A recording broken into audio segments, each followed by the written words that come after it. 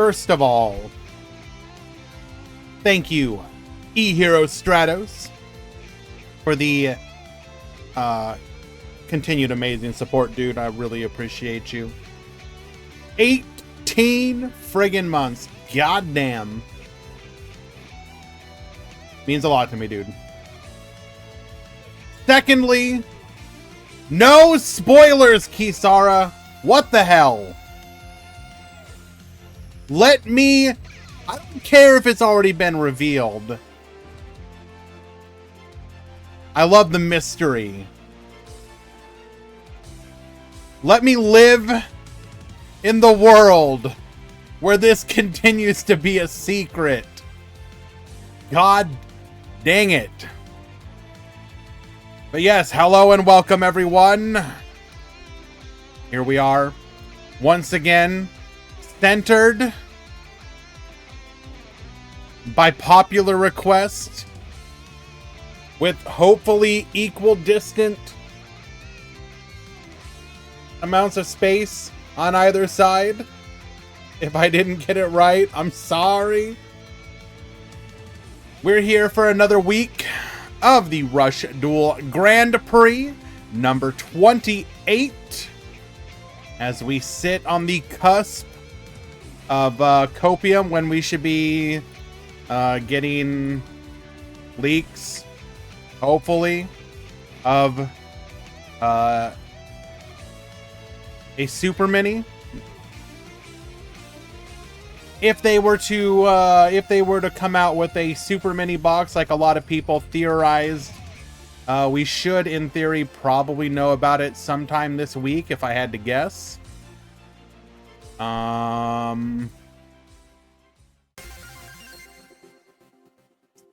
My gems will be safe. It just makes so much sense for them to do it.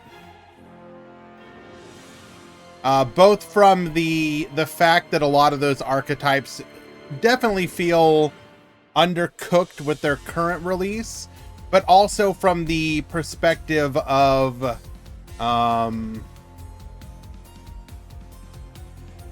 just you know, interjecting some more excitement into things. When they first came out with the Mini into Super Mini with Royal Rebels, I actually thought it was a really good idea. In fact, I wouldn't even necessarily be opposed to the concept if they were to ever try doing it with Speed Duel as well. Not that I'm necessarily have ever been concerned about this, but one of the things very early on that people started to talk about is, you know, what happens when you start to get a significant amount of the card pool into the game.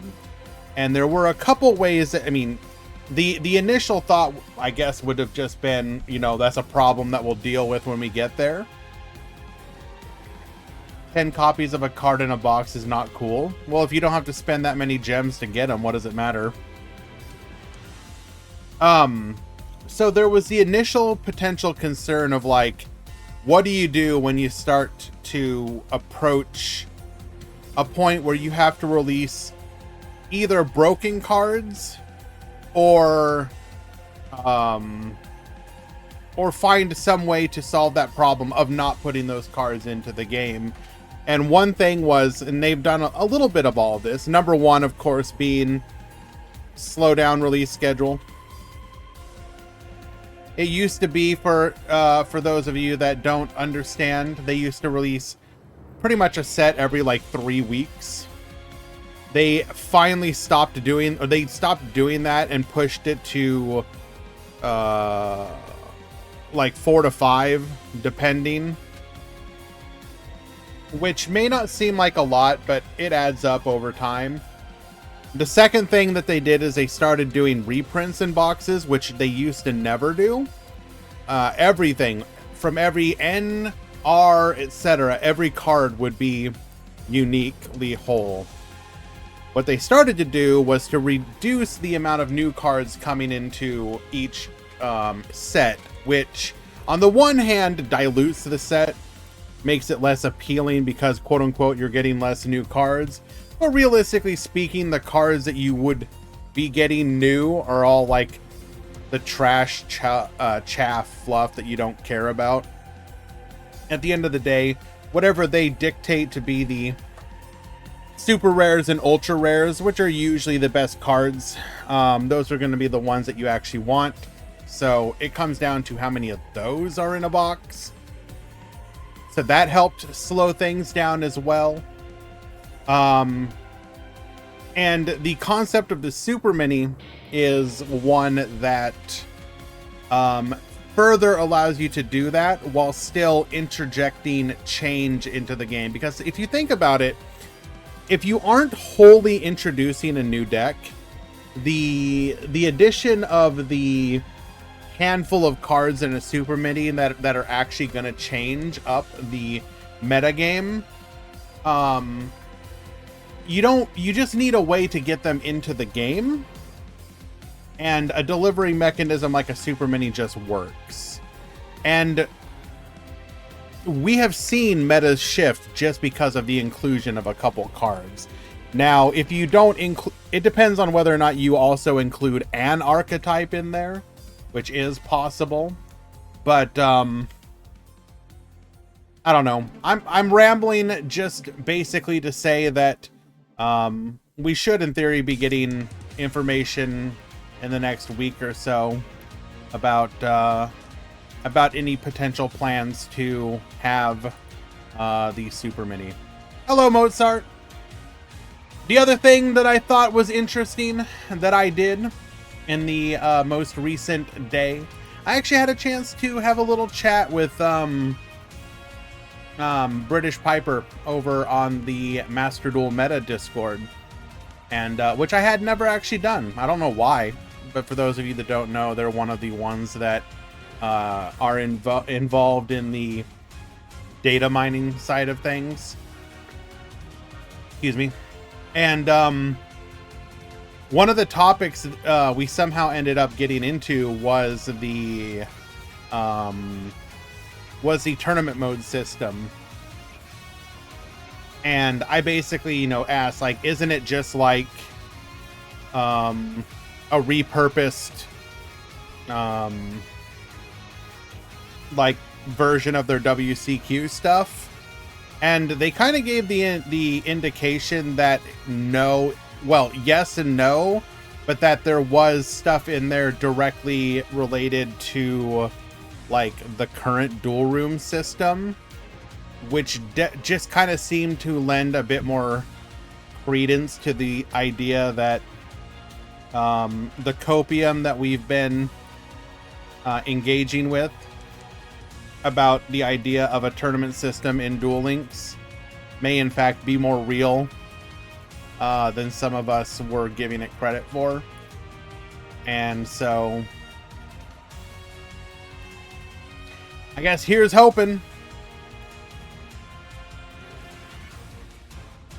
But yeah, fun conversation. They seem like a chill individual. Eisen, Mozart, Yami Kisara, thank you for the watch streaks, my friends.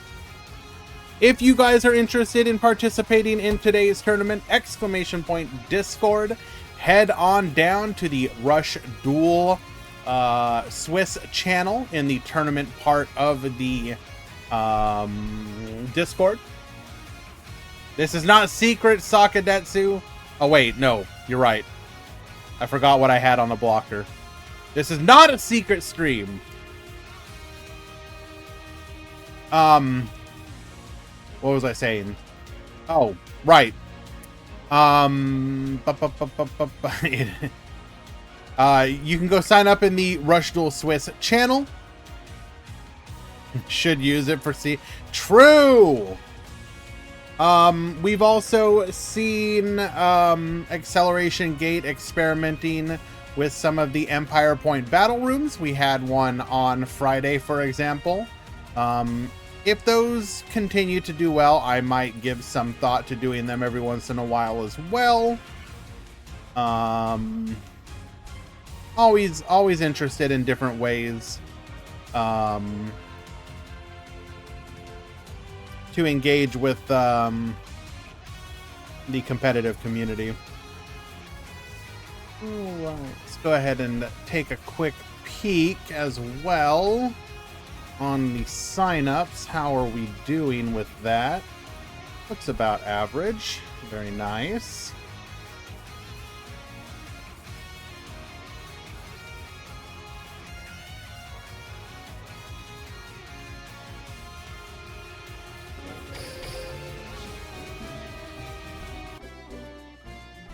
Okay. I'm going to expect more light machine topping, probably, but I'm really, I'm personally excited to watch some more Vulcan. That's the deck that I've been most enjoying personally.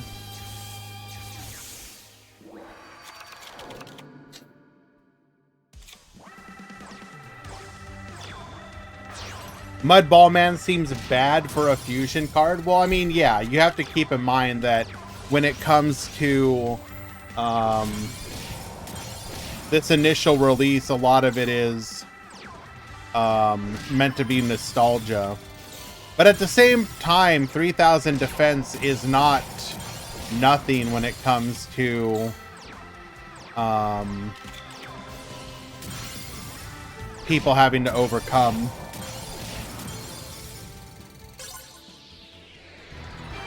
Is the Blue Eyes buff already in effect? No. I don't believe so anyways.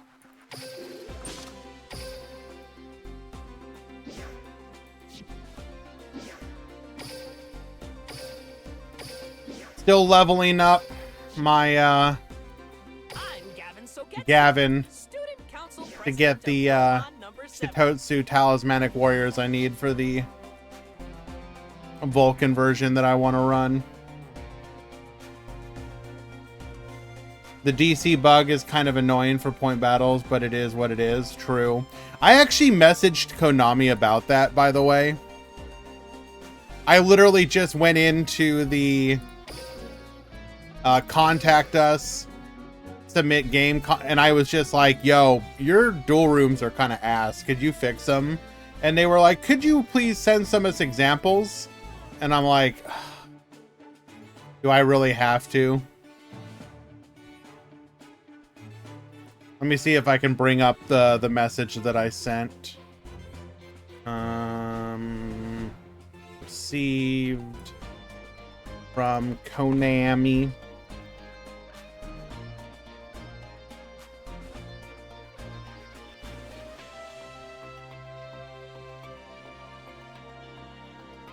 Oh damn. They don't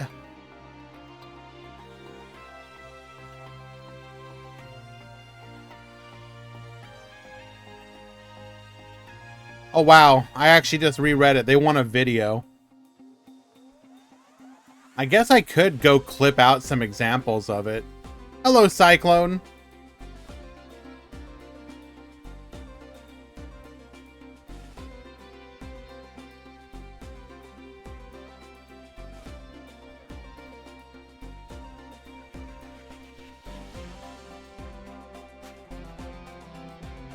Should have replied. Yeah, just come watch my like 7-hour VOD.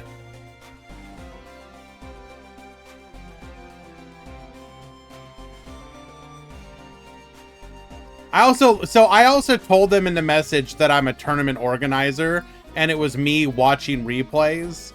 And in the email, so the email reads, "We truly apologize for any inconvenience that has been caused by bracket Yu-Gi-Oh! Duel Links close bracket. Regarding your concern, we would like to confirm the details of your inquiry. So could you please provide us with the following information and screenshot? We will handle your screenshot, parentheses, video, close parentheses, appropriately in accordance with the contents of the legal notice." And then just like stuff like date and time when the issue was confirmed. How many times did the error occur? It's like, homie, are you guys really that, like, do you not understand how your duel rooms are right now? Like, real?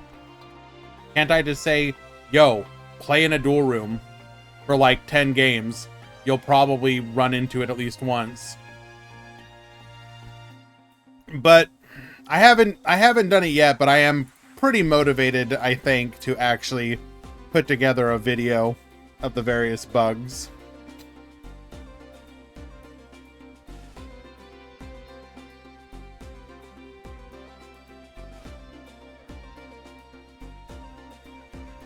Alrighty. 2 minutes until the start of the tournament. Let's go take a quick last peek for any dirty you streaming all games. It'll be just some.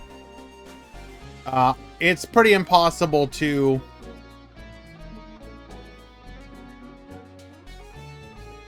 stream everything.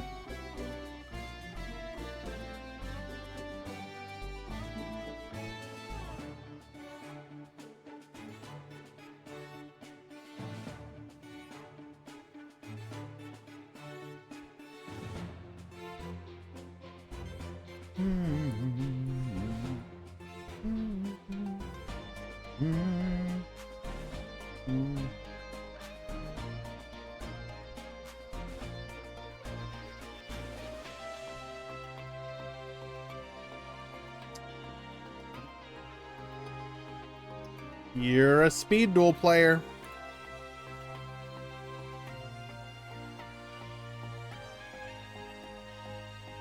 Remove.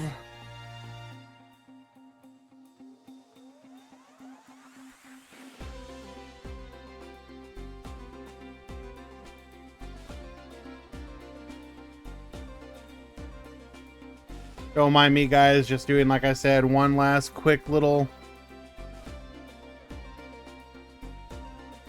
check before we start the tournament proper.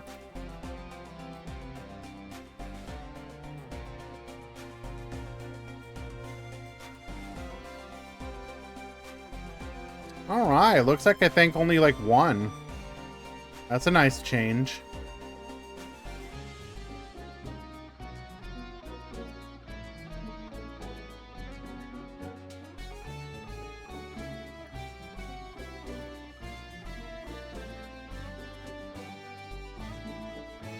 Okay.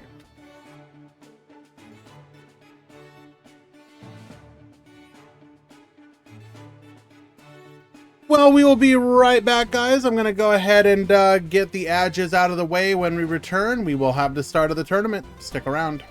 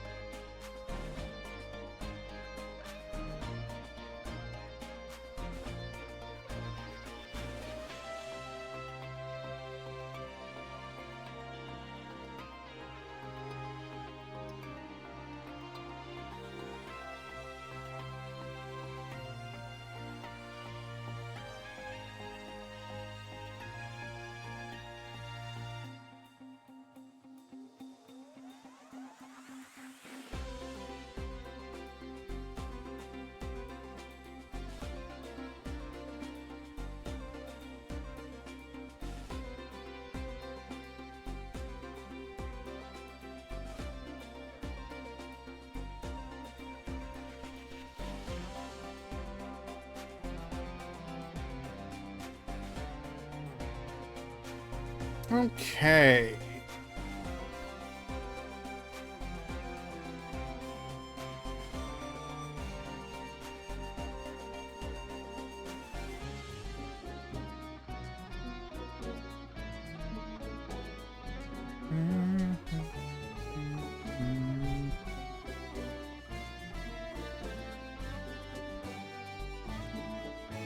Let us begin.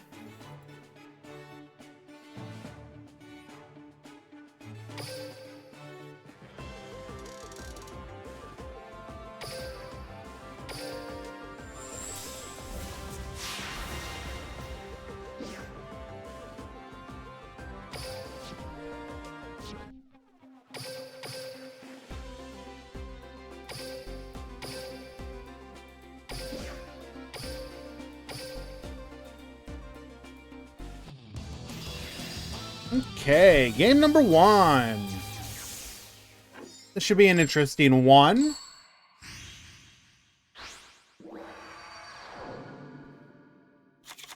For the heavy cavalry, get ready for the rush.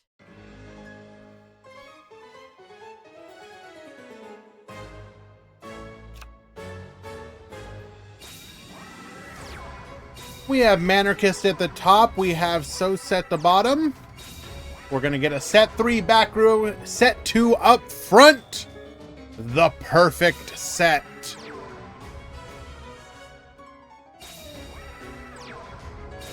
A lot of back row from both players. Oh, that is not good. Leaving ourselves wide open.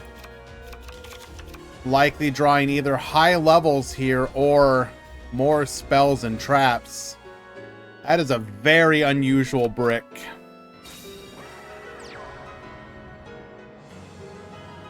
Surely Manarchist is going to be able to punish it.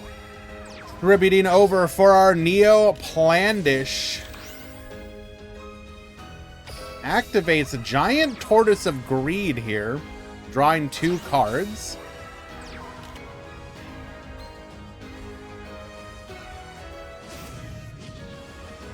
Servant of Dawn appears to be our skill of choice for the what could be a version of a plant deck. Interesting.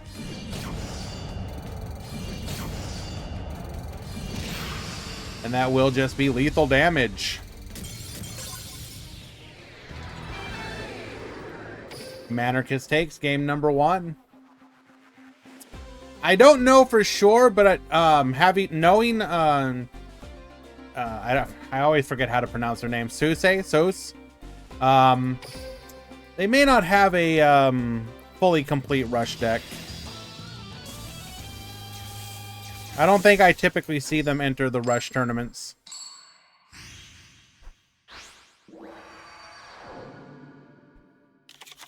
For the heavy cavalry, get ready for the rush. Can we see a comeback for game number 2?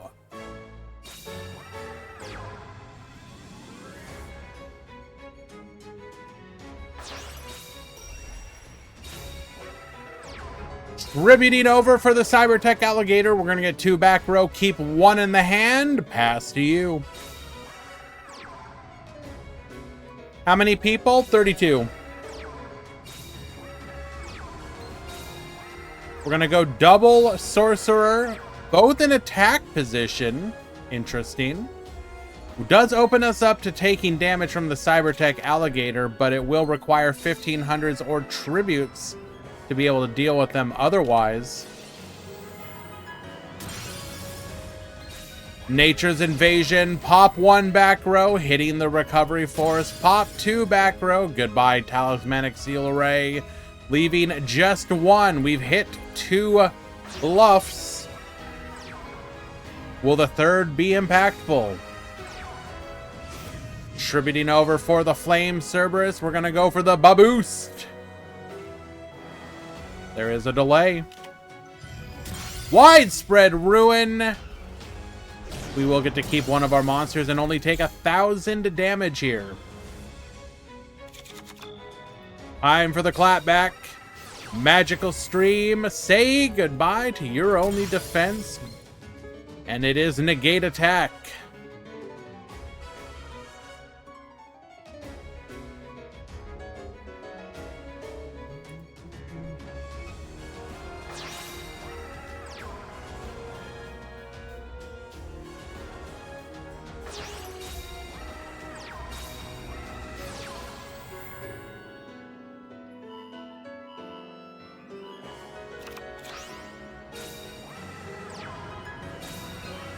Riveting over for the Dark Magician girl. Unfortunately, still cannot contest the Cybertech Alligator. We will set another back row. And pass the turn. Interesting route we've taken with the plant deck. Foregoing the plant skill, basically saying, nah, you ain't any good. So what are we going for with the plants then instead? Just using Neoplandish as a potential big boost. Although so far both activations have failed to connect with anything. We're also playing the Cycliptron. Very interesting. What? 1500 defense. Ah, I see. Interesting. Interesting.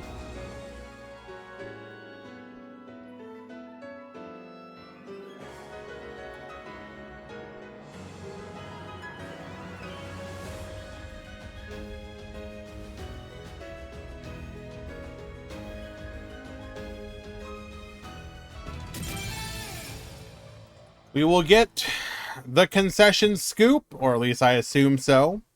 Manarchist wins in a 2-0 victory. Well done. Let us go ahead and find another match.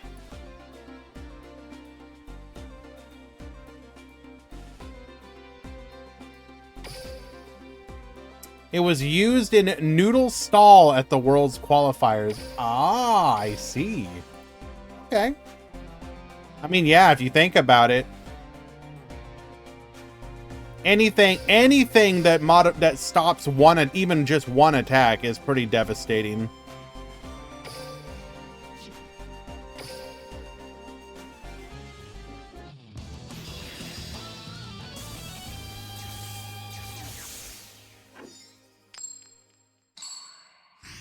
Here for my watch streak. Thank you, Jay. Have a good day at work, my friend. Get ready for the rush. Set 2 up front, set 2 in the back, keep 1 in hand. Passing to Tacny Frog. We're going to put Royal Rebel Doom Metal face up in defense position with our skill. Contributing over 4. Prima Gitarna. That brick is annoying. So, real talk, if you want, after the tournament, more than happy to try and help you make, to help you update your deck list.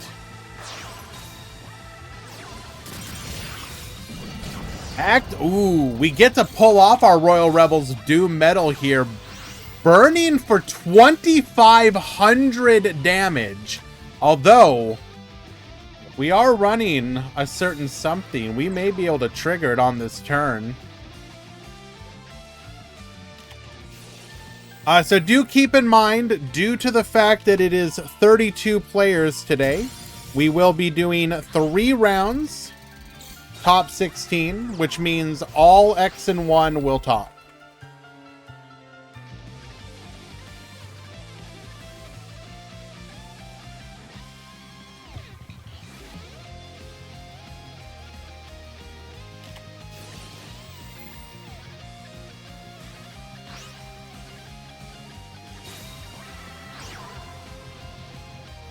Bringing out the boosted Canreedy. Ooh, this is going to be a huge... I think we just have lethal on the crackback. Returns to the Roman pick. Boost. You do have to win twice, yes.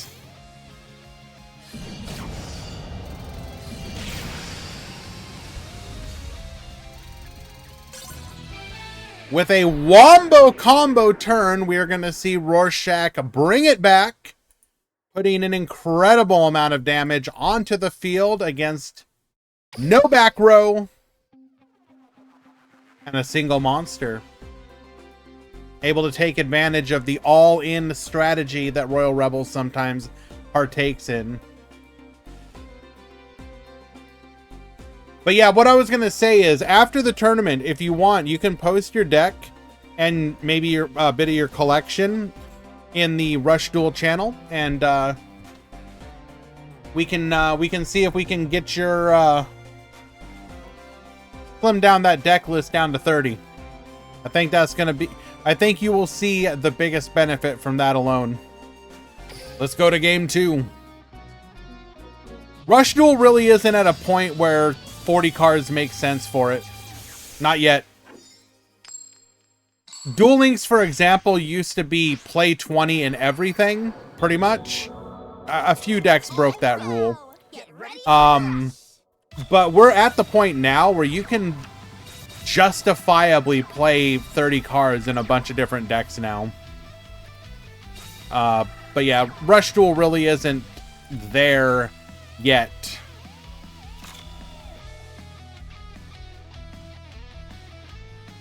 We're going to see full defensive plays from both players.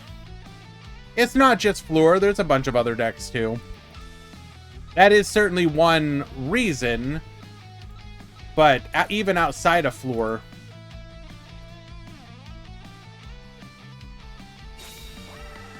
Borrowlink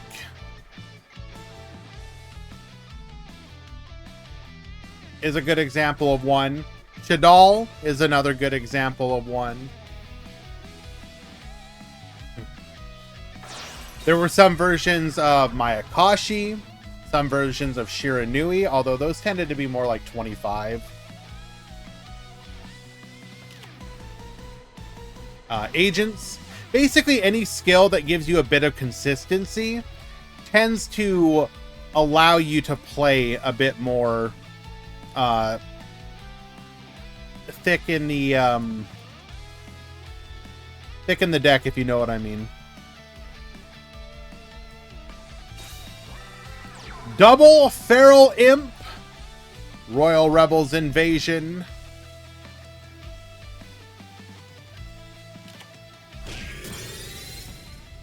We are being assaulted by many cats.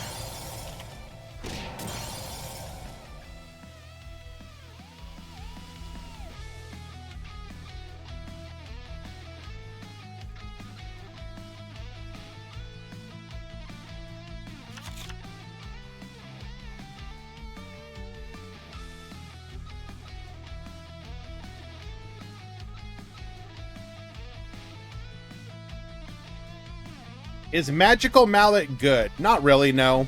There were some decks in the past that could justifiably play it if they were looking for some specific combo piece, but I can't really think of a deck recently that is that desperate to see a combo piece that it wants to YOLO it.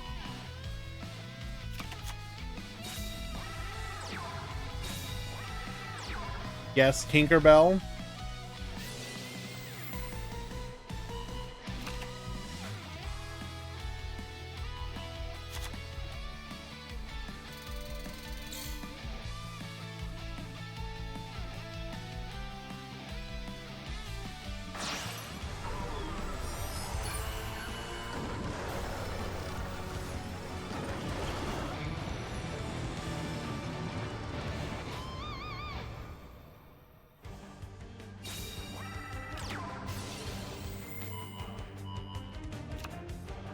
We're going to go ahead and return the Candy.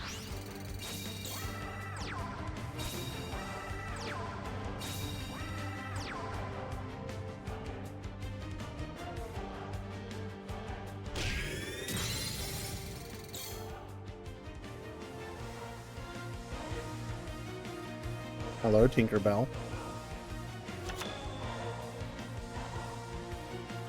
Hello?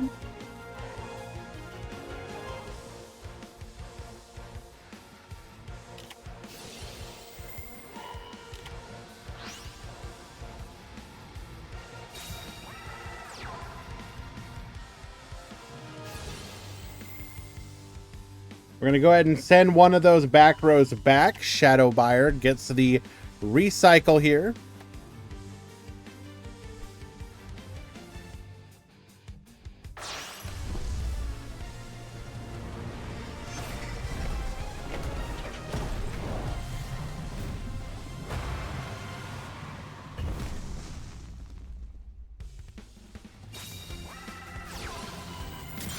Gets popping. Stop defense. Oh my Jesus, that back row better be good.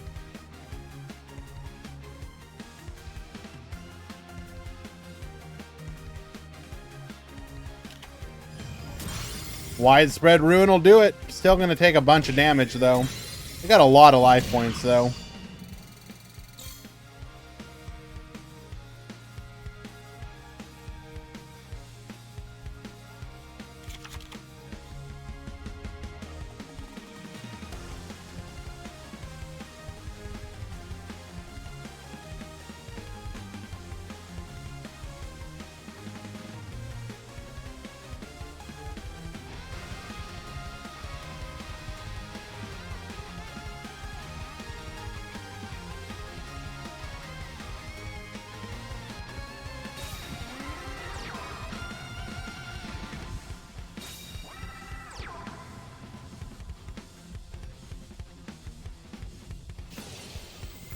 Dream Drummer effect.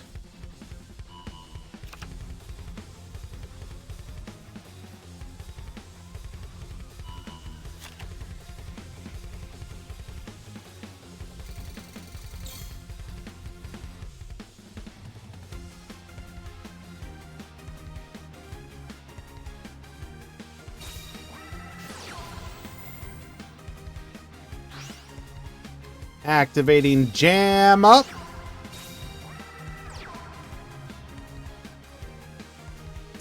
We can clear the board here, but the damage won't be too severe.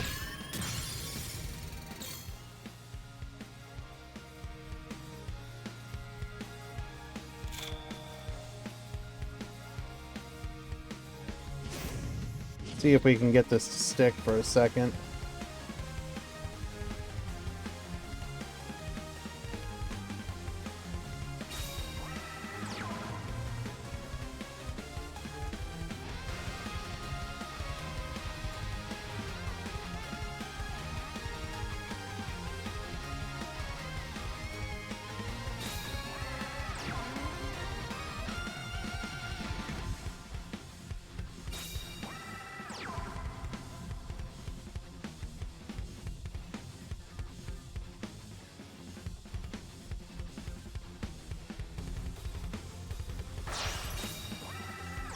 Tribute's over for another copy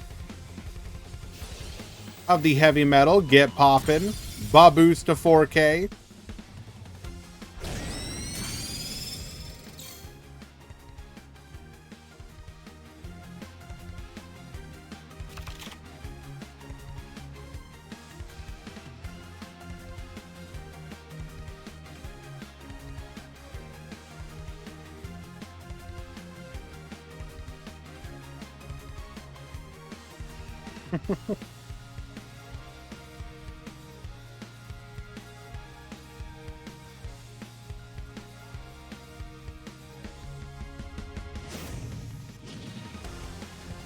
Yes, Tinkerbell.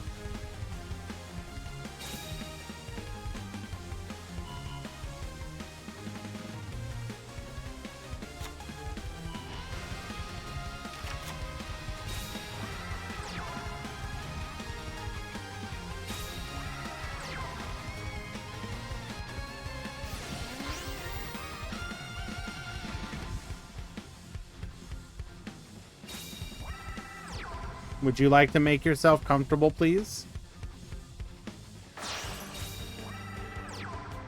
Tributing over for the Prima Guitarna. This will give us enough to boost and beat over, but not enough to trigger the effect of our Esperade.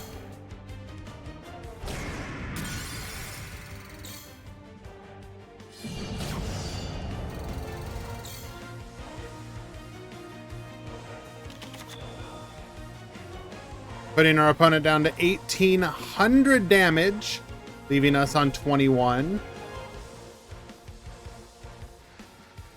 What is the cat doing? Being a bit of an attention puddle junkie right now.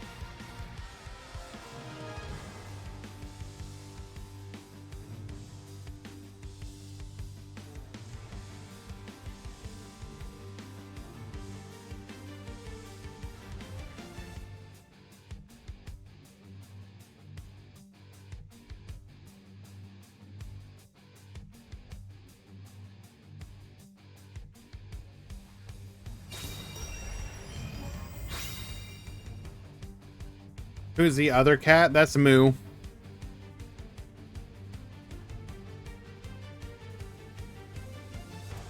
I literally can't type, baby.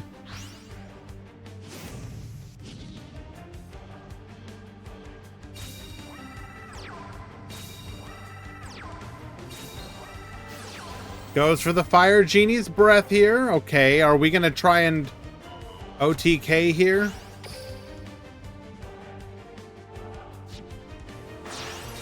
Tribute's over for the Doom Medal. We're gonna be able to burn for 14, and if we can't stop this attack, it's just lethal. All right, we will get another turn.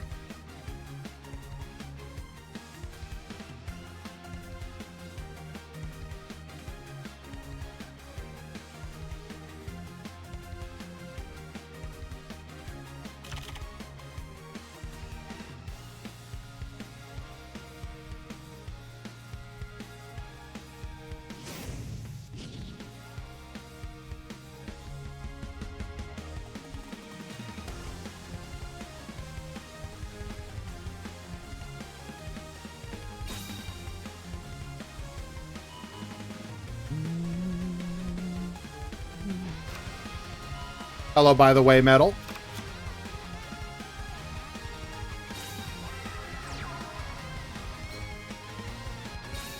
Candy into the Magical Miracle. Revive.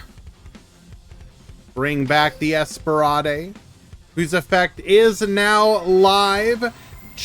Oh, wait, hold on. Oh, now we can't activate. I mean, technically, we probably should have activated the effect here first. Oh, wait. No, we elected to not gain the life points. Very smart. That's going to be a 2-0 victory from Rorschach. Well done.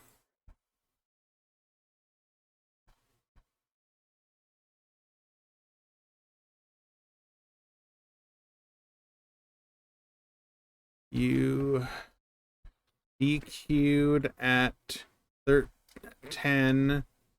You typed at 13. No message in the Discord either. Sorry.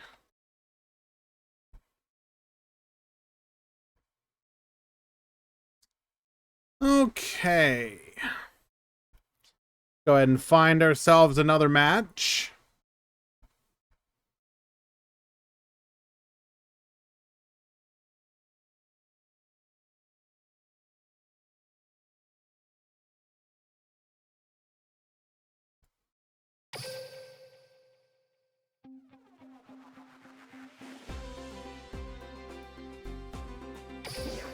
I think Psychics specifically have an okay matchup into a deck like Royal Rebels because they don't have as much on-field aggression.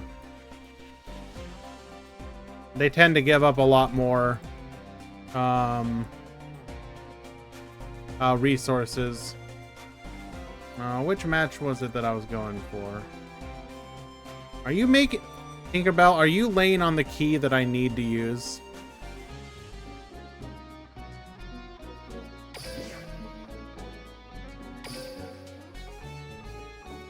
Muted Harrier Best Harrier. What the hell are you talking about?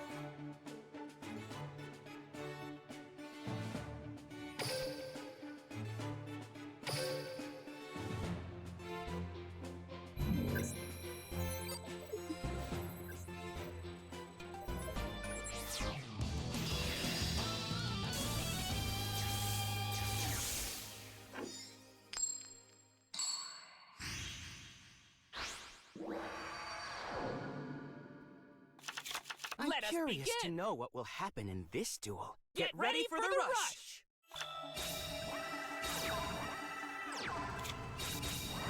Alrighty, 3 back rows into a Chaos Femtrom, but unfortunately, Paco unable to do anything about that. Activating our skill here to reduce both of our monsters, or rather make them able to be double tributed over. Running right into a Bright Eyes Dragon in defense position. Goes for the Torna into a Blue Eyes White Dragon. Oh, that's brutal. Oh! Is there any combination of effects more absolutely disgusting? Tributes over in defense position. Goes for the Idrago. And that's just gonna be lethal. Pop it or flip it up. Pop it. Go in. Doesn't matter. We're dead so many different ways.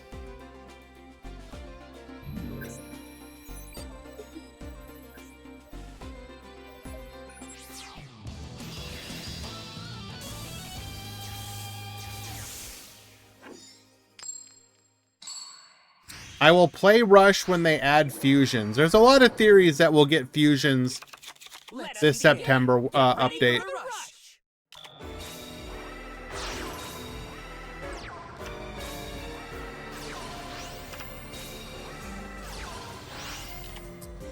All right, likely double tributing for a Blue Eyes Bright Dragon once again. Goes for the Belsectical Mani. Flips over the Bright. We're going to go Siesta Torero. Recycle 3. Gets flipping. We're going to go Twin Edge into the Torna. Twin Edge effect. Attack 1. Attack 2. Attack 3. Attack 4.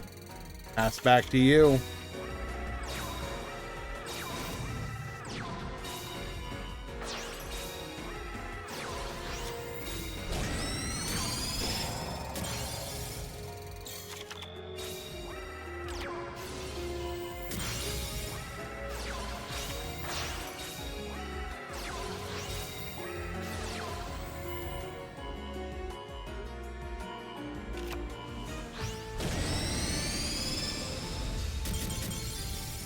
A boost to 3k, that's going to be lethal damage.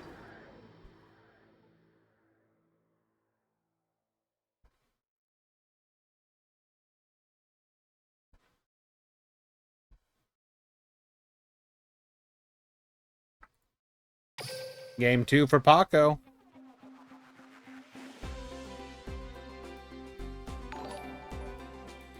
Oh, wait. Happy sub anniversary? Is it? Is it actually? Is it telling people that? Oh, I guess it is.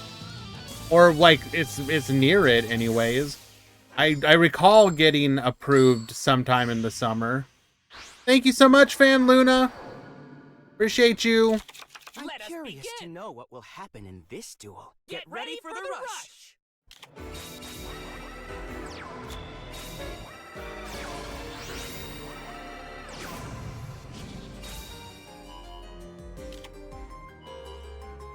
Is this gonna be all cat this stream? No, but I thought it would be funny for now.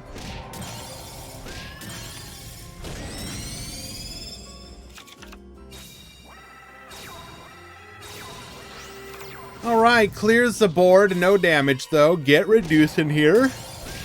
Not able to deal with the Bright Eyes, but we get in for some damage. Widespread Ruin, get poppin'. Taking a little bit of damage in return. There's gonna be the Idrago. Maximum Summon. Gets reducing. Gets poppin'. Negate attack. Not today. We're gonna go Essel here into a Soul Drake. Soul Drake bring back the Bright Eyes. Seal Array. Get reducing. Reduce even further beyond.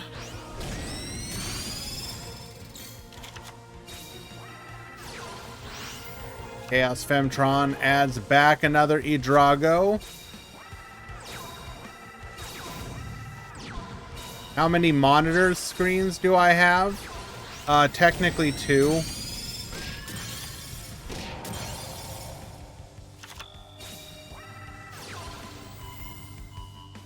But I'm only using one of them currently. Double Siesta Torero. Does not go aggressive here.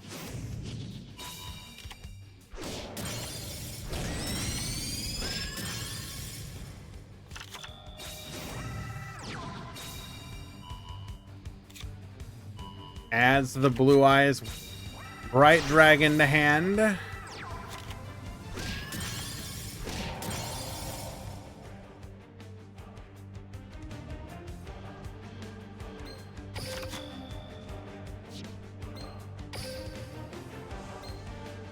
We have to be worried about another deep freeze.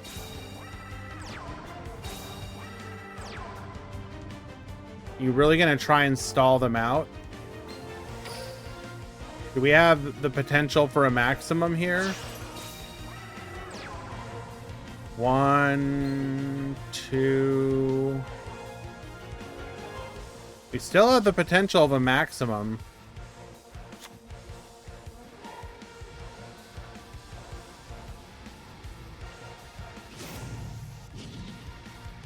Can't use the oh, you're right. We can't mill for the maximum effect. Using our skill to recycle, we can now go infinite.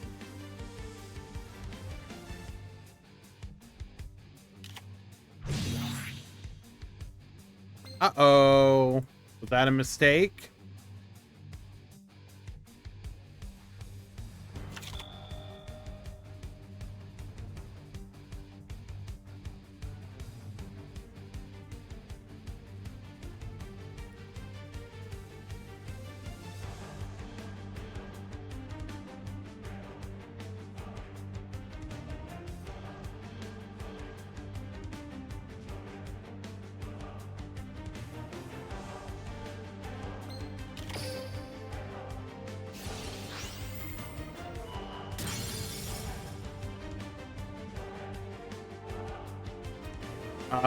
What are we worried about here? It's gonna be buffered.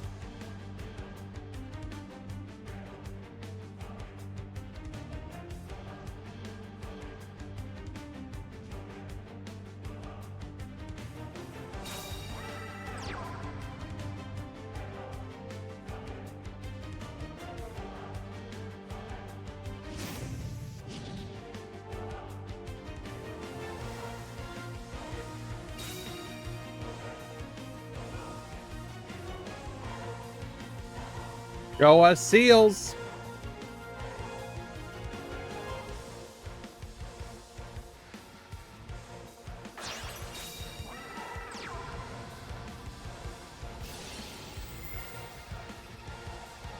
Can we reduce enough to make it lethal?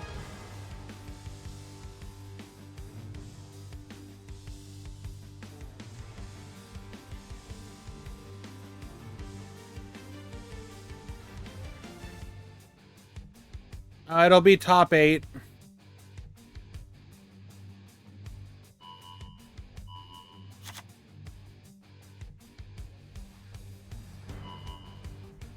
All right, that's 14 damage, 1400 damage. No, 1200.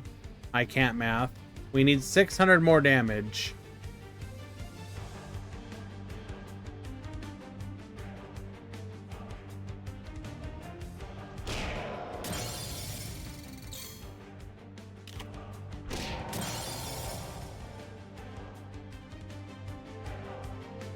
It's not 20 person, it's 32.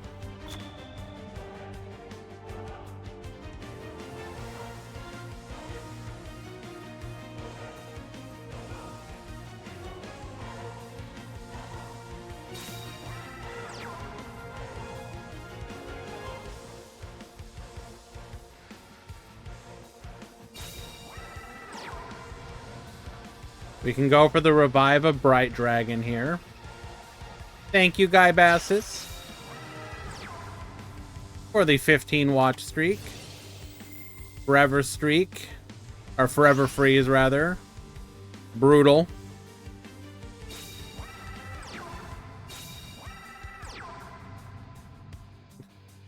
Do we just do it again?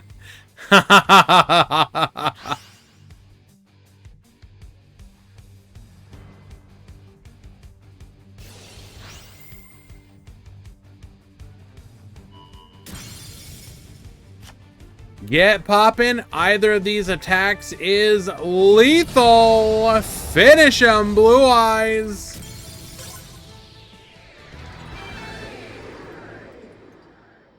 Paco takes it in 3.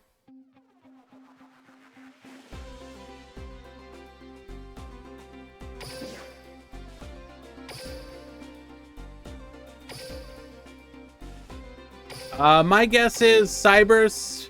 Some Cybers lists probably just feel that they don't need it because they have an out. Can't Cybers natively defeat every maximum?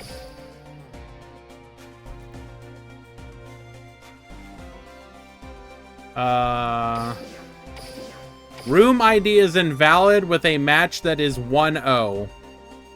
Interesting.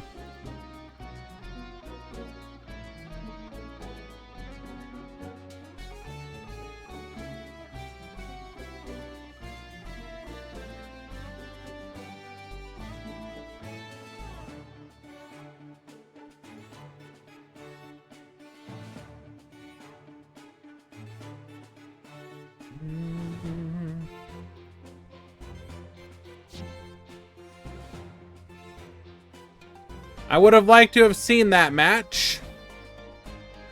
Giorfio, show me! Don't immediately abandon your rooms! Dang it!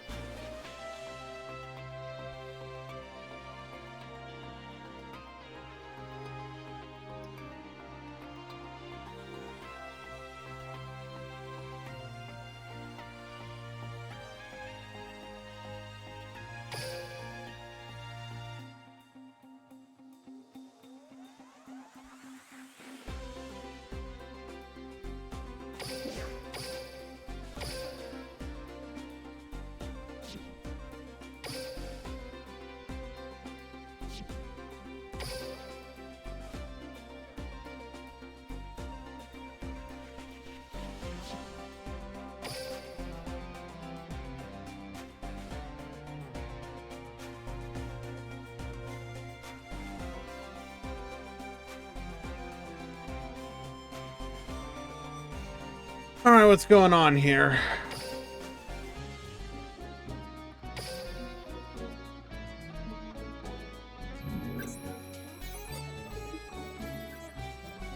Reported.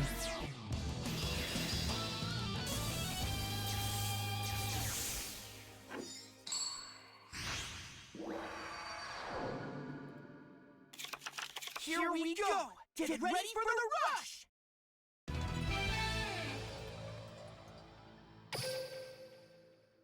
How have we played? What is going on here? We have played one game and it ended at 34. You did nothing for 7 minutes.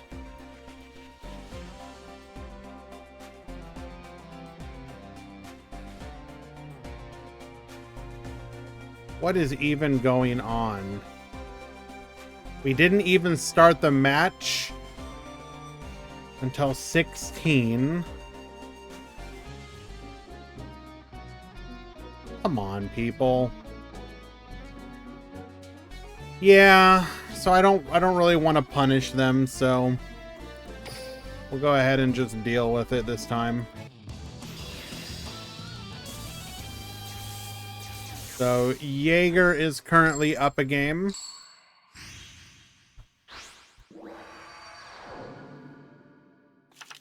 Here we go! Get ready for the rush! Oh, Tinkerbell, you're gonna be so mad at me, baby.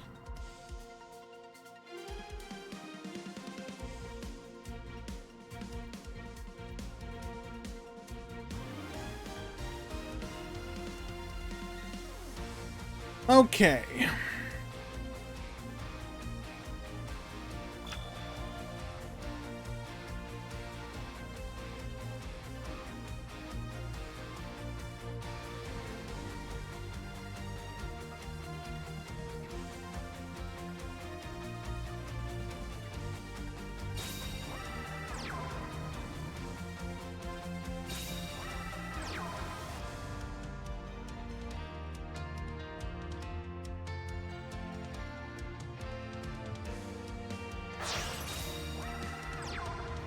Oh, ultimate betray. Why so long? They had trouble starting their first game, apparently. I don't know why, but their first turn. Let's see. They checked in at 6 minutes after, and they didn't start until 15. But not.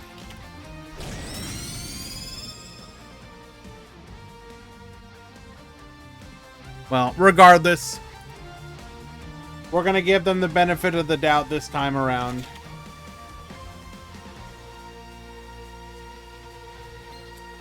All right, clears the board here. We're able to burn. Did we burn? Yes, we burned. Do all X1 top? Yes.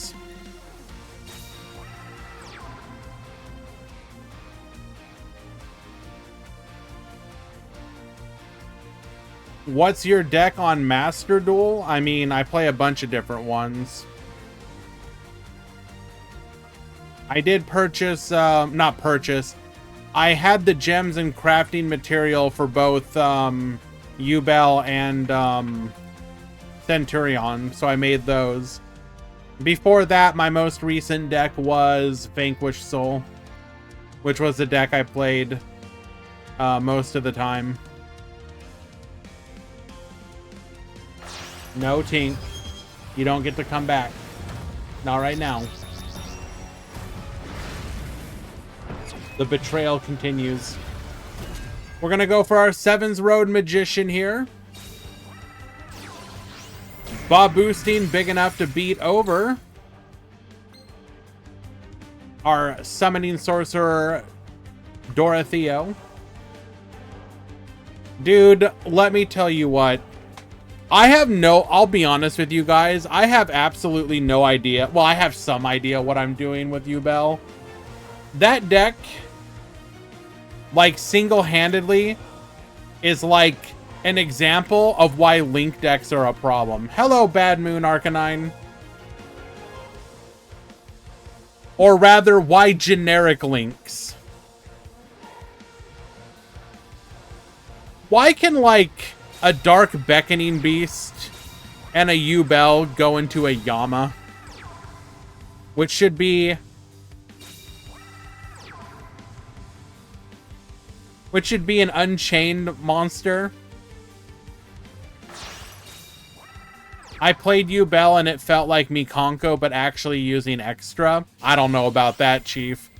The number of times you win because your opponent enters battle phase against you, or you enter against them with 0 attack reflecting, is irrelevant.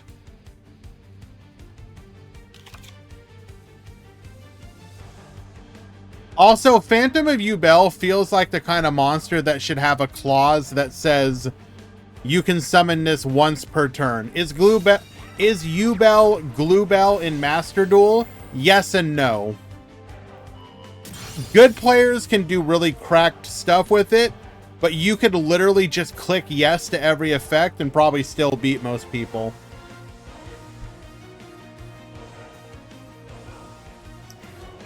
We're going to Magical Stream, sniping a Recovery Force. Did you ever super fuse with 12 monsters yet? No, I haven't played that version. Is Snake Eyes still good in Master Duel? The Fire King or Rescue Ace version, yeah.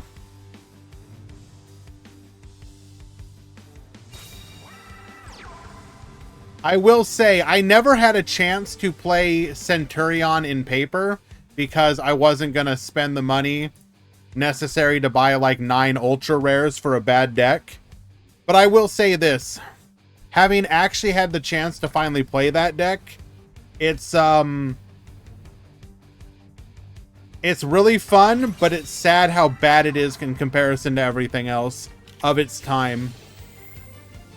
Centurion, it feels like one of those decks that could like come to Duel Links like early and probably not even be broken.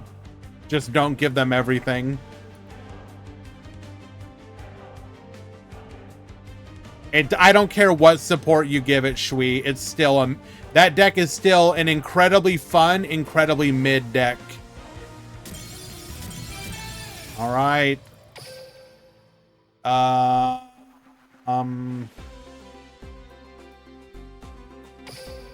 tell me that ties thing. No, that's a double victory. That's a 2-0. Yes. Okay. Well, no offense, Tootie, but I am appreciative of you losing game 2. But don't worry. Just win the next 2 rounds and you will be able to top.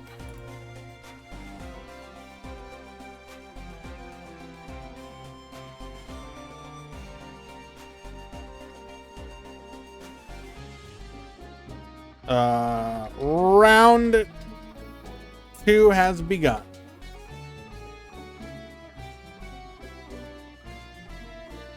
Quick, who's gonna win Euros today?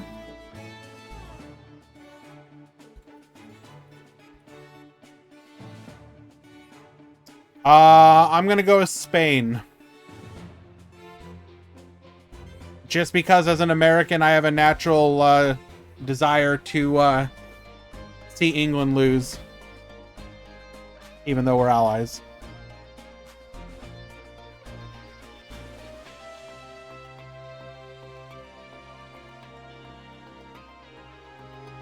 Is Valence good enough to be in Duel Links? Valence would actually probably unironically be crazy good just because there's less zones. So like you're going to have more chances for the effects to trigger in positive ways if I'm not mistaken.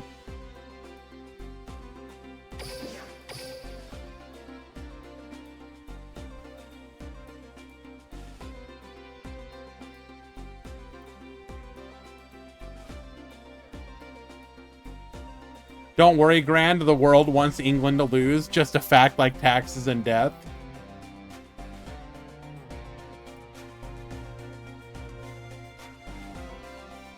Spain is like Fire King Snake Eyes, and England is like Runic Stun. Oh no.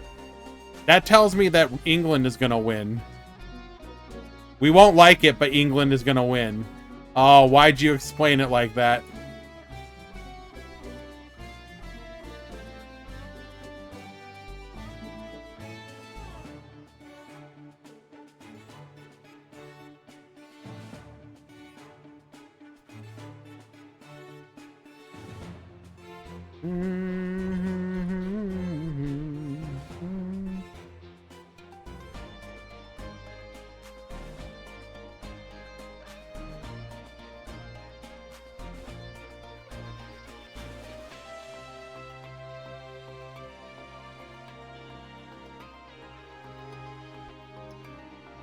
Noah and Duel Links soon. Okay, look.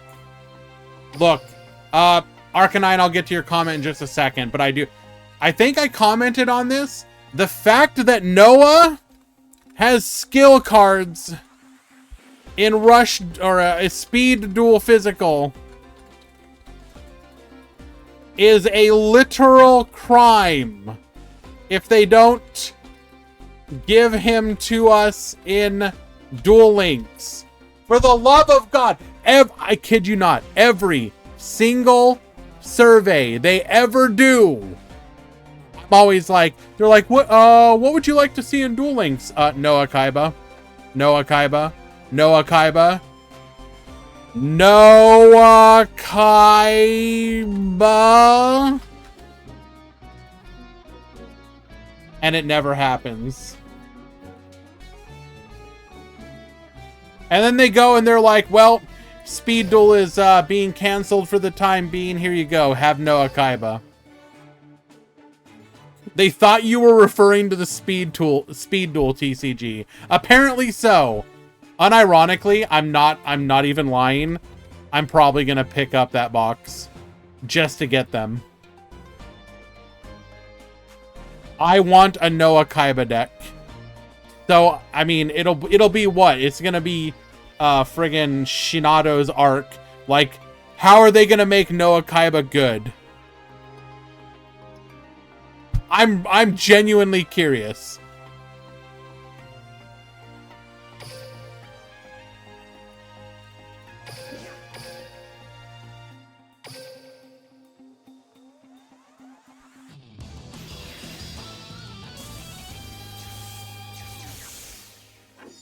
Alright, what did Arcanine say here? My picks for Duel Links that'd make me happy would be Roman, Mr. Heartland, Roger, and Siegfried. Of those, the ones that I agree with would be Siegfried.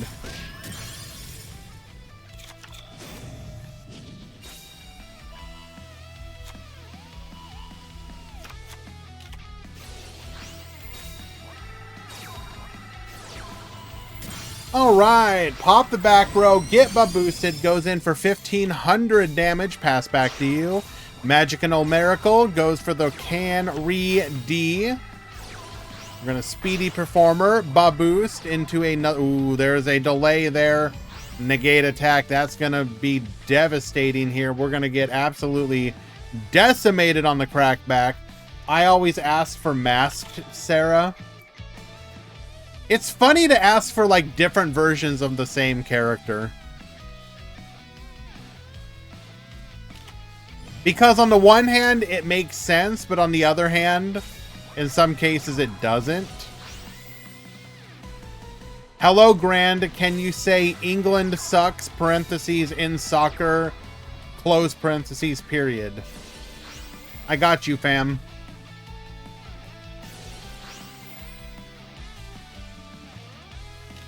I will literally never say that, Kisara. I don't care if it would cause like an actual physical fight. We're throwing hands.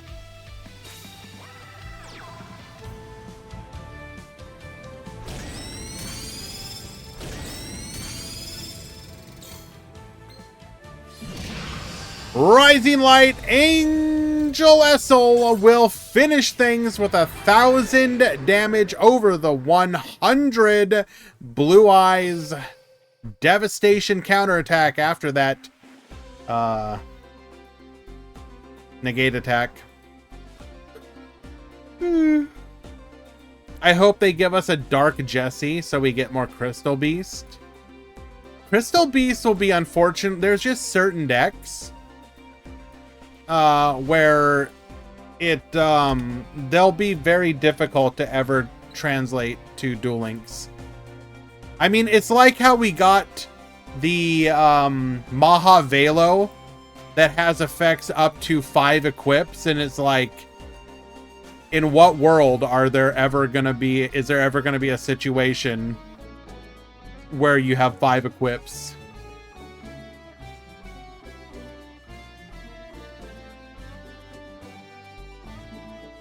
For me, is a football. But how should I explain this to an American?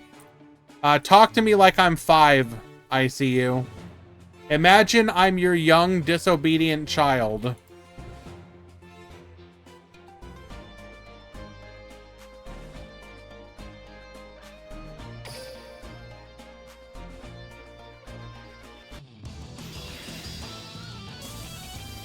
Though that discourages me because Howitzer's already in the game. Keep in mind, the character for this month is the what, Star Seraph character, of which basically every card is already in the game.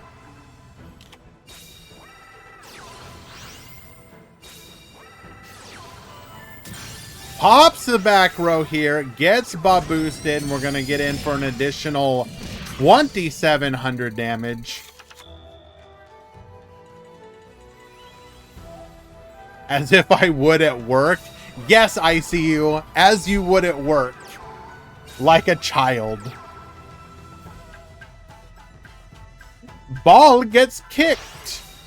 Okay, but where does the part come in where you, like, throw yourself to the ground despite the fact that the person you're trying to make look like hit you is like 5 meters away from you?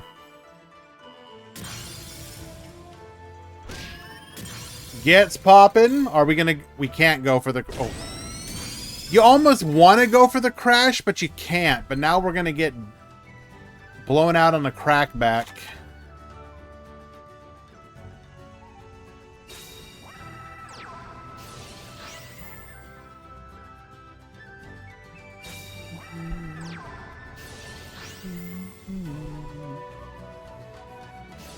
I should also probably do the breakdown.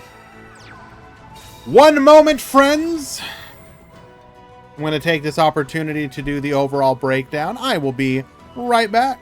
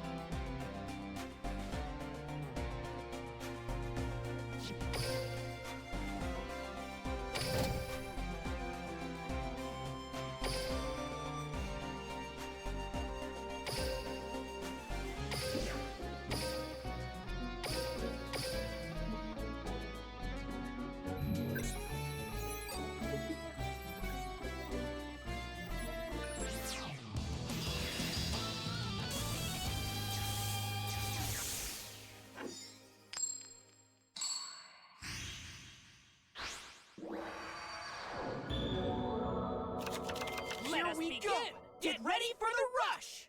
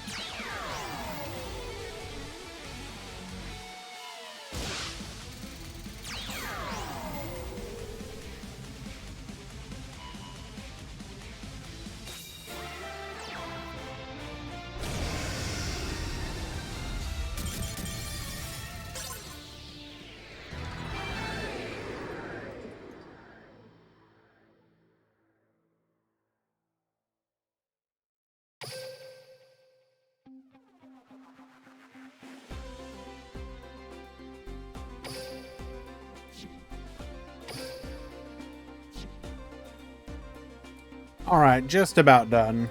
Sorry, guys.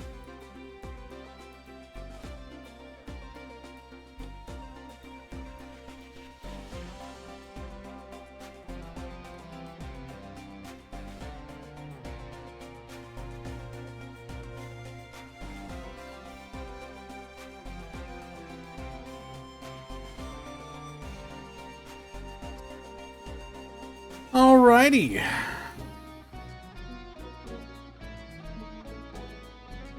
We have our breakdown.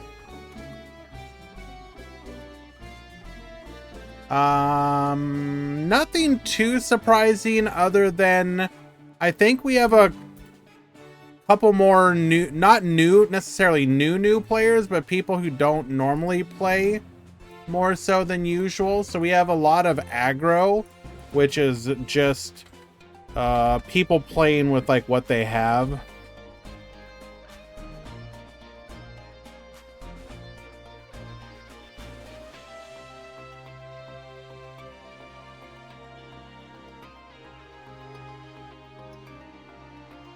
So with 32 players in today's event, we have 8 Machine, 5 Aggro, 3 Maximum Ragnarok, 2 Hyper Vulcan, 2 Maximum Overload, 2 Psychics, 2 Royal Rebels, 2 Spectral Squall, 1 each of Ancient Forces, Blue Eyes, Bubble Era, Lightning, Plants, and Spellcasters.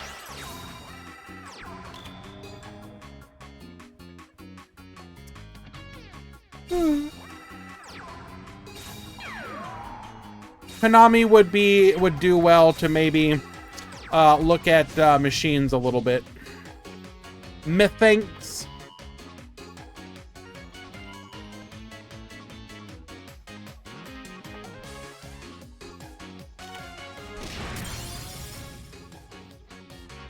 Actually, no. I believe plants are still in.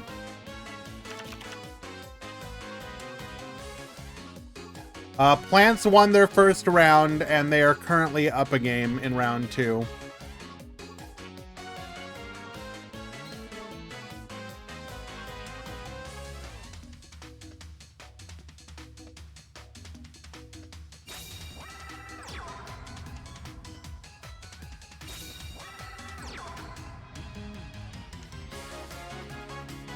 Next week, we'll have the Blue Eyes buff? I believe so. How does Rush fix traditional Yu-Gi-Oh?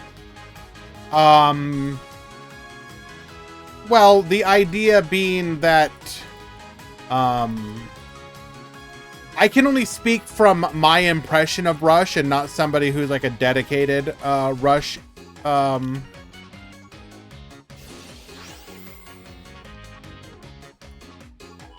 dedicated Rush player. You're not typically, at least with the current version, you're not really able to... Well, one, you're not dealing with negate boards. It's a much more battle-focused game. You're also dealing with typically less spell trap disruption. Like, whereas in like the TCG might be dominated by stuff like negates and cards that tell you no or don't let you make plays in the first place. And whereas Speed Duel, something like Duel Links, has been dominated by the IDP, the Book of Moon, the trap that tells you no to a degree. Rush Duel is much more about like two shonen characters trading punches, if that makes any sense. Like, you have to understand that it's less about building a board and protecting it. Every board you have to look at as extremely expendable, but that's okay because you're going to be able to make another board on your next turn, is the best way to describe it. Imagine if Yu-Gi-Oh was depowered a little bit and you did a very quick turn 1 board every single turn. I guess. Maybe that kind of explains it too. I don't know.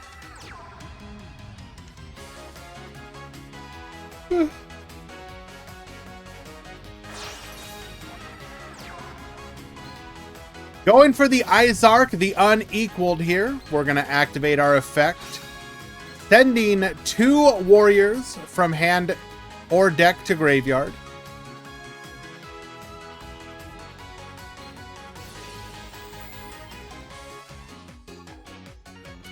Yeah, it's Zidane.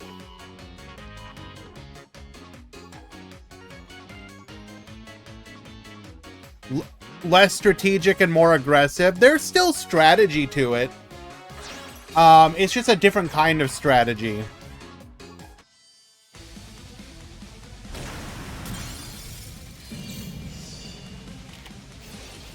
Buffered Slime, we are going to stop the damage for the rest of the turn. As a Rush Duel Links player versus Rush OCG player, I got a tank. I assume you mean thank. I got a thank Duel Link making maximum decks real. Idrago, Overlord, even Vulcan, which was unplayable. Sure.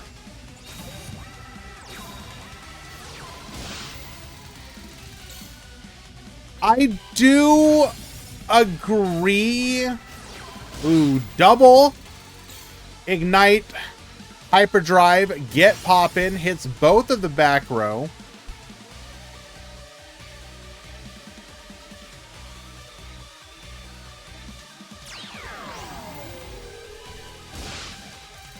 Get Reducing, Get Burning.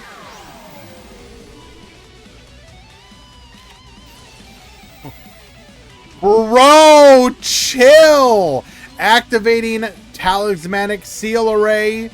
Get Reducing. 3,300 damage. Lethal.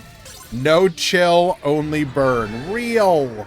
And actually, I think that was game 3. I forgot to put game 2 up on there. The main reason why I became a Rush player is I don't like how actual Yu-Gi-Oh! Is just about negate boards and having your deck be mostly hand traps. That's fair. It's basically old Yu-Gi-Oh! But without the slow set pass stuff that's very boring. Fan Luna says, Jinzo gets a magic card in Rush Duel that excavates you and your opponent's top deck and pluses if you troll your opponent to send their trap card to the graveyard so it's more based. The game is just not as one-sided as Speed can be. While Speed can be one-sided, I do want to be careful about being too mean to Speed duels, because for as much crap as we give Speed duels over the years, it's also had a lot of very incredibly good metas.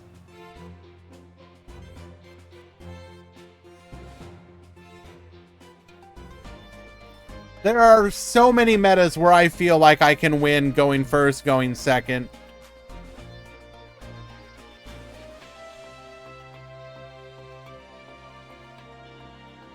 But yeah, I'm intrigued. For me, I think the appeal of Rush is a chance to start over again, which is something that Speed Duel also attempted and has mostly succeeded with over the years. I think, though, what I personally find interesting about Rush is just I don't like negates like some of the other people have said. I wish there were more traps that allow me to disrupt my opponent. But if they never put a true proper negate in Rush Duel, I think I will be perfectly fine with also avoiding hand traps. Oh, but also this is like completely separate. I love the full arts. God, I wish OCG/TCG did full arts. For the love of God. Can I check start GG? Yes.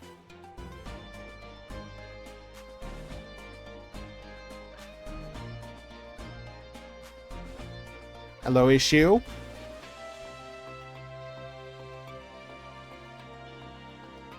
Hello, issue. Post in event help chat on Discord.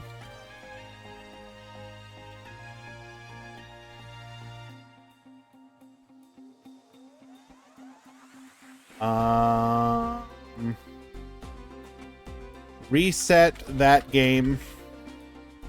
Play again.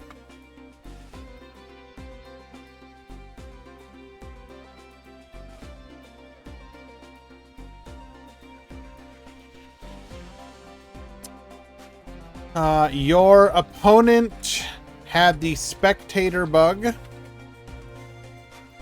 They saw POV from your view and couldn't play cards.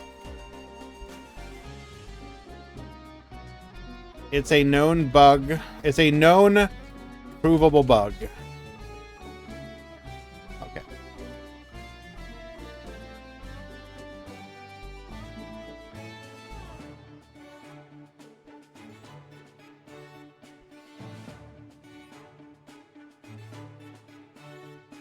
Hello, it's you. Yeah, they're like, think of all the different... Oh, I see Adge happened. We'll wait.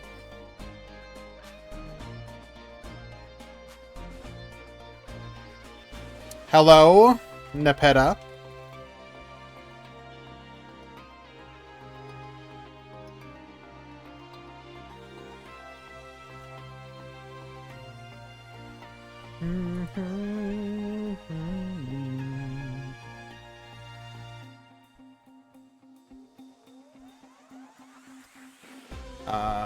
Yes, we talked about that a bit, by the way, Hunter.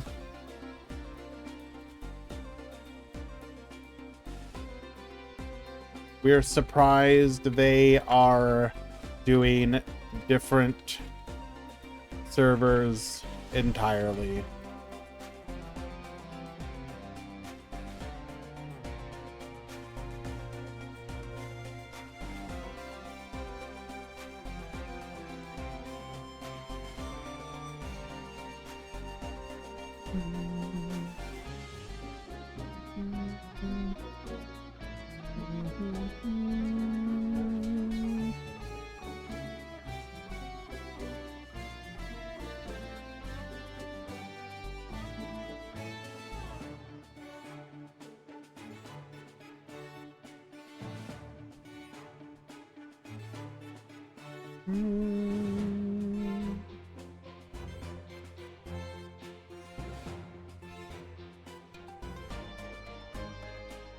Okay.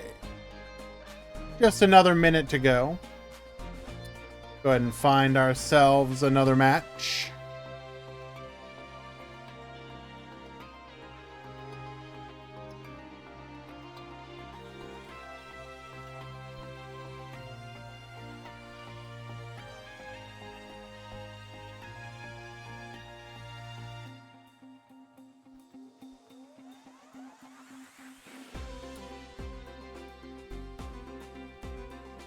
Marco posted some info from a China DL player, if I recall correctly.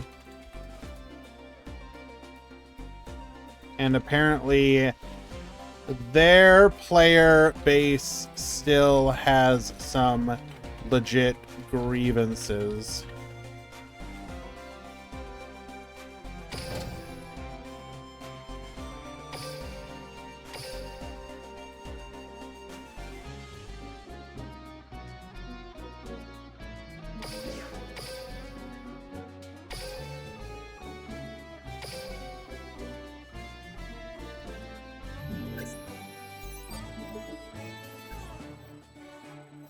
So yeah, apparently they are splitting out. So there's been info that says Rush Duel will be coming to Chinese Duel Links as well. But it's going to be what we, the players, were hoping to get, which is basically a completely separate server from the main one. So its own gem pool, its own everything. It would be basically like its own client to a degree. I'm not muted! Shut up, Marco!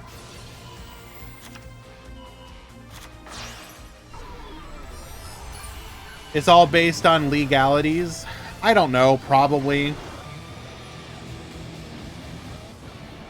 It's NetEase, your average greedy corporation, but at least they're making us jealous. I mean, sure. Every corpo is going to be interested in making money. It's a classic, or I don't know how it works exactly, show me. I don't know if it's like same app, but you just hit like a different button on the home screen. So it's an entirely separate app. Okay.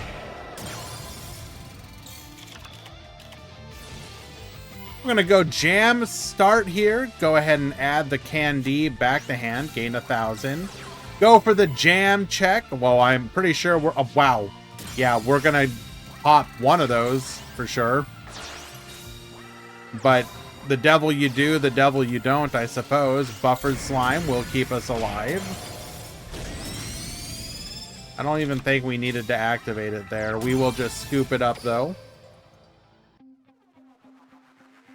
Would it be unfair, problematic to introduce crafting? If you mean crafting in the sense of, like, what they have in Master Duel, yes. You can't one-to-one it. I've talked about this in the past of what I think they could do.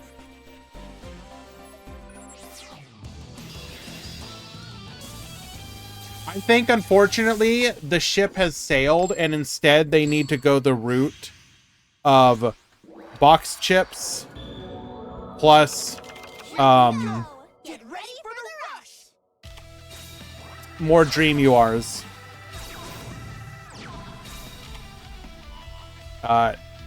Box chips can go into way more boxes than current. We get way more box chips.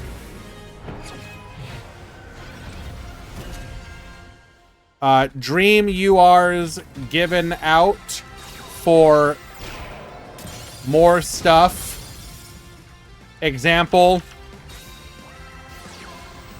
PvB rewards. Dream UR. Introduce a battle pass with Dream UR.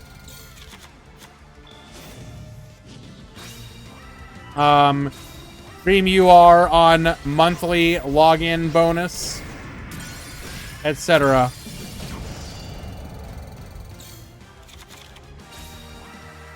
The problem with that, Manarchist, is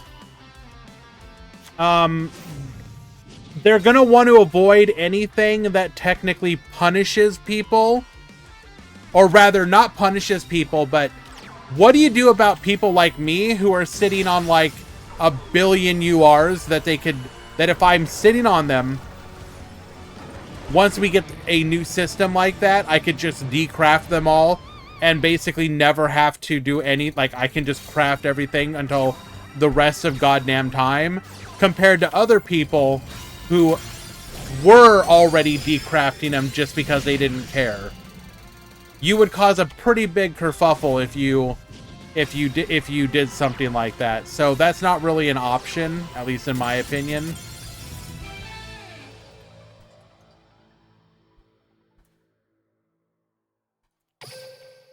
Put crafting on new box only, I guess. Okay, but what about... So you're punishing people who want to build old decks? I don't know about that one. Like, if a new player comes into the game and wants to spend money on an older box, why would you punish them? They're still spending money on your game. All you care about is them spending money on your game.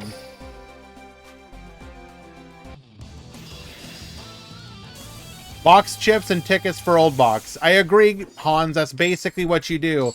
Do what you are currently doing, but just ramp it up significantly. Here we go. But for me, the two biggest things is give us a battle pass. Like, seriously. Give us a MD style battle pass. Encourage people to play your game. It blows my mind that they don't have, like, you see how successful, and everyone knows battle passes work. Why would you not do it? But whatever. But that's how you do it, in my opinion. You could do that and make it so that crafting, while not being a true crafting system, it still feels good. Reward players who play your game.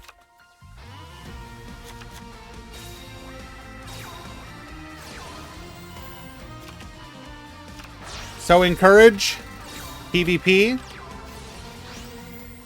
Box chips plus Dream URs in PvP rewards.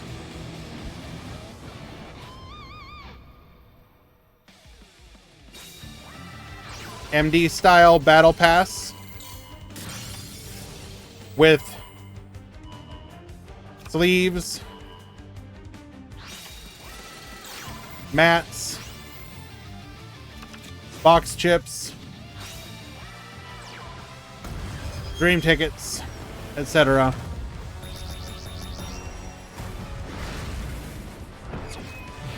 Just give craft for... Okay, but the Photon Bryonic, the question is, how do you get the crafting resources? Again, that's the problem.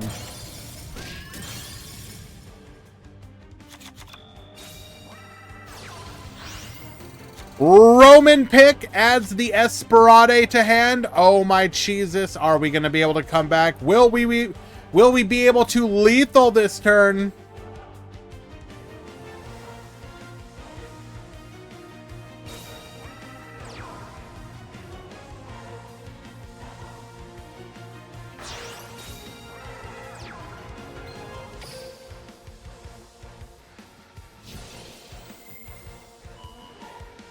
Esperade, get poppin'. Hello, Skywings. Set 1, set 2. We go to battle. There is a delay. Buffered Slime will give us another turn.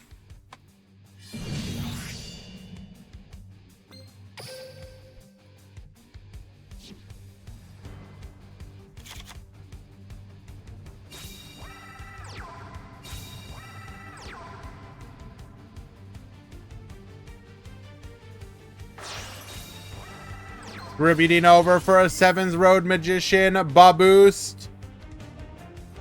Do we have...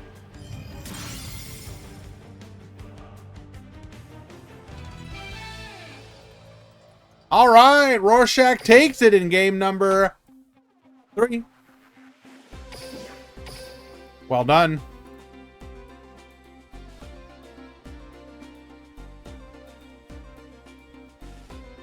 I don't believe you, Soji, but I will watch your game 3.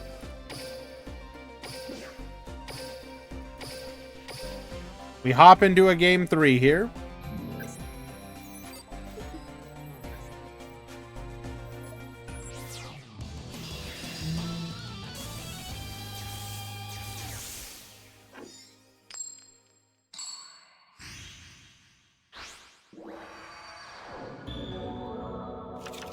Here we go. Get ready for the rush.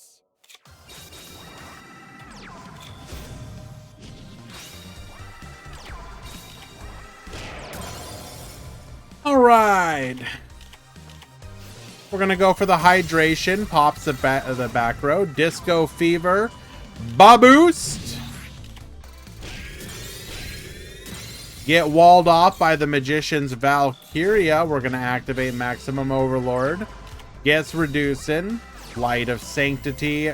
Reduce. Attack 1. Attack 2. Attack 3. Clear the field. Going for the Dion Keto here. Lamoon. Bubbly Elf. Seal Array. Get reducing. Why are we watching this cringe? Because they asked me to. Putting our opponent down to 3,100. Activates Bolticorn. Really, Soji? Bolticorn into Magnum Overlord. This is what you called me for?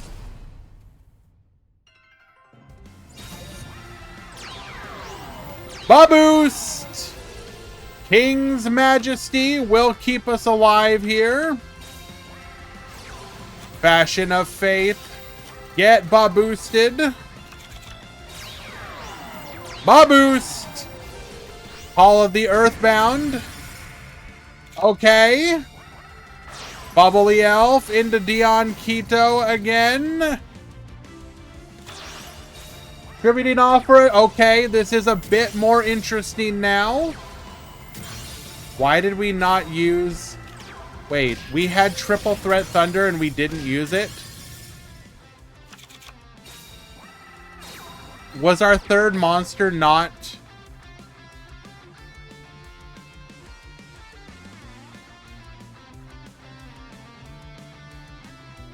Level 8 or lower, right. I always forget that clause.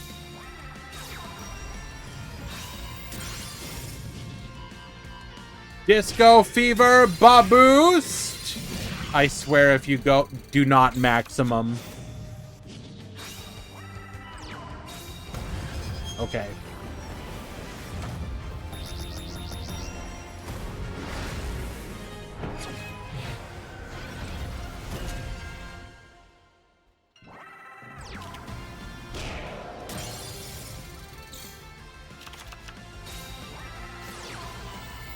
Hydration, pop the back row. Going for the Blue Eyes White Dragon. Wait, why did we set a back... Why did we set a back row? Why did we set the back row?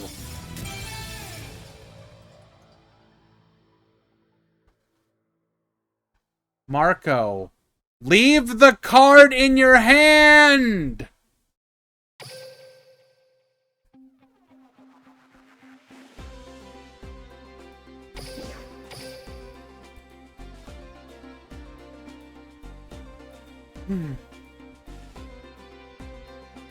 It was better than it could have been.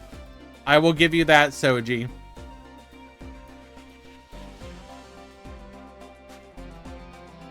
Speed Duel player thought he drew one. True!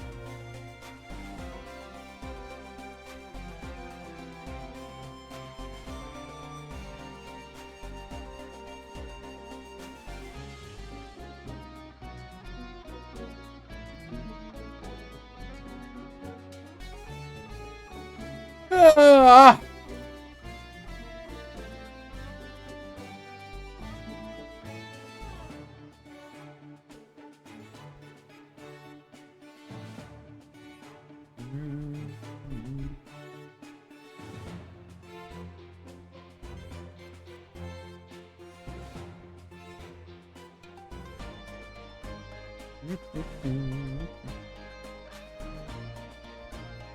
Okay, we are in round 3.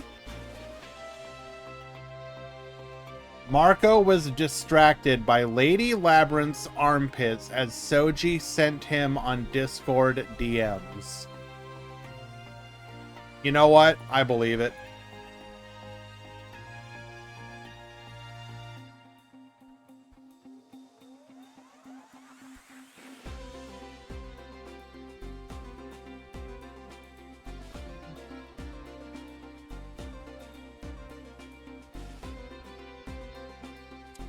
While we wait for round 3 to start,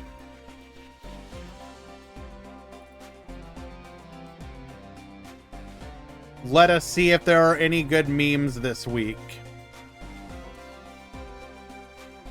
Somewhere in an alternate timeline, Charizard and Blue Eyes White Dragon swapped.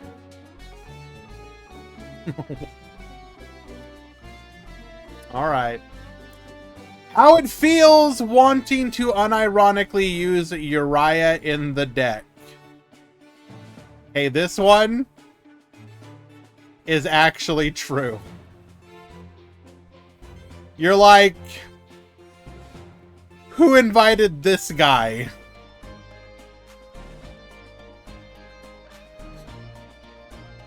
Yuga before Yu-Gi-Oh!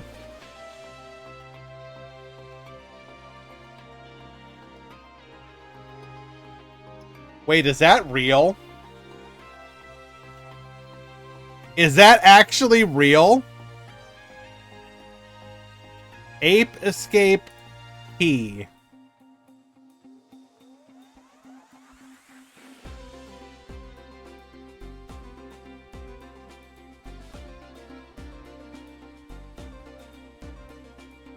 Oh my god.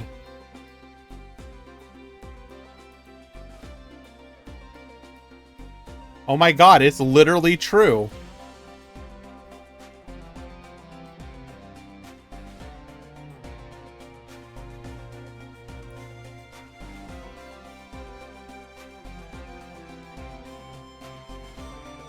It's actually real.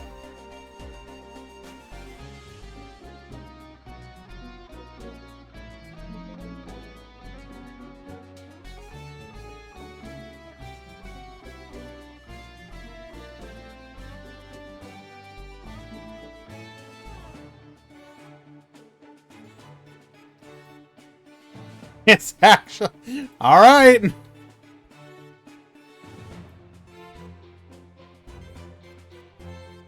Let us continue. Imagine barely engaging in the best PvP event in Duel Links. POV, you meta sheep just lost an action duel match to a sub rogue deck.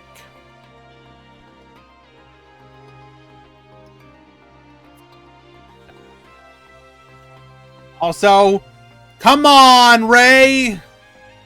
You can do better than that. After you brick and I have no options, but realize my skill is busted and can get me out of this situation. I still have my skill. True. Facing the same meta decks on the action duel event over and over again. Your opponent dares to eat your cookies. Okay. Okay, this...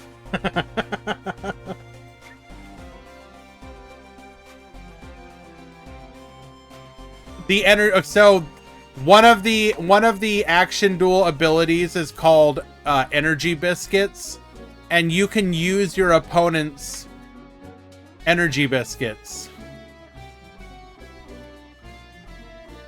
So nothing is more... They're implying... You took my energy biscuits, you son of a... That one's actually pretty good. Not gonna... So, I don't know what people are expecting from action duels. Yes. Are action duels going to fundamentally change the way you play the game? No.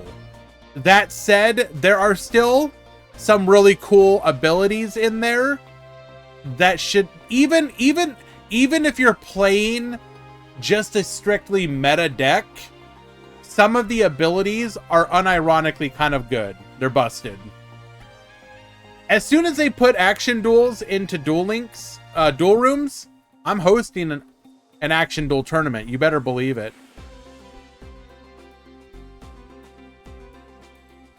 How I feel playing Unchained. So anyways, I started blasting. True. What is your favorite staple in Duel Links? I love this little Princess Uwu. I mean, not really a meme, but unironically, White Princess seeing multiple instances of meta play is pretty good. Can't get enough of him. It doesn't have to be like this, when it can also be like this. Duel Links has 3 Jaden. What are you trying to say here?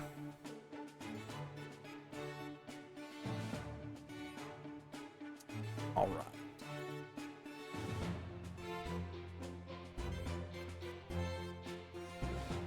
Let us find our first match of round 3.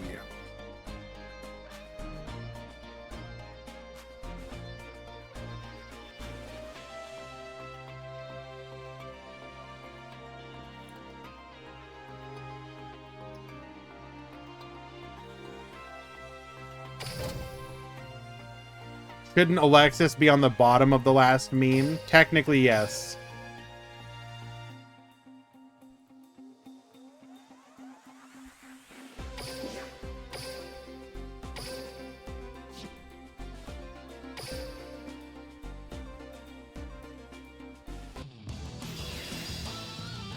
Was the cookie one the only funny? I liked the Uriah one as well. That was pretty decent. For the heavy cavalry, get ready for the rush.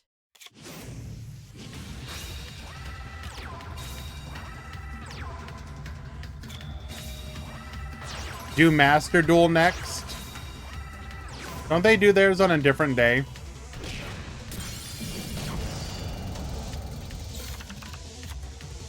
Alright, we are watching Manarchist versus Soji. Manarchist, of course, on the plant deck. I guess they don't.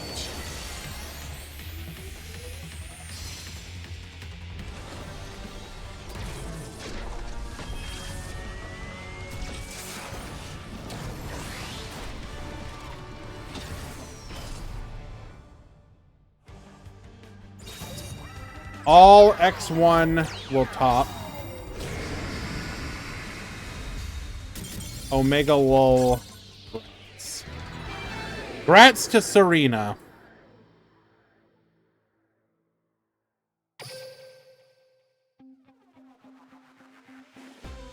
Giorfio, yes, but their round 1 wasn't really a matchup.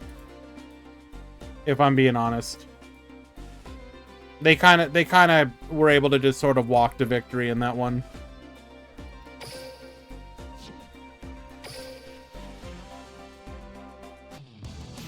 So be impressed if this like makes it to like top 4 or something.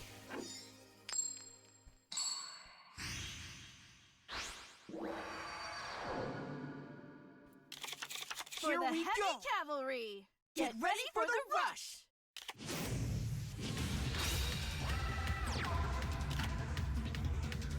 All right, we're gonna use our skill, getting Torna to the field.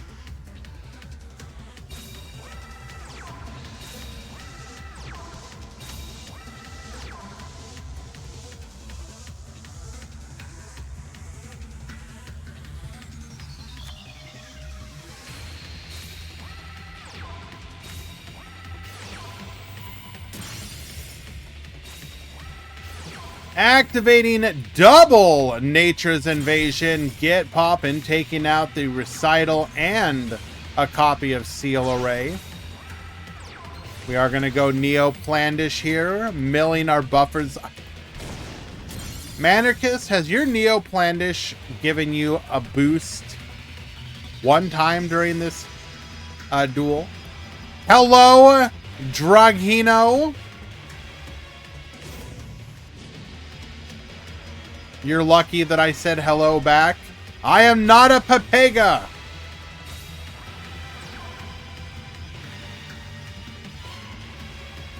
Get reducing. Putting the Neo Plandish down to 1700.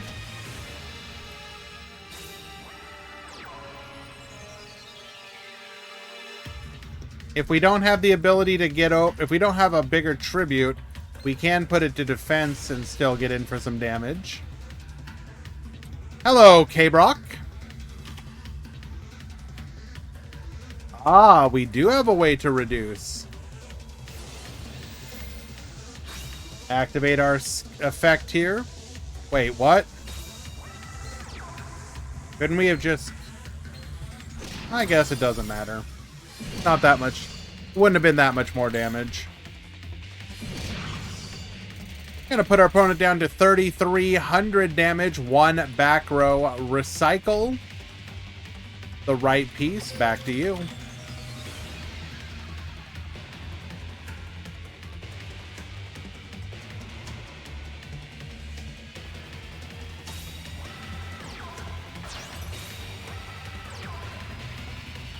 Tributing over the Gekka Shadow Flower Beauty. For our Flame Cerberus, we're going to be able to activate our effect here. Boost! We go to battle. No delay. We will be able to clear 2 of the 3.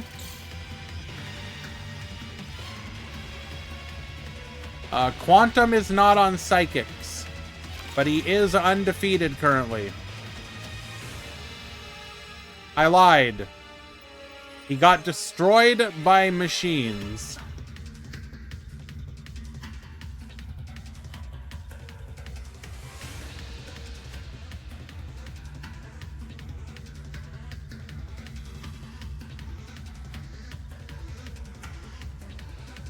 Gozu has proceeded to 2-0 him in the most disrespectful way possible.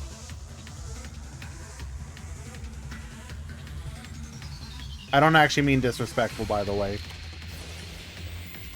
That would require Gozu to interact with us. Magical Stream. Pop the Forever Freeze. 1 back row remains.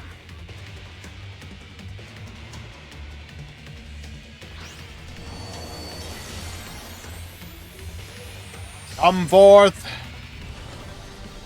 Magnum Overlord. Get Boboostin. And lethal 3,400 over. Soji wins.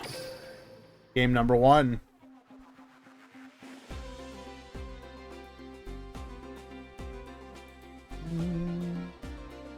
Gozu is Zane and we're just some Slifer slackers. True!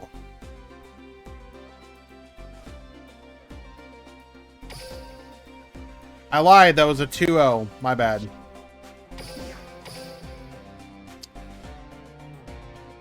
Alright. Because someone asked for it earlier, we will also... I know the Master Duel ones are probably better right now, so let's see how they compare. Alright. Normal badass goblin bikers effect. Judge. Game loss for slurring. Real. Unironically, I hope they don't change that name, by the way. Irony of the Branded. Hates Despia, becomes Despia. Hates Extra Deck, becomes Extra Deck. Hates Fallen of Albaz, becomes Fallen of Albaz. Hates Thunder. What? What?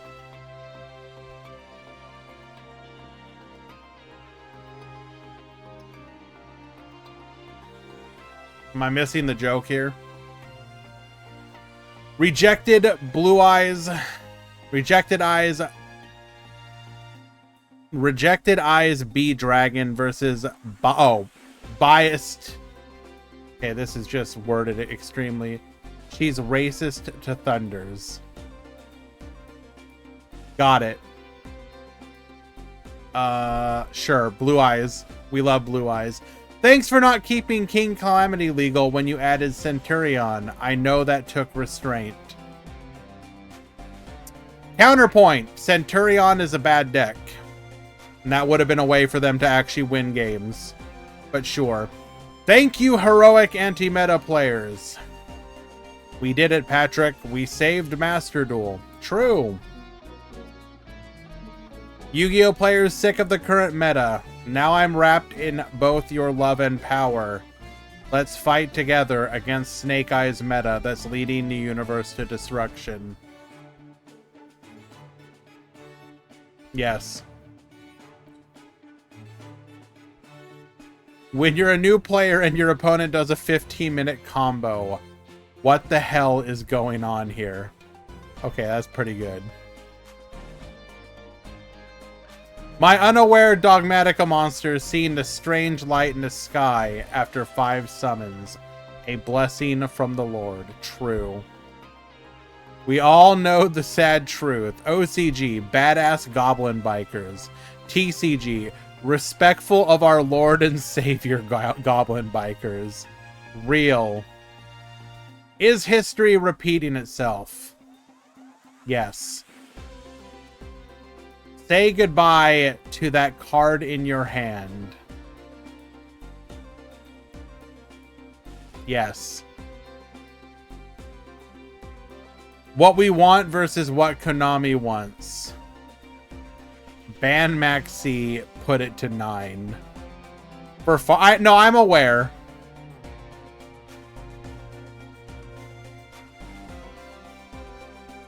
Well, that was quick. Didn't even make it to official reveals.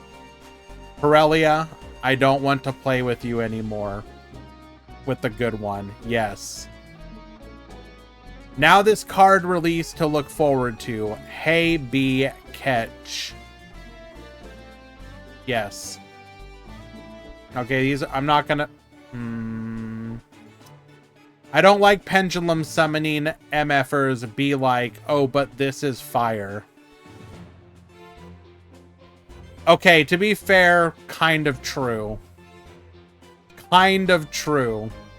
Horus is kind of just pendulum summoning from the graveyard. Silence, top player. A Team Samurai X1 subscriber is talking. True. I don't get it. So if you don't understand, Horus, they special summon themselves from the graveyard for free. You just get to summon all of them out every turn for free. Just plop a bunch of level 8s with 3,000 attack onto the field. You're basically pendulum summoning from the graveyard.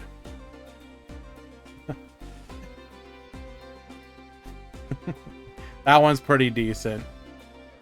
I gotta say, it's not in the game yet, but I desperately want community notes for YouTube videos. It's been hinted that we're gonna get that.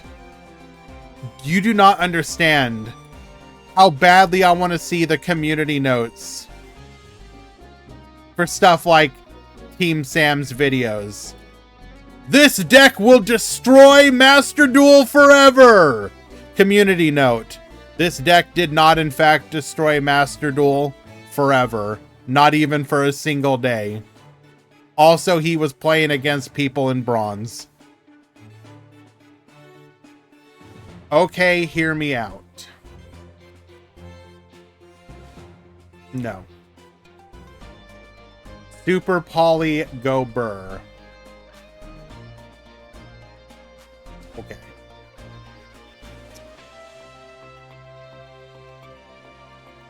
All right.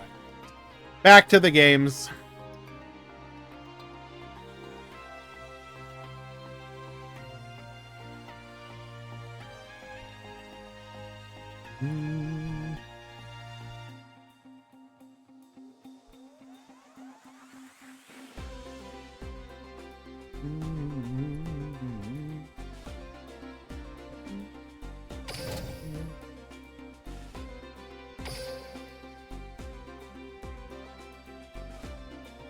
Loom, this box will change Duel Links forever. Notes. He will just make DeFleur Orcus variants of each archetype. Real! No, for Loom. For Loom, I would unironically... would it be mean to just be like...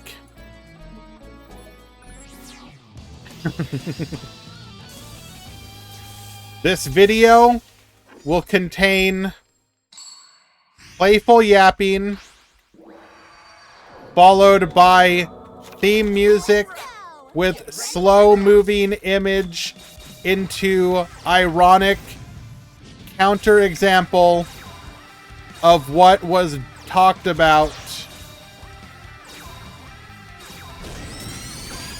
followed by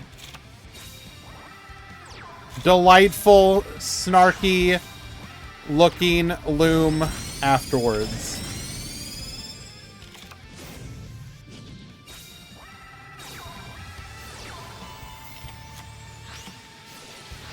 What is that music even? Which music is that, by the way?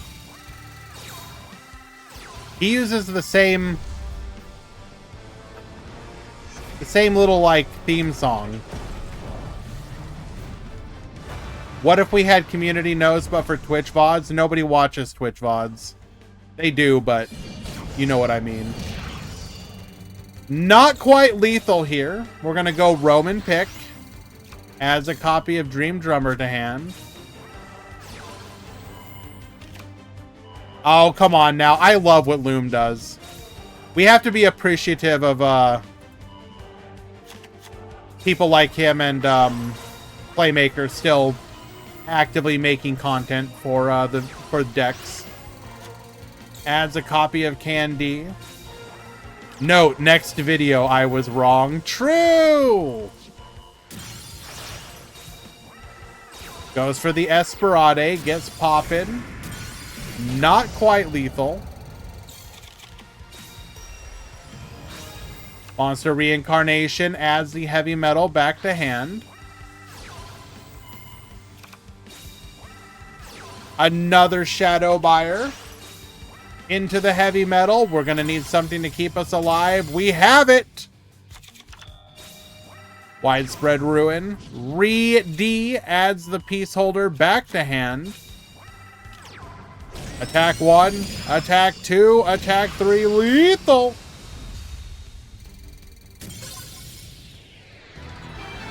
I like his dueling book combos video. Yeah, I do appreciate that kind of stuff too.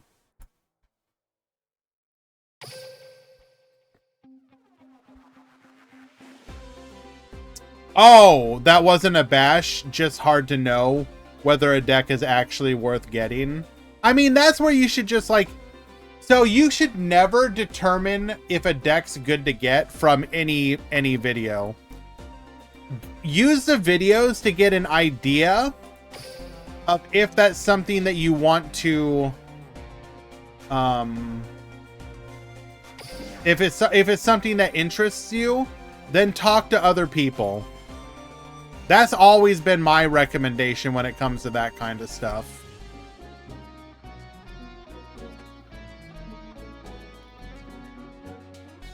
Also, that was only game 1, right? We'll watch game 2.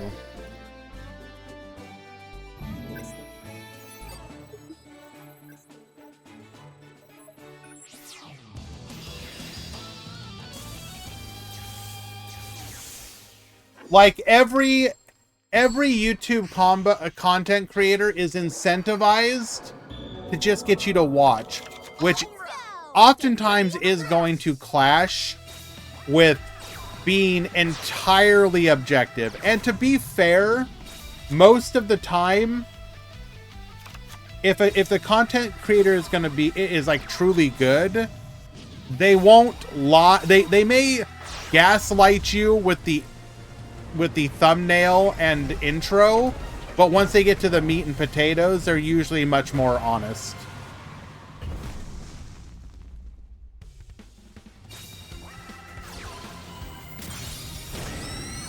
Heavy Metal is going to get in for 1,500 damage here, going full defensive. Fire Genie's Breath number 1. Nessus into Shadow Buyer.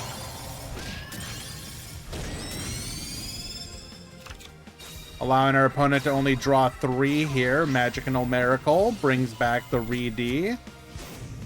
Activating our skill here. We're going to grab a copy of Peaceholder.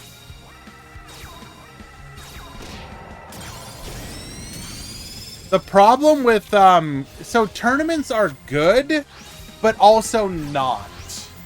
Like, because part of the problem is it depends on, like, so the tournament player base pool of players, it's going to be dependent on if those people are actually getting the decks. And a lot of times you're not going to, a lot of your whales may not immediately get them and then go into a tournament. So, like, the cycle has almost always been a trickle, like 1 to 3 people on the new deck in the first couple. No, there are whales. It's just a lot of the whales don't necessarily tend to tournament grind. You'll get some, but like a good example will be with like the Meta Weekly, for example. We'll get like 2 to 3 people with the new decks. You'll follow them, and then over the course of the next week, you're gonna get like the rest of the people within the Western Duel Links tournament community that are on the decks. And then week 2 is when you tend to see even more people get onto the deck if the deck has turned out to be good. So it's like a slow ramp up. So yeah, I don't know. I don't know what I'm saying there. I'm just yapping.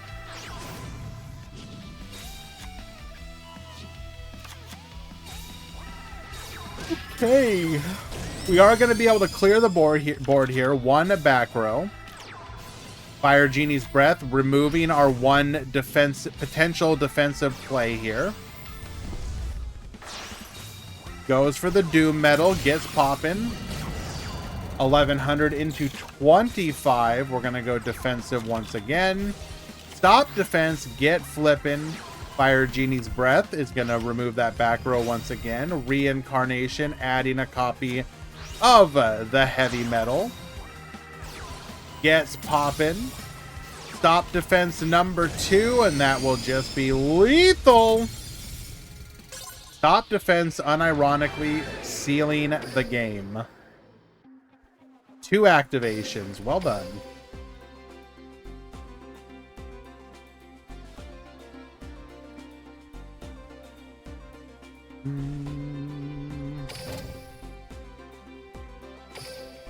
I will say one of the benefits of the tight-knit nature of the Rush Duel community is that a lot of the people get the decks immediately.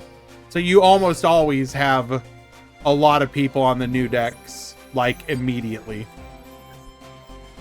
I would also say, you know, honestly, and I don't mean this as like a dig against Rush Duel, the Rush Duel decks also tend to be much more evident of how you should build them. Like, Speed Duel decks might not be immediately apparent of exactly how you should build or play them. Some of them do, don't get me wrong. But there are some that'll take a bit longer for people to figure out. Even if there is refinement to be done in Rush Duel decks, you almost always have a basic understanding of how people are going to build and play the deck.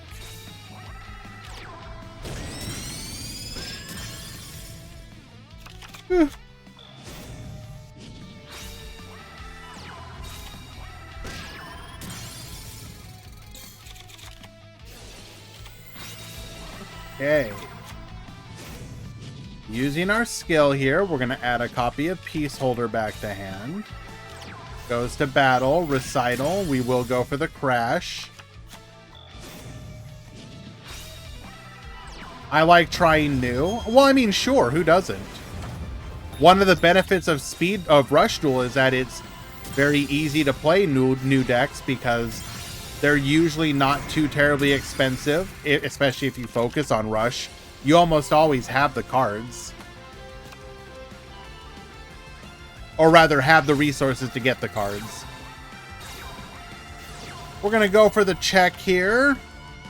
Ooh, doesn't go for the buffered slime. Interesting. Wants to keep our opponent from being able to get us on the crackback and the recycle.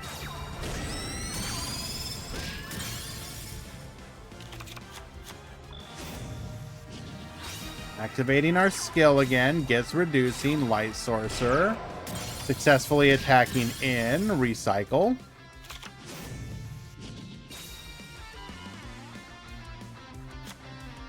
Adding the Magical Miracle back to hand.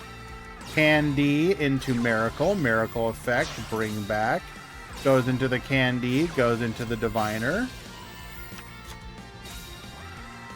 Diviner once again. Negate attack.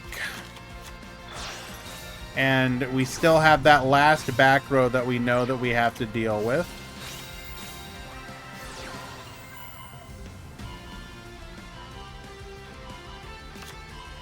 Gets reducing. This is going to be a full board clear.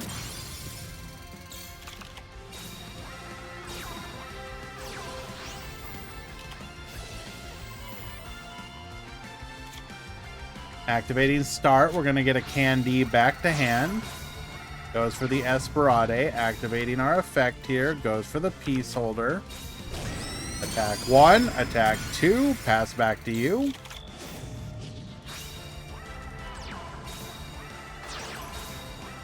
Distributing for the Torna. Torna effect. 7th Road. We are going to be able to board clear once again.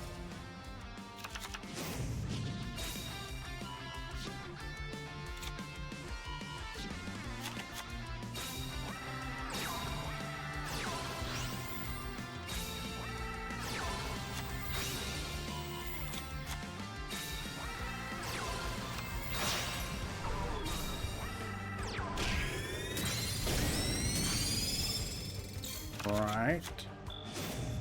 Still not forcing our opponent to use that buffered slime here, unfortunately.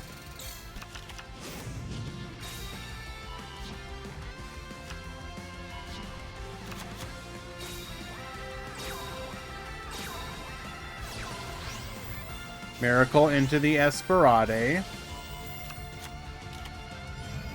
Tribute to the Doom. Still doesn't have to use it. We're able to go for the maximum here. Widespread Ruin does nothing. Lethal.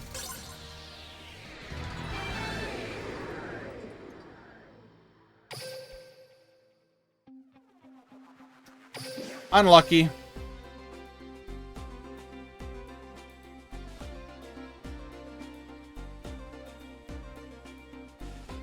The mean thing about check to 2 is they don't want you to run it at 2.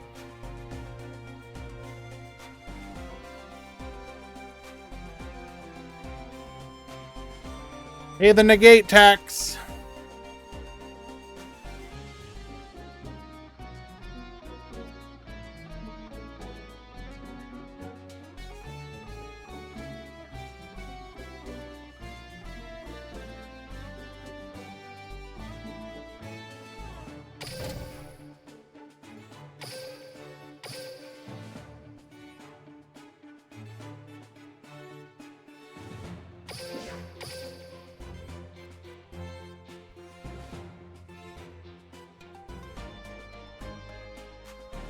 I don't even feel like Psychics would be that broken if it was like at limit 3 or something. Unironically, I think the deck would still be...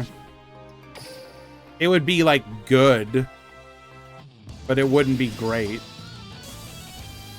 And you would stop other decks from running it. At limit 3, it would be worse. Why? Oh, well, that's easy. Just... Magical Miracle shouldn't be at 3 anyways.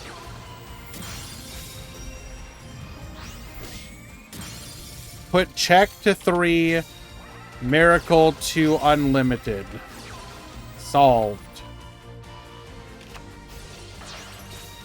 All right, we are in game number 3 of the final match of the Swiss rounds.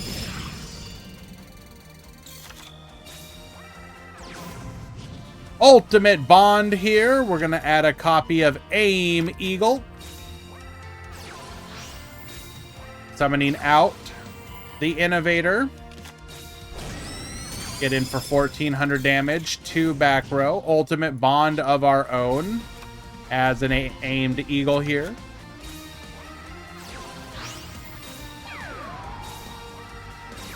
Avant Wolf into Essel into Innovator. Get boosted. Recital effect, but we still will. You will still take the damage. Avant Wolf into Cybertech Alligator. Using the effect of Bicorn here. Double tribute into an Innovator. Innovator effect. Boost. Recital protect. We're going to Barrage of Steel here. Pop 1. Hitting the buffered. Adding a copy of Aim Eagle. Into a boosted Cybertech Alligator, and that will be lethal. Yes. It's 3 minutes every time. Please don't be shocked. It's how we pay for this stuff.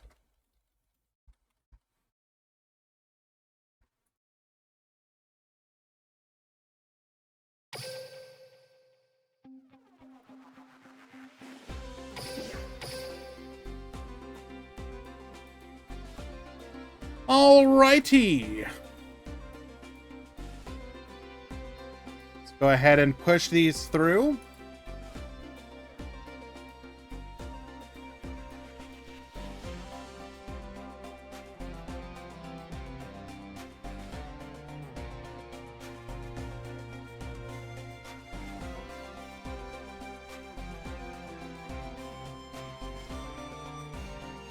Wait, I'm confused. Why are we... Giorfio, did you actually win game 3? Or did you report wrong?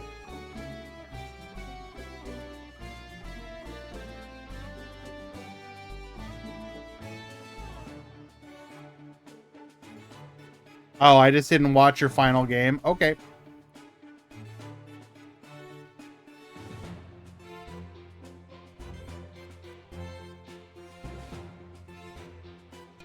I must have only watched game 2.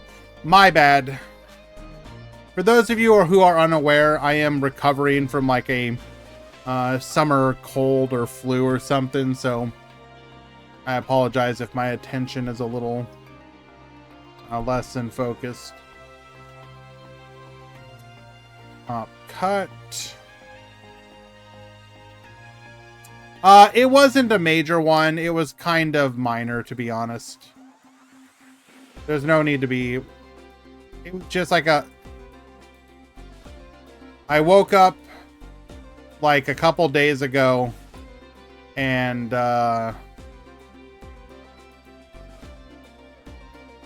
ended up needing to throw up a couple times, but... And then I had like a low-level fever for like a day, but then I was fine. Okay. Top 16 has begun. It really wasn't that bad. I mean, obviously, the initial symptoms were unkind.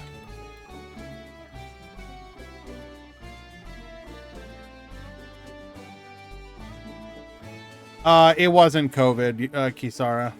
No. Trust me.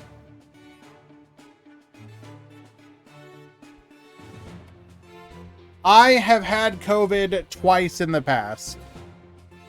I know what it's like. This was very much just a cold or flu.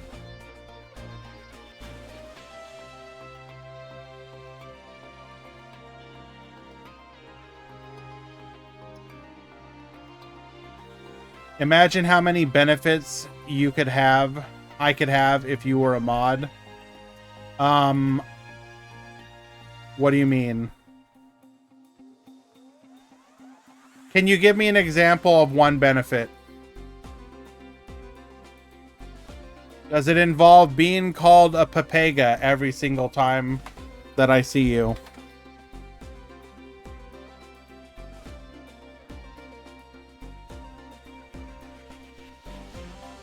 Yes, but...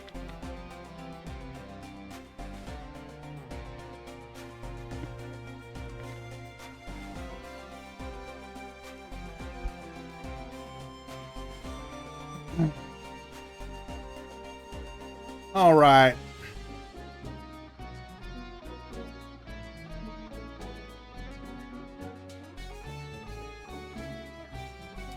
I forget. Did I do top? I think I did top 8 last time, right?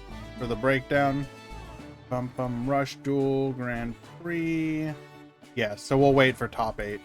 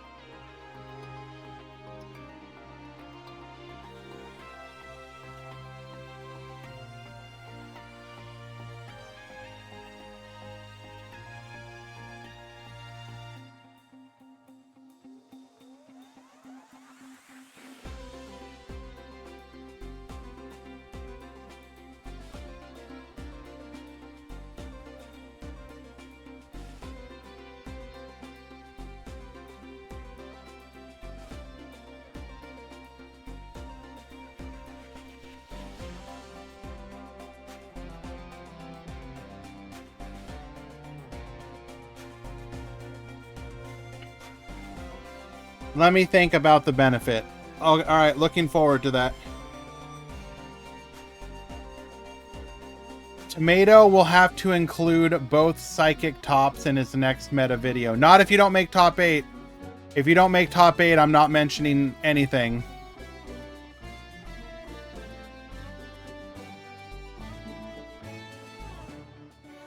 You will be as good as dead to me if you don't make top 8.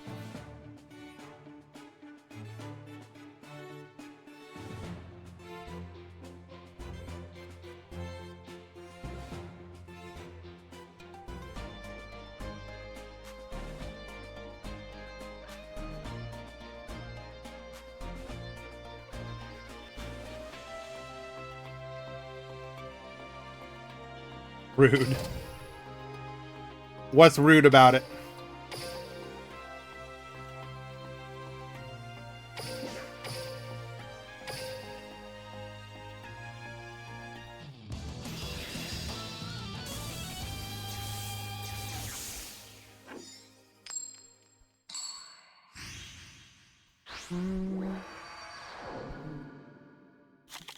Here we go. Get ready for the rush. Alrighty, Quantum at the bottom, Dwan at the top. We're going to activate our skill here, boosting our monster to 1900. Full defense from Dwan.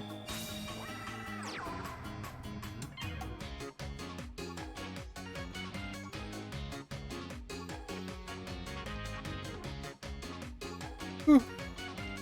By the way, guys, I don't know how many of this is going to be appropriate for, or how many of you will care. But if any of you are potentially interested in helping out a fellow content or tournament organizer with running tournaments. Girin / Happy Ryax could be looking, or is looking for potential help with whenever they do their big blow cups with moderating on Start GG. So if you would be interested, do consider reaching out to him and letting him know. Running a big tournament like that, especially a bigger prize pool one, can be very difficult. Typically, helping out on Start GG is just a matter of hang out, wait for the mod call, help with the whatever the mod call is, and then go back to chilling. So the actual effort involved is fairly minor. You just have to be available and attentive to mod calls. But yeah, do consider messaging him if you would be interested in helping him out. Trust me, as somebody who, outside of the help I get from Metal and Eli with the deck breakdowns, it can be a lot of work, especially for a bigger tournament. Alrighty, going for the card revitalization. Getting rid of the hand, which means that our piercing effect is in effect. Will we see the activation of a defensive trap here? No, we will take the 1600. If I see you in Girin tournament, you're automatically disqualified. Well, now I'm entering just to force you to do it. We're going to go for the burn from the Karatake. Into the Hyper Engine Vast Vulcan Maximum Summon.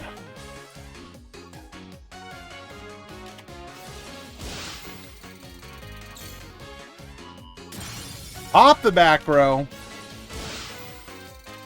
Another 800. Off the back row. Ooh, those are two amazing hits. We're going to burn, reduce, reduce even further. Oh my god. Recycle 1, 2, 3. And lethal.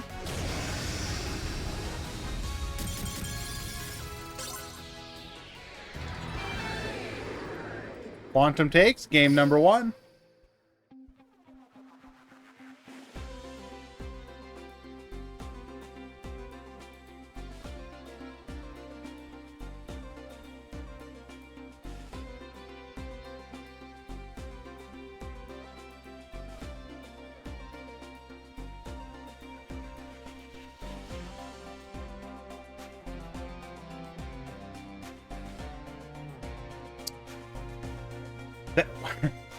When you watch it, the version like that, it just seems so fun. It's kind of cringe, but fun at the same time.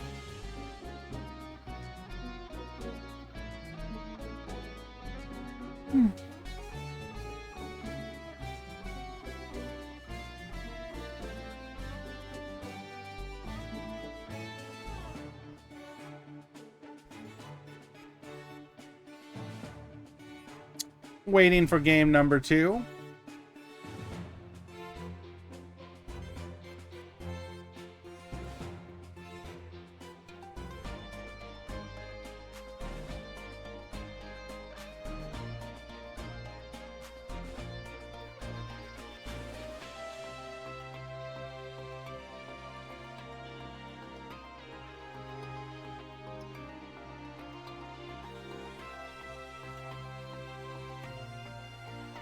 Game 2.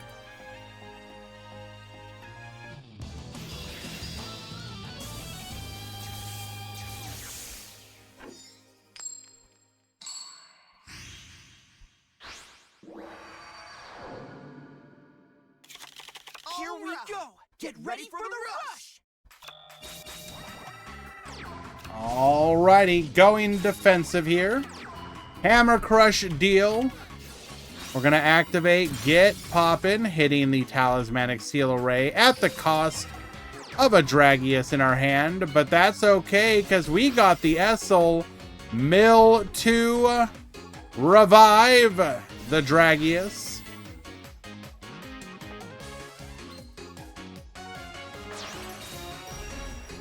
Distributing over for the Cybertech Alligator. We go to battle. No back row. Combustion Crisis. We will burn. But we don't have 2 level 7s, so we will also get in for the 2500 direct attack.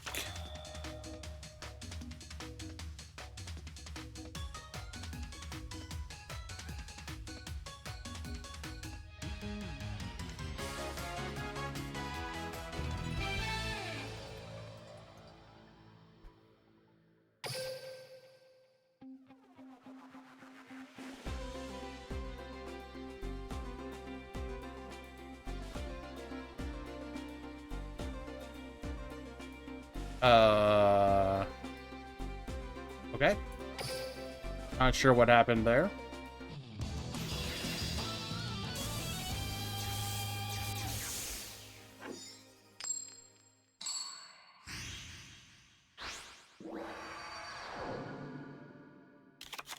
Here we go! Get ready for Brett. the rush! Ah. Okay. Duan going a full defensive, 3 in the front, 2 in the back.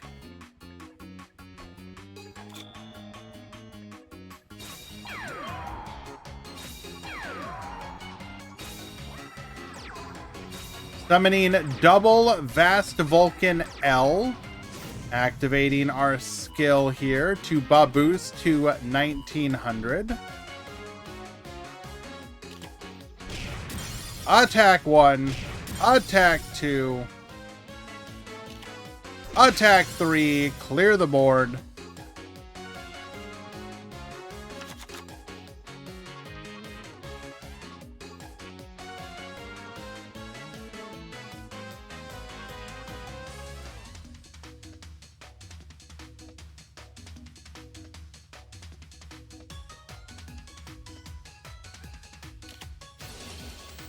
Hammer Crush deal. Get poppin'. Taking out a Combustion Crisis.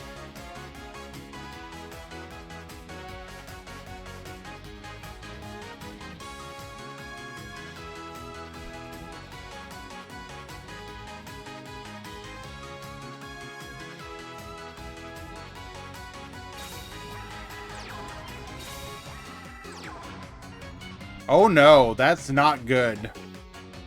One sets 1 in the front, 1 in the back, leaving 2 in hand, likely 2 tributes that we cannot get out of our hand. Oh, that is unlucky.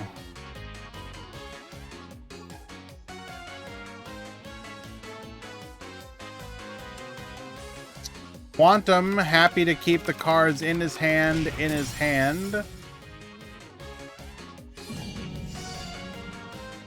There is a delay on attack.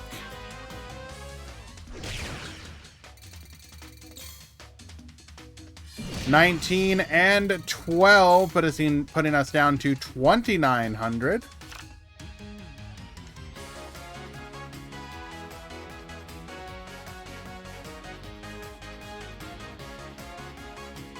Did we draw what we need to make some plays?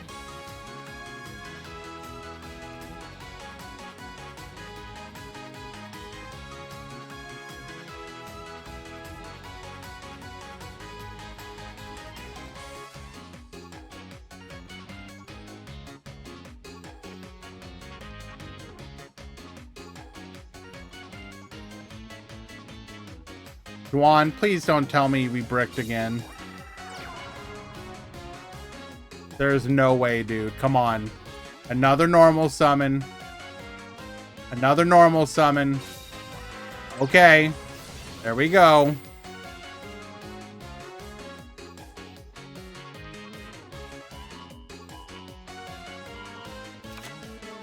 Recycle 3, flip face down.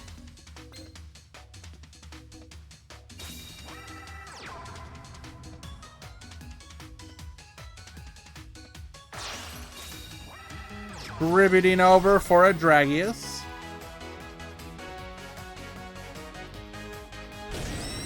We go to battle. Attack 1, attack 2.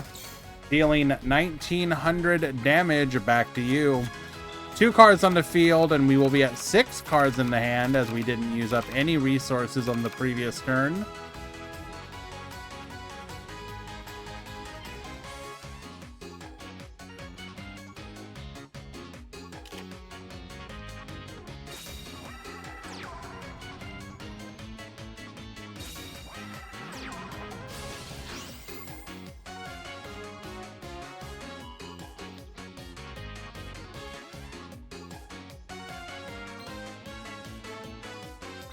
Activating Piercing Samurai's effect on the Vast Vulcan L. Also summoning the main piece. We're going to be able to boost both of these. Make the 1900 able to pierce. Hero of the East. We go to battle.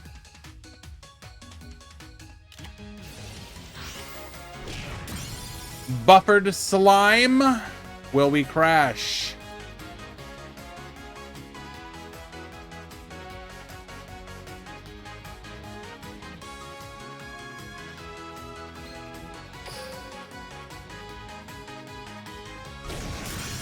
We will. Back to you.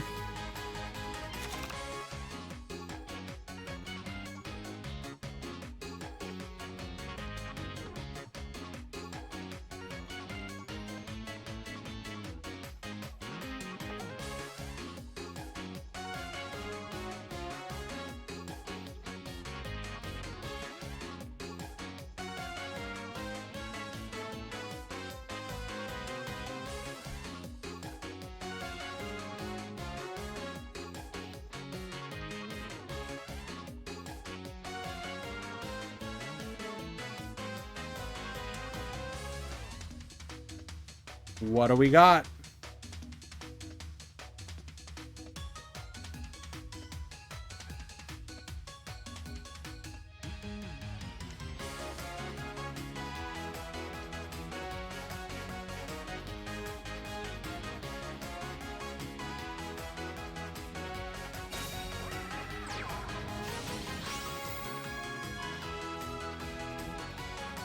Bolticorn, lock down that back row. Uh-oh. This could be a very devastating turn.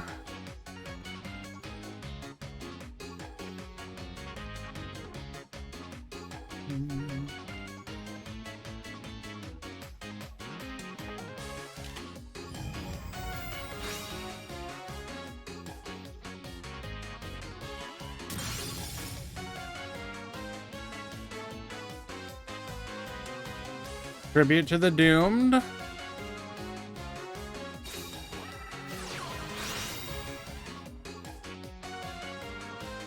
That is rough. Get Dwan, not like this. How does it keep happening? Oh, my dude, that's rough.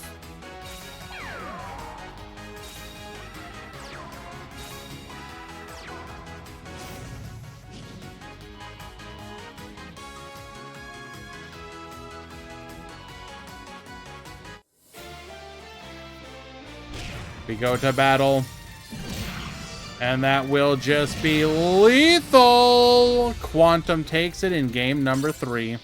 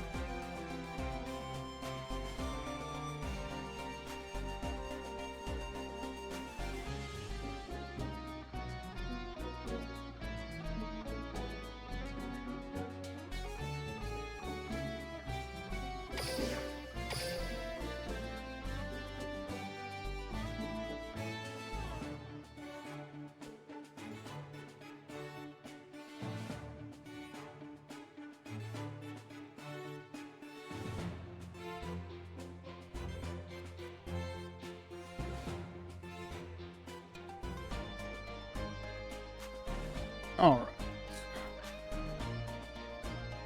Be right back.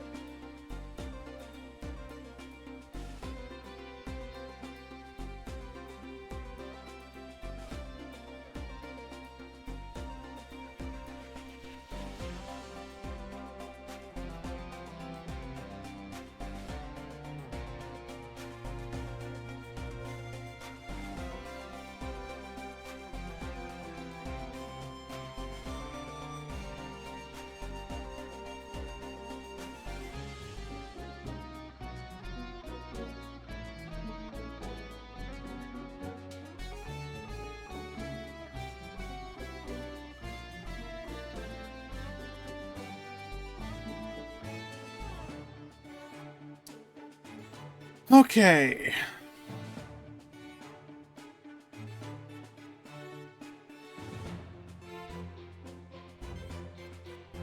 Where are we?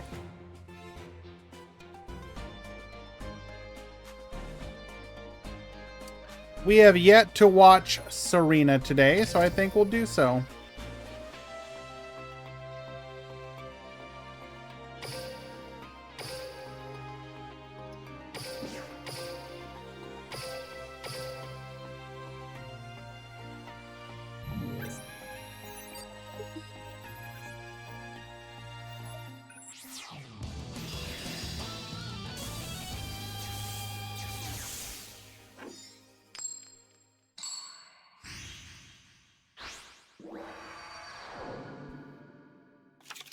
Here we go! Get ready for the rush!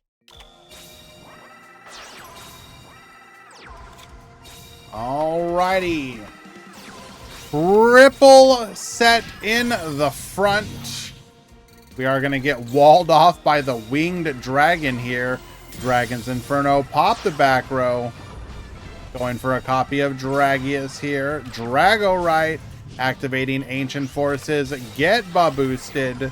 Widespread Ruin, but Dragius will be able to still double attack, putting our opponent down to 1800. Ultimate Bond. Oh, that's unfortunate, Soji. Good run, though, my dude. Barrage of Steel. Pop the back row, taking out the Dragonic Pressure. We're going to be able to go into an Innovator with 2 sets here. Take out the Dragius. Pass back to you. Drago for the draw. Goes for another Dragius. In for the Clear Ice. And our opponent will give the Concession Scoop as we show lethal on the field. Game number 1.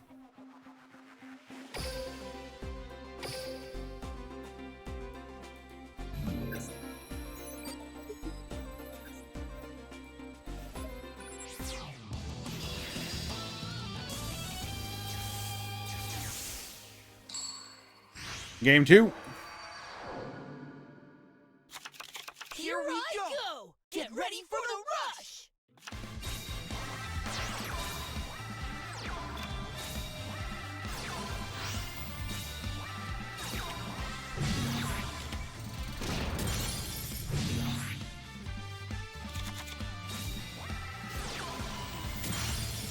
Okay.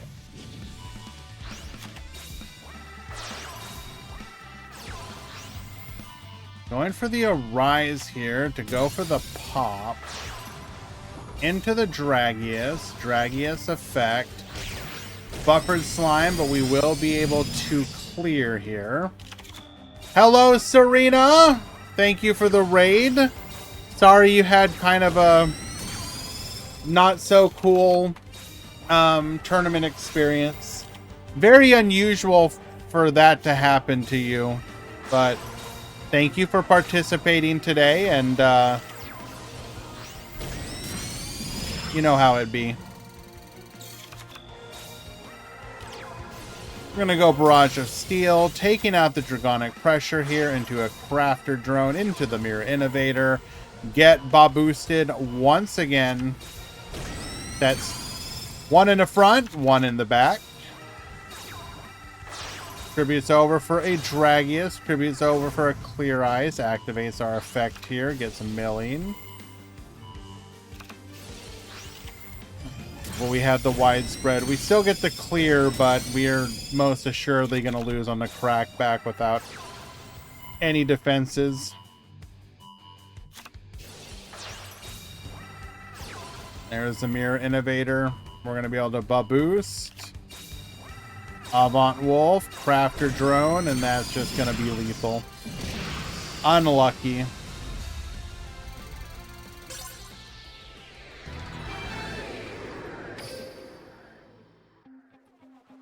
Go to game 3.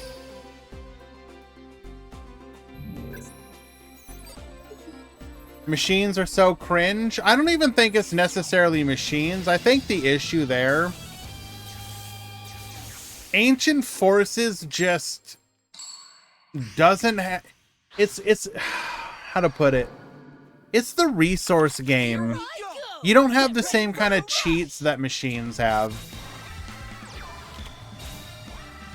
So the deck play is just a little too fair in comparison. Well, getting Esseled here is really unfortunate. And we're going to get pierced for 2,800. That's rough.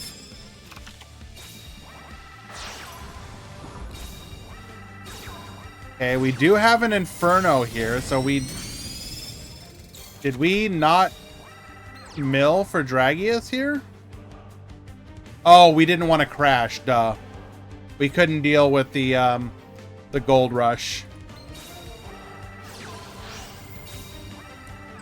Goes for the Innovator again.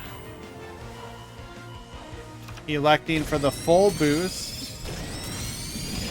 And we had a bunch of back row that didn't do anything, unfortunately.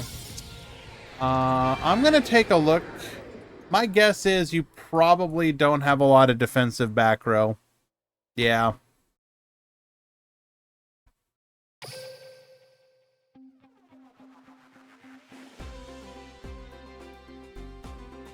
I think that's unfortunately your biggest issue there, is the lack of more defenses.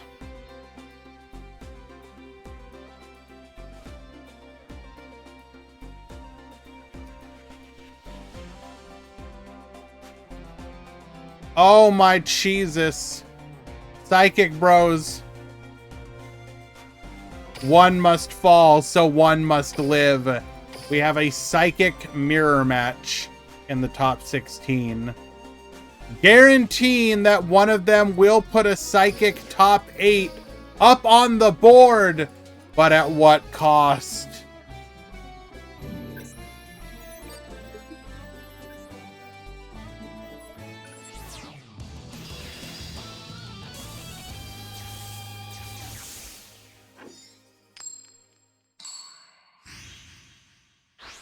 Well, like number one, Serena, I think that particular build, you probably drop Dragonic Pressure, and you need to be running at bare minimum, getting buffered slime and adding that in. But I assume you don't do that just because you didn't want to buy the bundle, which I get. So I assume you're making concessions based on available resources. So with that understanding, going for a more aggro build makes sense.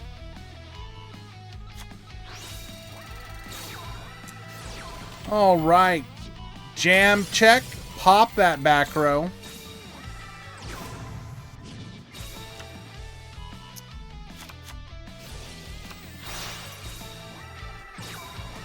Going for a copy of Esperade ourselves. We are going to be able to clear and get in for a little bit of damage. Again, I think it's just an issue of available card pool, if I had to guess. Which is perfectly understandable, especially if rush is not your main focus. Brings the Esperade back. We're going to attack 1, attack 2, goes for the crash.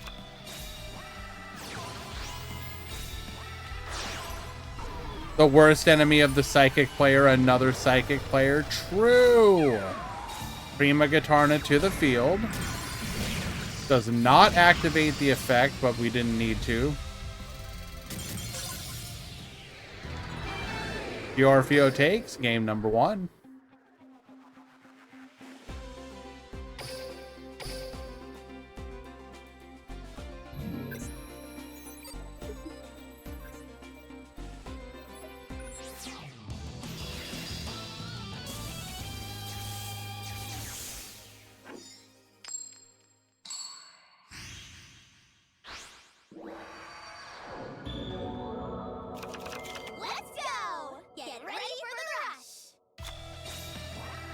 Oh, ooh, very weak opening turn. How are we not able to capitalize on it? Our other summons are especially weak.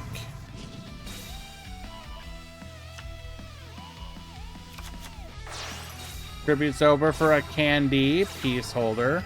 Gonna get hit by the Widespread Ruin. Successfully taking out the Roman pick, though.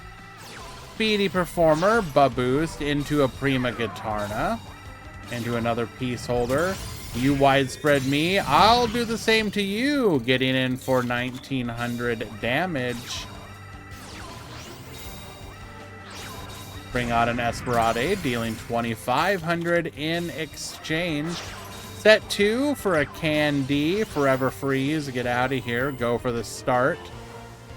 Adds a copy of the Candy back to hand.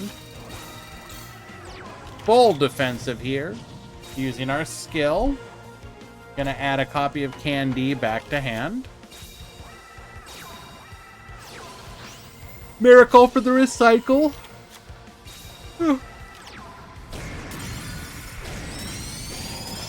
Get clearing. We're gonna go for the check. Pop in the buffered. Miracle, bring back, goes for the start, recycle. Adds a copy of Candy. Future Diviner, tributes over for the Esperade. Start effect.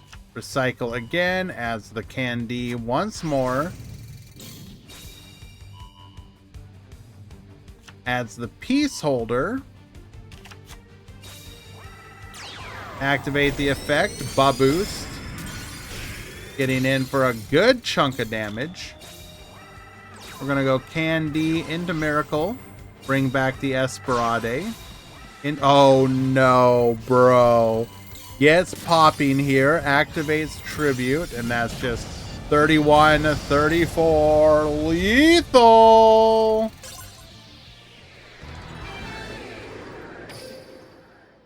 Rorschach takes game number 2. We go to game 3. To be fair, that was a God Hand. And it was technically avoidable.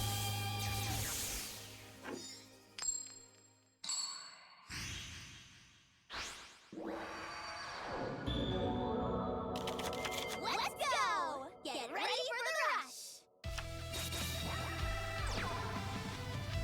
rush! Alright, no back row, but no... Orfeo, you had one job, dude.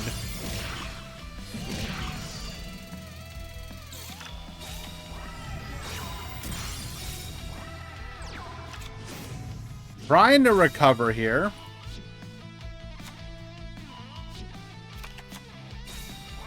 Orfeo not bricking in the most important game of his career challenge, level impossible.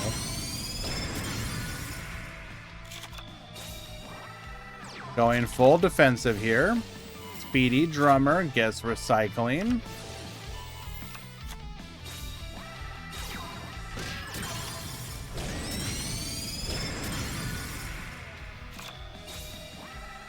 We're gonna go Candy into Peace Holder. Check, revealing. We're gonna get rid of the Tribute to the Doom. Speedy Performer, Baboost. Goes for the Prima Gitarna into the start. Adds a copy of Candy to hand.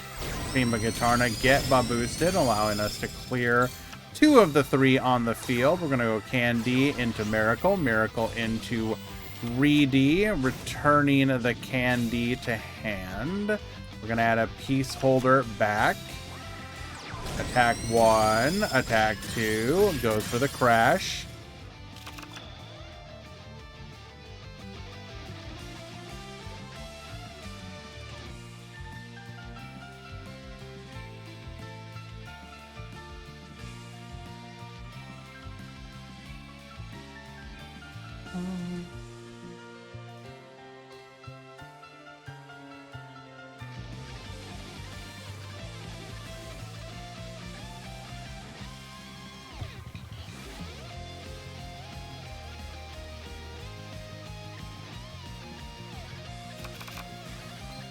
Why do I feel like the phone was thrown out the window?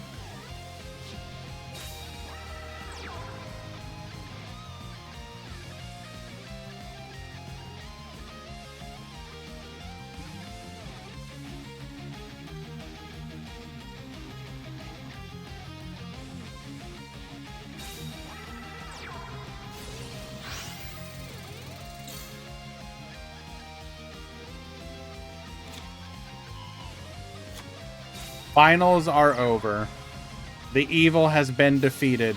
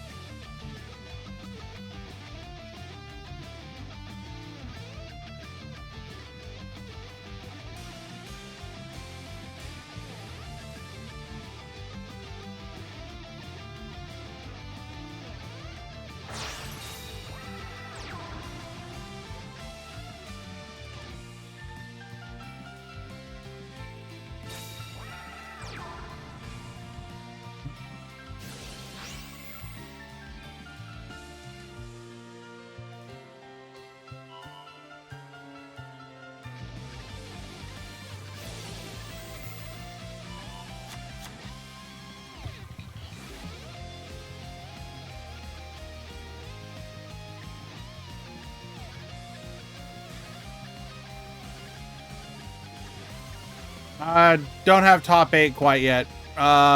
We will soon. Don't worry.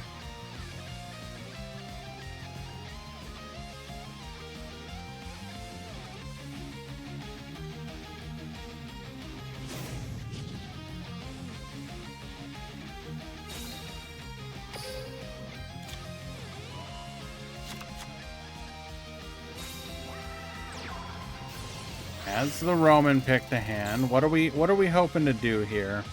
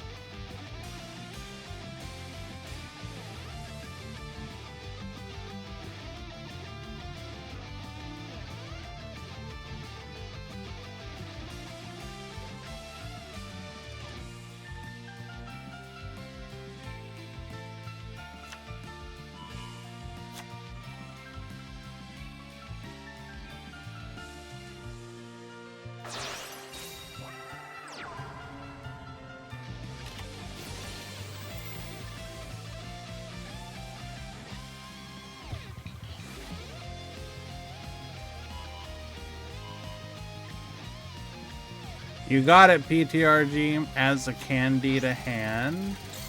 Regain some life.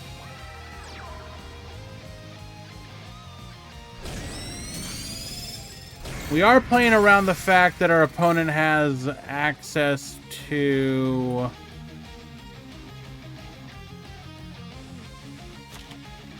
buffered slime, if I'm not mistaken.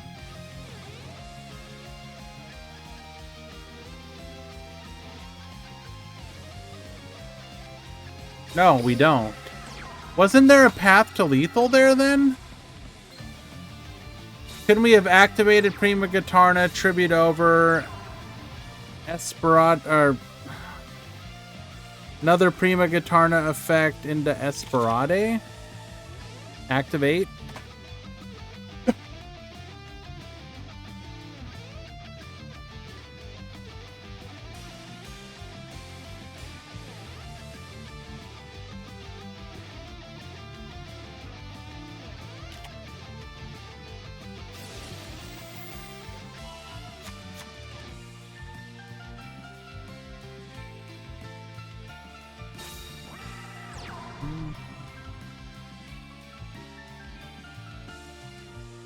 Yeah, unfortunately, I don't think there's a way to.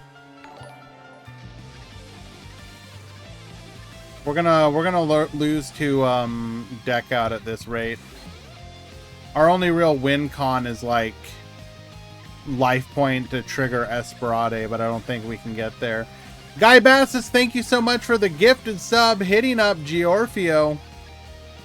Very kind of you, my friend. Appreciate it.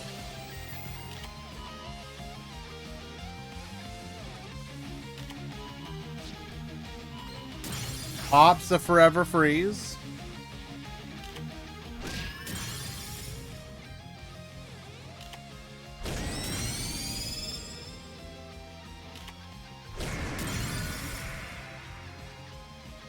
All right, pass back to you.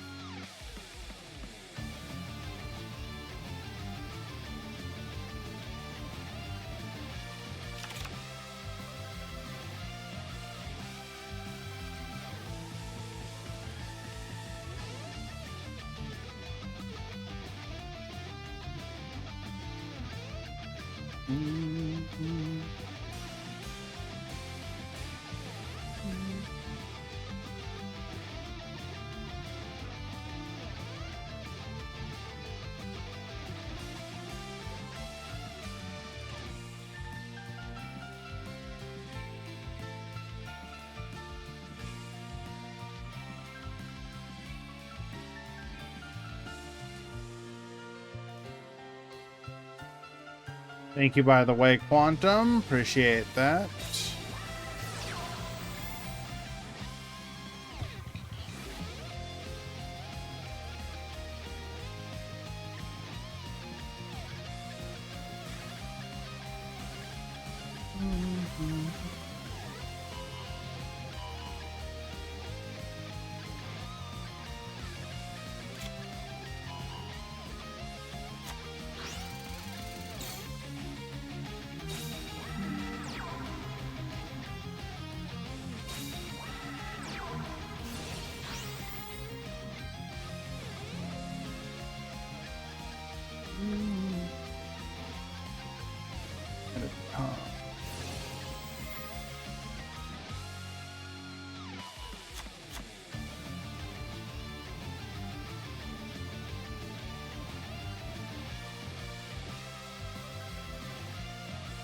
Okay.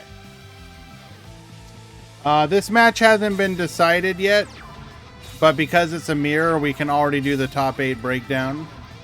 So no real surprises here.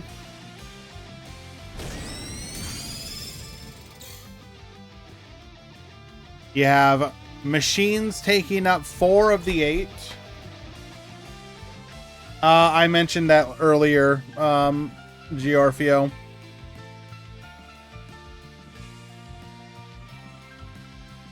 I just couldn't remember if there was a buffered slime on the field. But 4 machines, 1 lightning, 1 psychic, 1 spectral squall, 1 vast Vulcan. So machines and then all the fluff people like to play. Where's Cybers? 3 entered, none topped.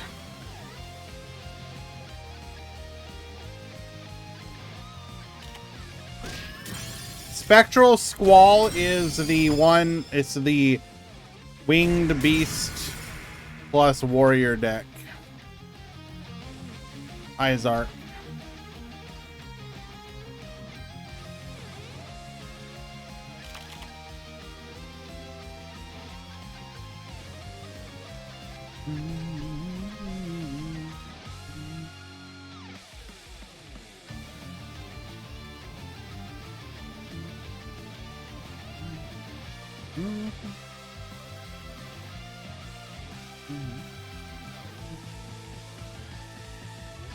We've seen the deck getting some limited success recently.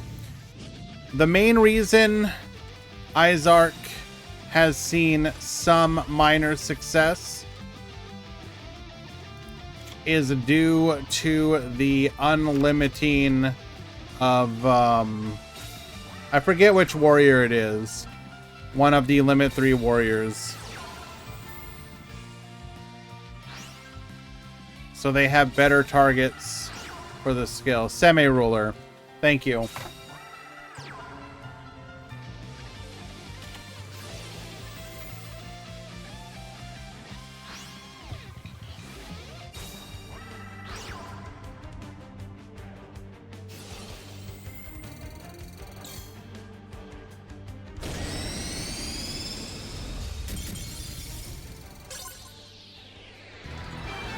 Alright, Rorschach takes it. Yeah, there was a possibility, if not, you know what, not even possibility.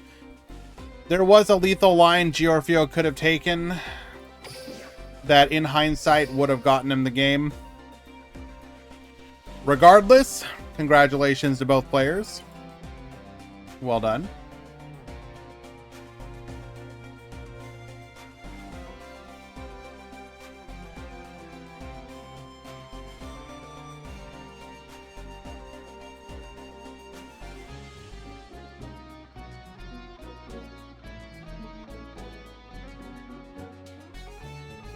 Talk it up to unfamiliarity to the guy who's played Psychics for like the last couple weeks. Yes. We will call it unfamiliarity.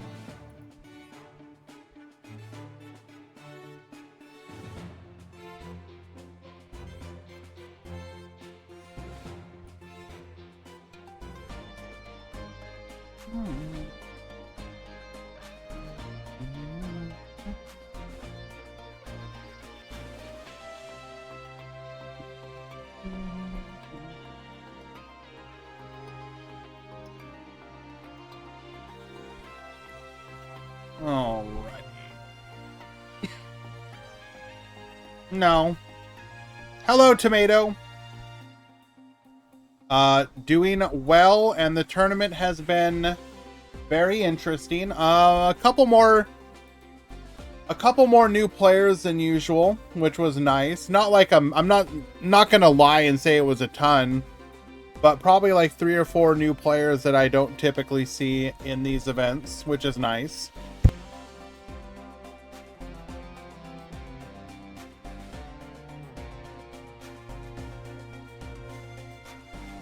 To be fair, though, that is why in the breakdown,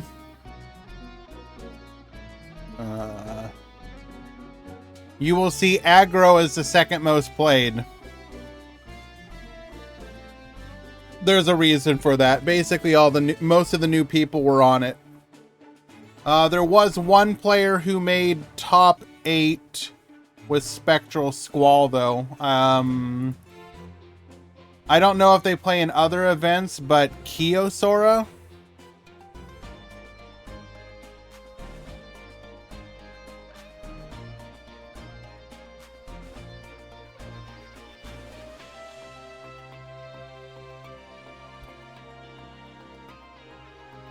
Not a name I'm familiar with.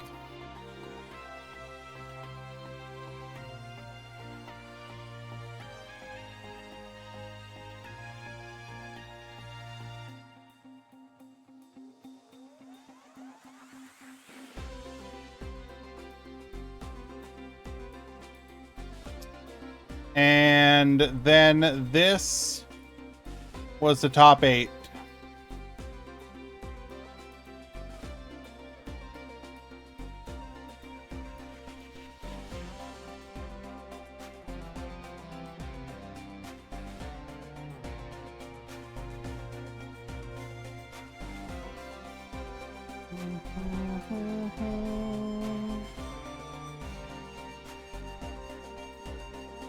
I heard Psychic's got a free top 8. Technically, yes. There was a Psychic mirror match in top 16.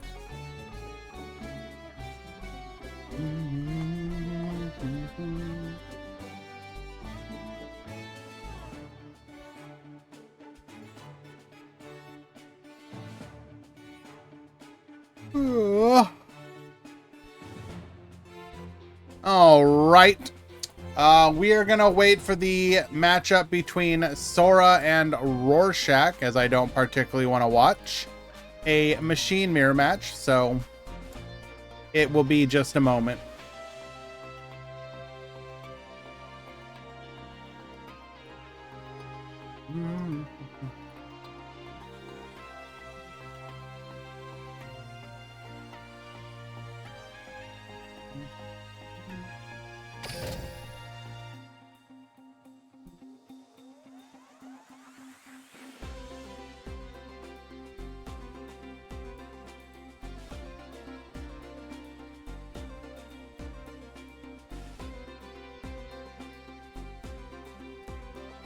I will say the one deck that I've genuinely enjoyed from the new box, and I do mean this, is the Vulcan deck.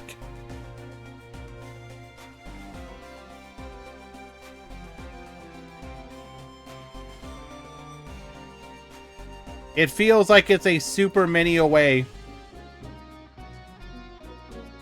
It's like it's one super mini away from being a genuinely tiered deck.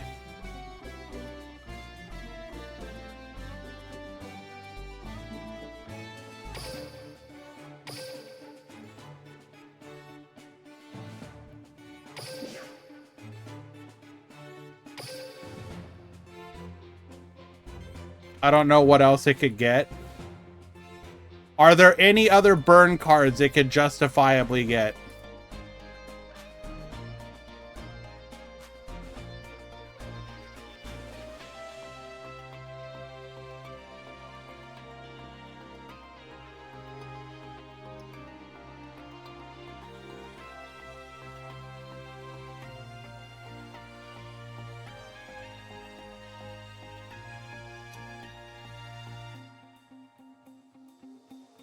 2 minutes to check it.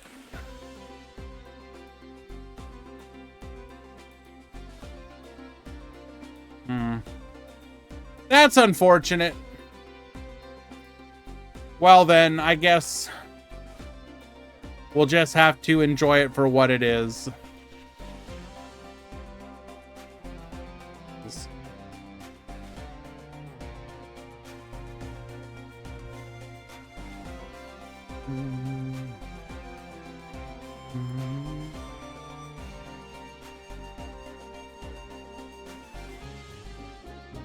I guess I was just thinking about stuff like Combustion Crisis. We don't notify for Top Cut besides first part.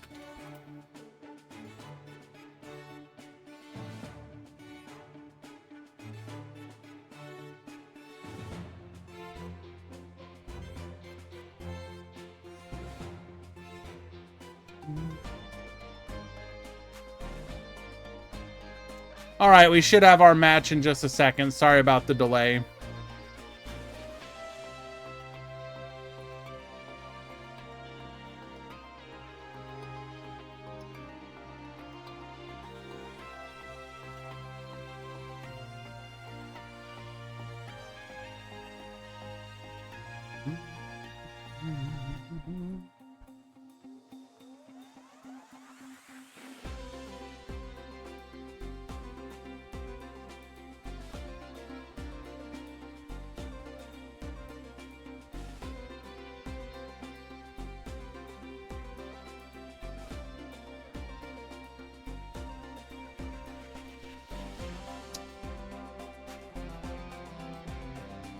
Rorschach, are you gonna check in? You have 30 seconds.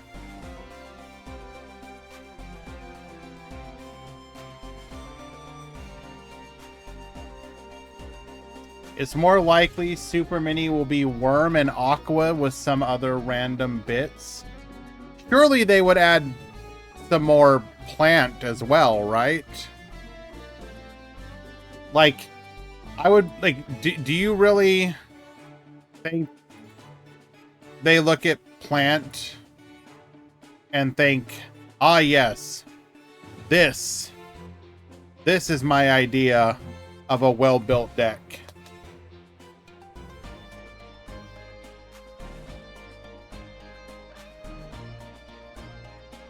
Vulcan only has one more archetypical card, Engine Reviver.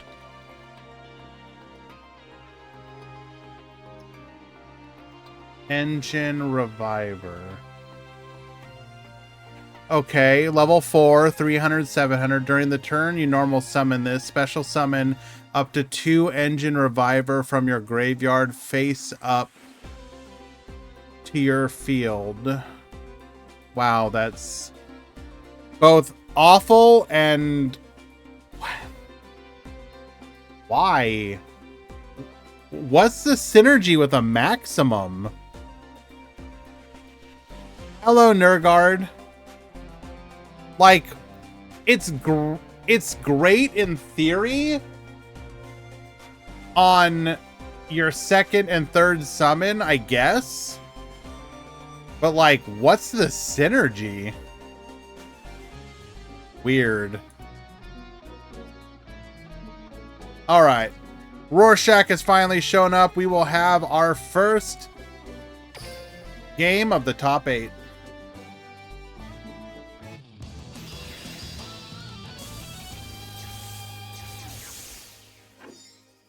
Yes, unfortunately, Nergard, it's gonna be a sticking point for me until I can actually afford a deck. I'm pretty salty about it, not gonna lie. I ain't even gonna sugarcoat it. Alrighty, no back row. We're gonna go full aggro. We are able to clear here, though.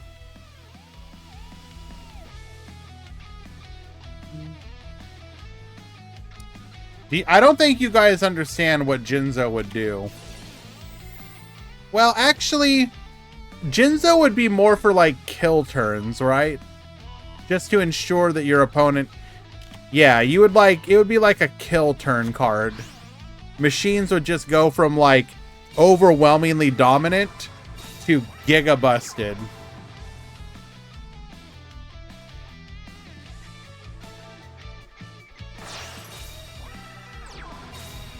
Machine get to shuffle it back for free. Oh god, I didn't think about that part. What if Jinzo just, like, never came? Damn, unlucky.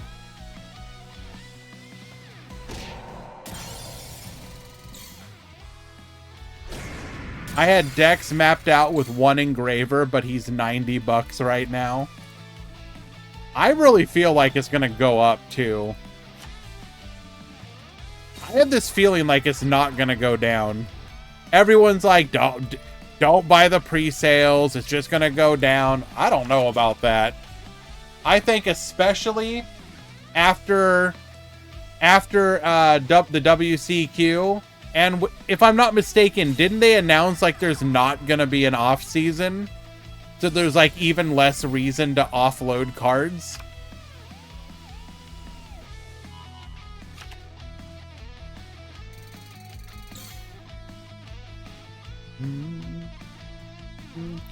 Which on the one hand, I think it's cool if you actually don't. Like, I've never liked the concept of the off season. Like, why? Why have an off season?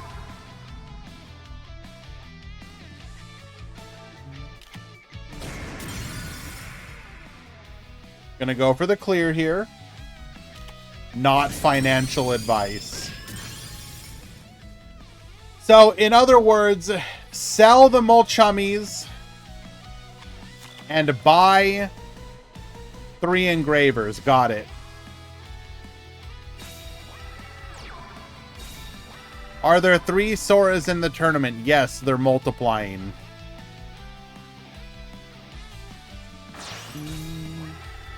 We're going to go ahead and tribute off for the Stormbolt Destroyer. Destroyer going to be able to resummon back one of our level 4 vanillas. We're going to set one, activating a lightning trigger here. We can both reduce and put a monster in defense position, which should allow us to clear 2 of the bosses.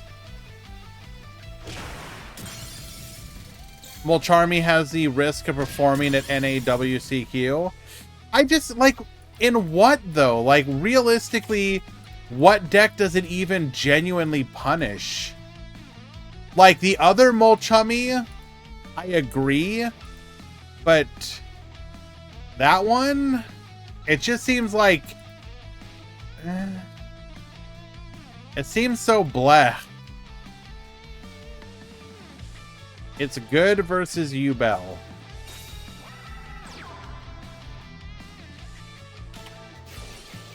Well, in theory, what? Ubel can be like a pot of greed off of it?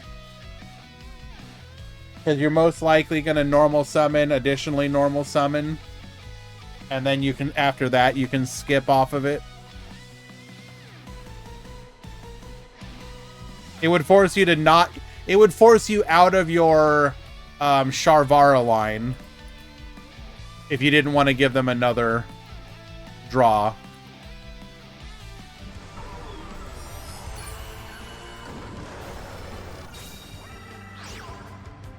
So it could be 2 to 3 versus Ubel.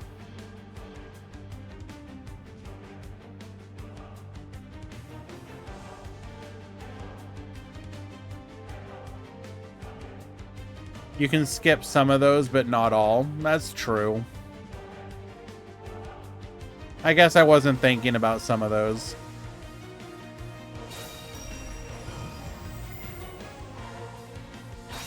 Activates. Tribute to the Doomed here. Shouldn't we have activated this? I feel like we should have activated the Prima Gitarna before we did that. Missed out on a little bit of damage.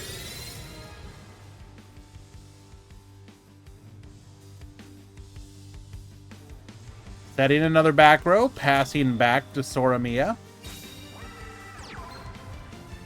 Censor Duckbill. We can add back one of our boss monsters from the graveyard, if we so desire, which could be the Stormbolt Destroyer. Our opponent is on 0 cards in hand now.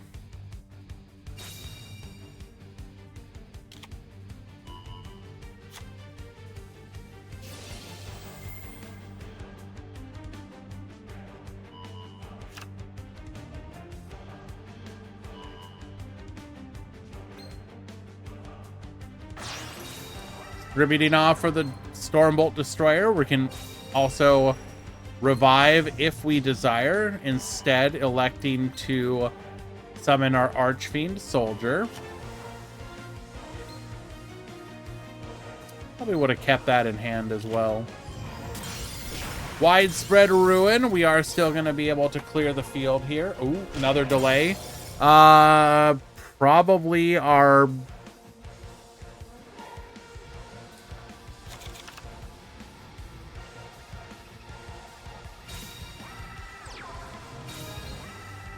Gonna go Candy into Magical Miracle. No spoilers, no spoilers.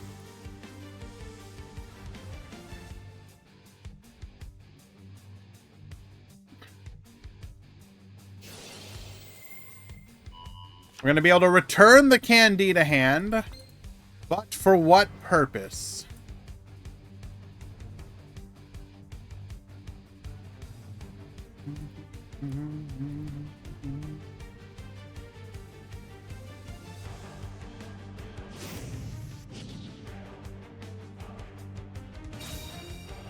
I don't know who was making fun of Gozu earlier, but currently Gozu has defeated other Sora and is waiting in the grand finals while we finish out this top 8.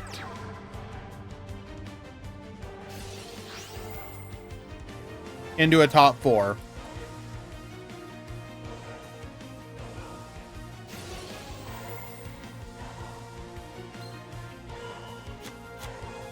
Returning the Candy to hand, we'll then be able to summon our Silent Assailant, set a back row, go to battle. Attack 1. Attack 2. Attack 3. Not quite lethal. Had Soramiya listened to what I suggested, he actually would have been dead. So summoning Archfiend Soldier here was actually correct.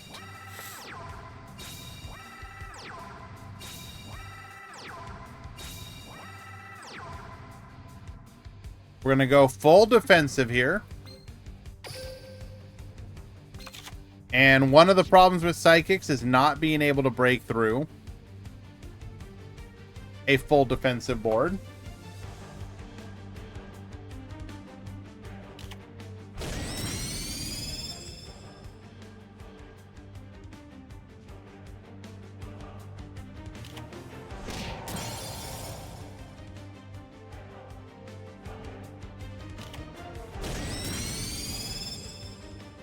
Was in this game if he revived Prima?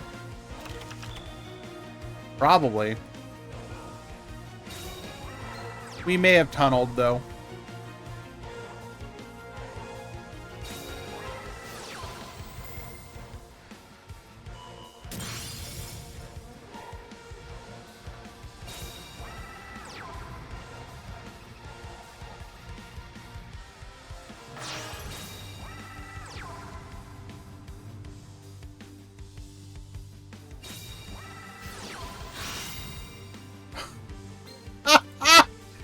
Activating card revitalization.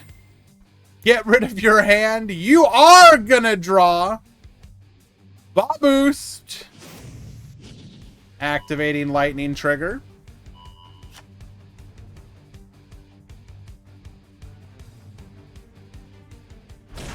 That's pretty funny. Aren't we just dead here though, unless one of our back row does something?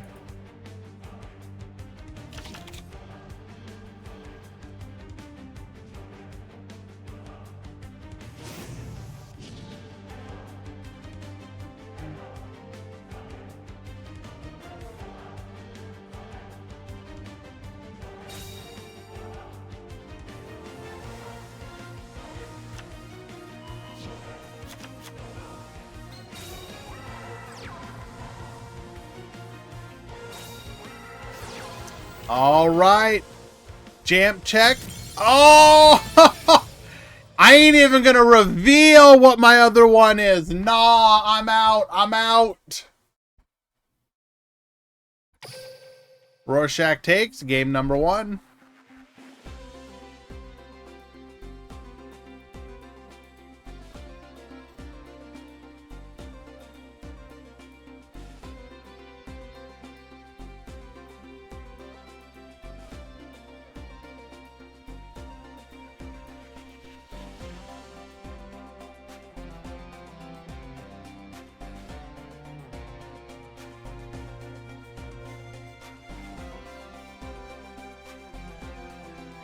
Psychics actually winning, yes. Breathe deeply of the copium, my friends. Breathe deeply. Let us begin game number 2, please.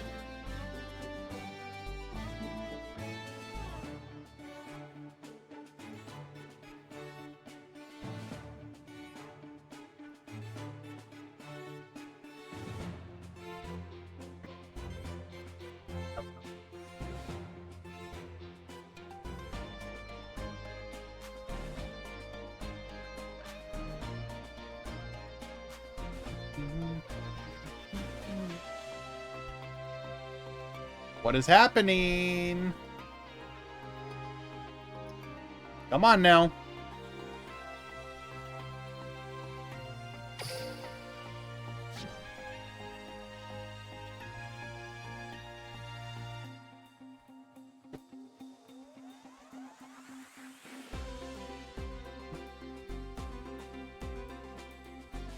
All right.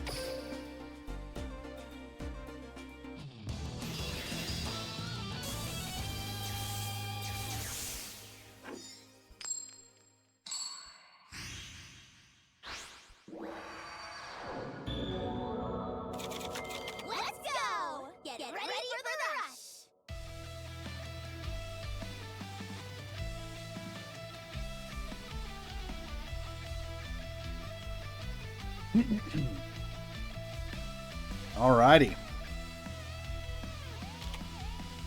Rorschach going first here. Set 1, set 2, set 3. Any back row? We have 1 and 2. The perfect setup.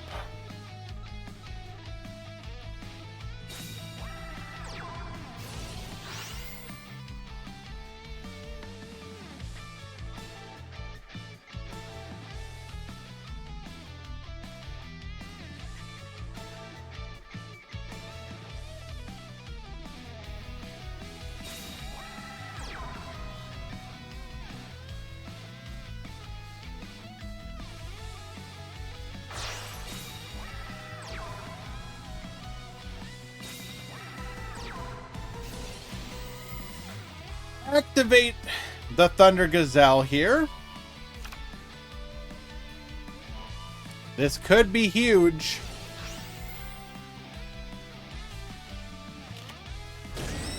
$2,700 plus another 15, putting our opponent down to 1,800. And pass the turn back to you.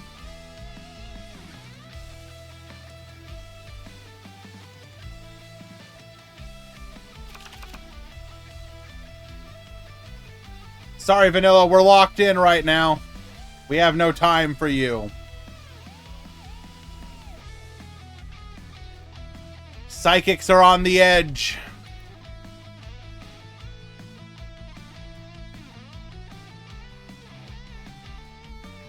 Prima plus Esperade would be potentially. How do you get that onto the field, though? What we would need.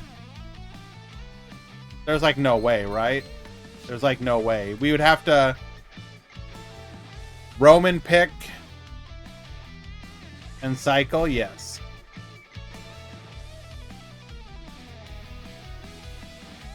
The delay, though, tells me that's probably not the case.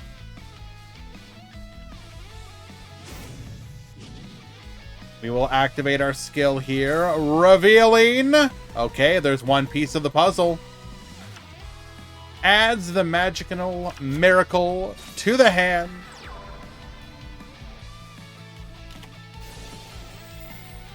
Cam up.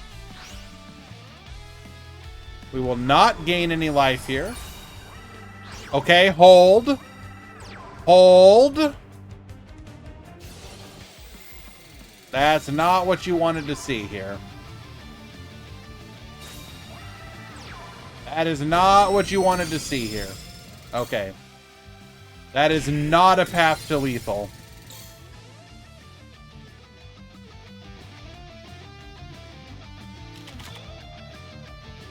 We are going to require some incredible back row to keep us alive here.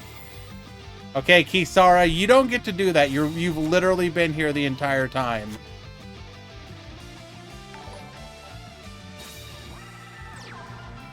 That's literally not how this works. Blast Jaws effect, boost. Why are you getting called out? Why not? Recognizable name in chat.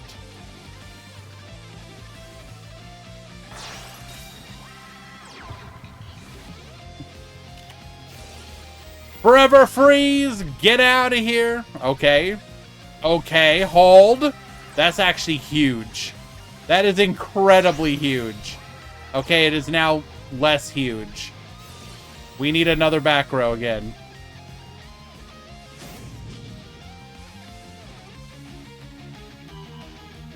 We need 2 back row.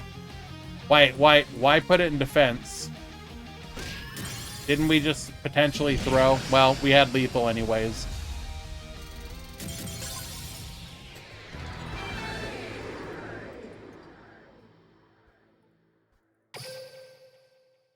Ain't gonna do it. We're staying locked in. Do it for her. Psychics must win. Game 3.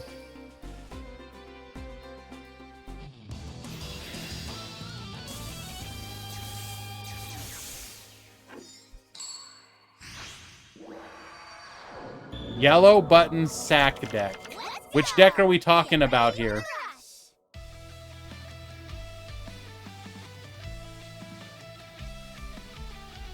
Just get... Oh. The lack of hangry...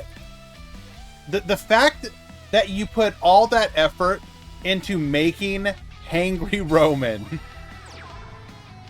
God damn it. Sorry, ladies. I'm literally locked in right now. Gonna have to goon another time. Wait, we can do that better.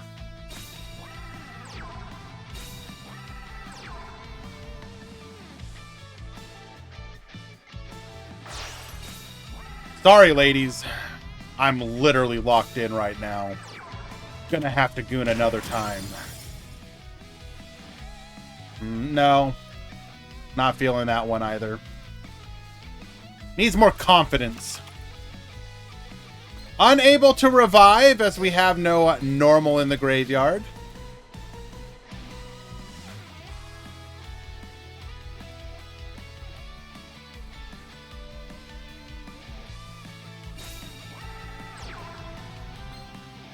Peaceholder activates Jam Up here. Appreciate it, Vanilla. I will definitely be harassing you later.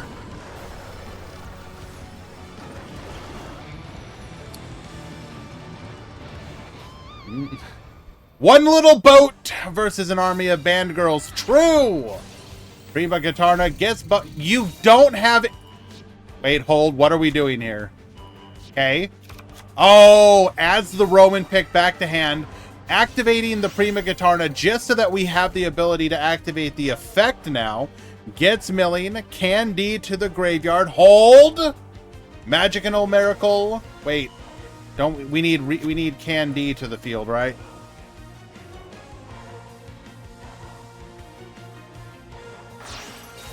Tribute's over for the Candy. Okay, hold.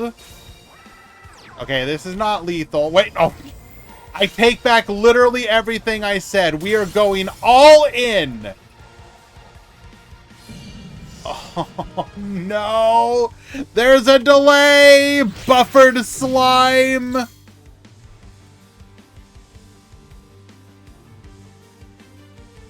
The worst possible timeline. Was it greedy? Was it? Wait, hold. Hold. Triple back row. One. Set. Monster.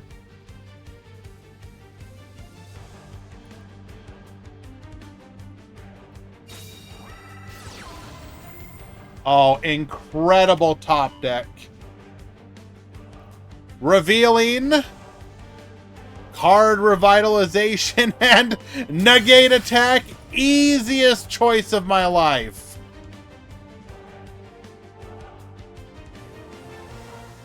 We go to battle.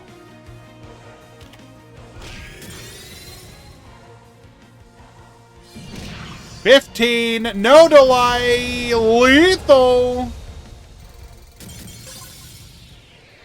Rorschach has done the impossible. Psychics move on to top 4.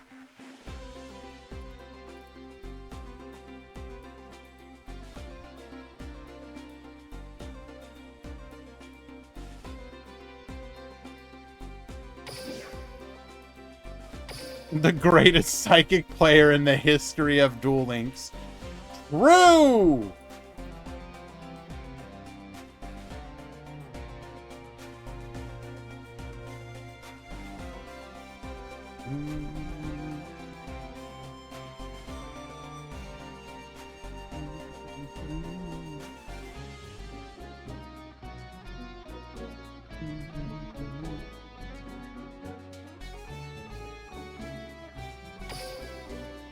Finally, I understand why it is that Konami does not want to unleash psychics.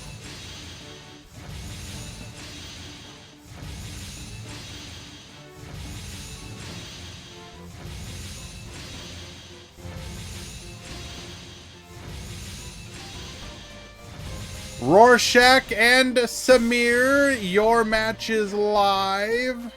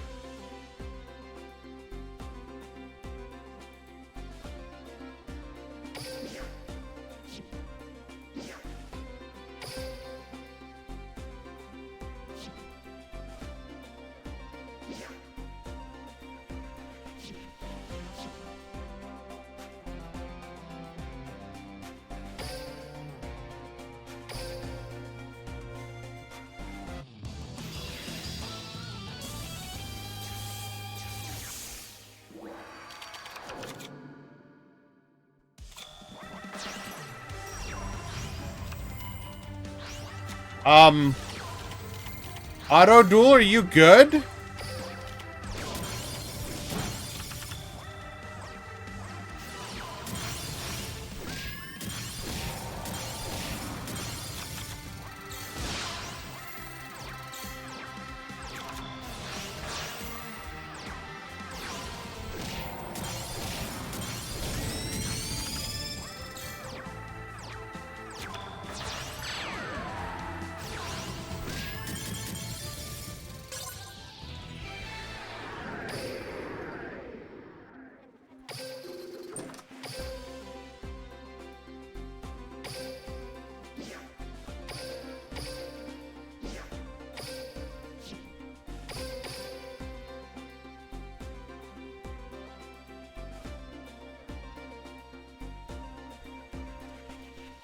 Unironically, if they allowed you to, I know they would never do this, but if they added the ability to auto duel to duel rooms, hosting auto duel tournaments would unironically be hilarious.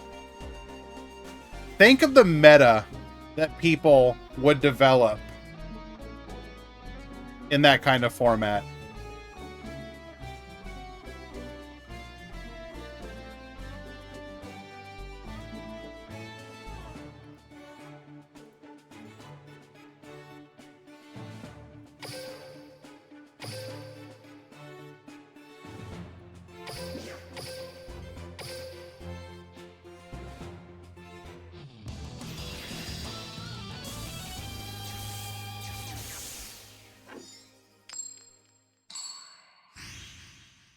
That's what I'm talking about. Like literally hosting a tournament where the people just submit their decks and then auto duel.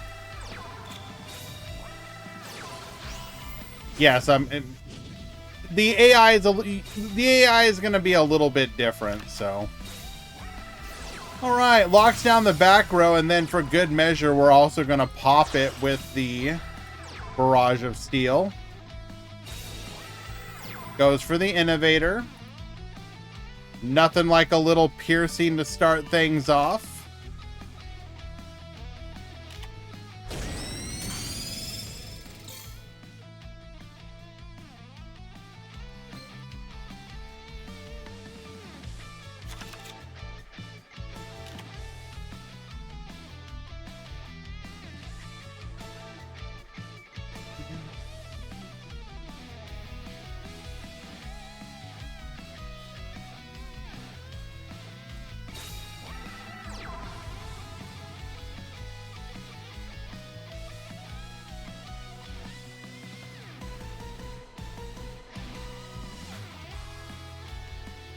Alrighty.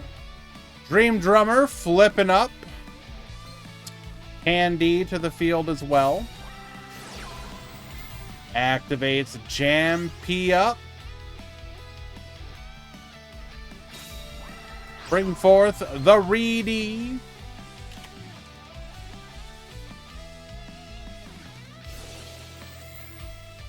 Dream Drummer effect. Get recycling.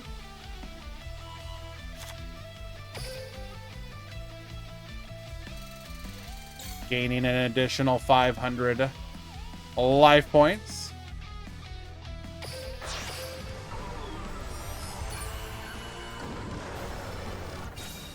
Bring a Gitarna to the field. Summons a Dream Drummer as well. A little spooky to have that on the field. Wait, is this lethal?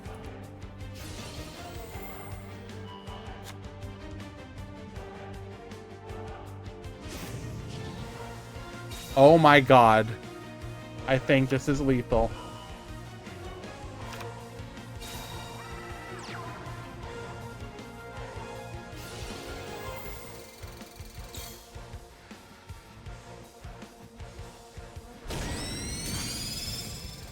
No, it's not. I lied. It's a lot of damage, though.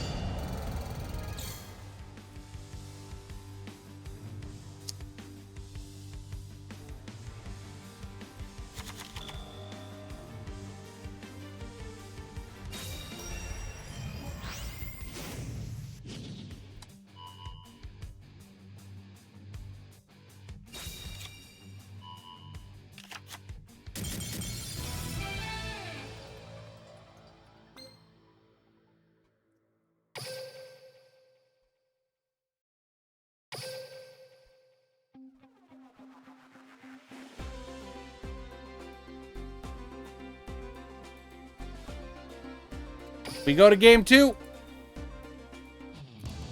One thing I will forever not understand is why certain archetypes are designed with low attacks, or sorry, low defenses, and then others aren't. If you are literally going to design cards that punish low defense, why would you not make those low defense ones like the good archetypes? Like machines. Have machines have 0 defense. Why does a card like Innovator get to be... Wait, is this this is the same one.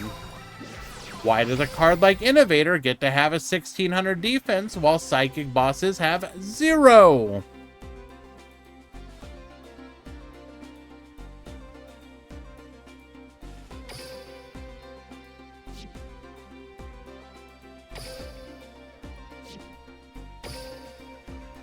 Game 2.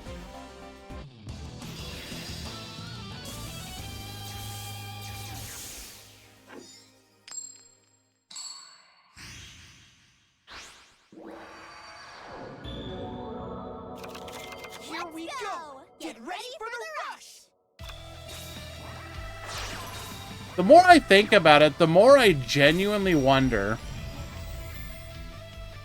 how do you balance machines? Is it literally just a they're the best deck until you come out with until you power creep them?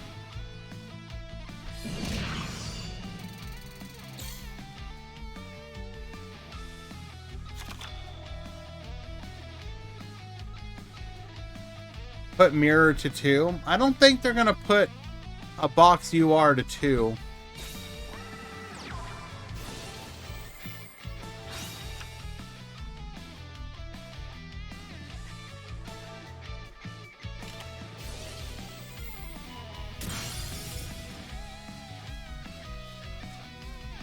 Barrage of Steel.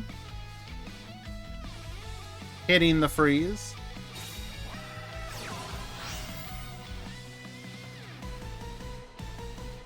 Machine turn 2 without Essel is very weak. I disagree.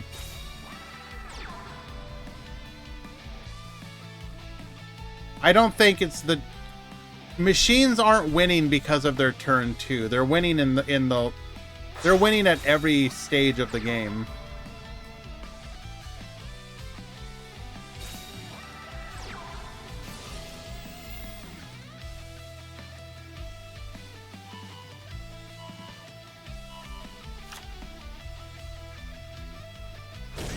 Gets in for 25.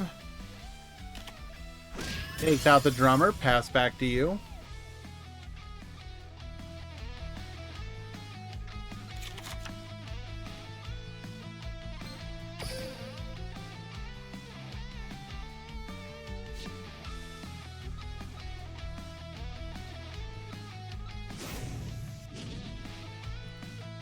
Like, if we take a look at the average machine deck,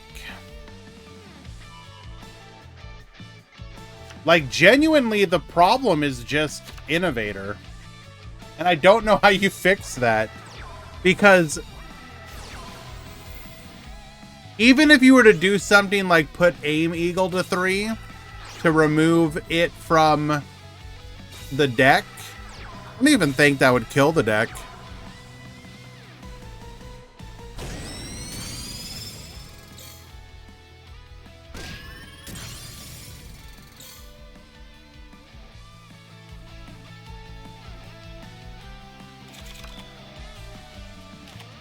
Volticorn, not Volticorn, the double tribute one is also theoretically a good hit.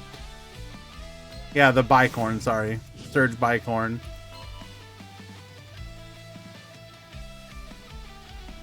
Put that to 3.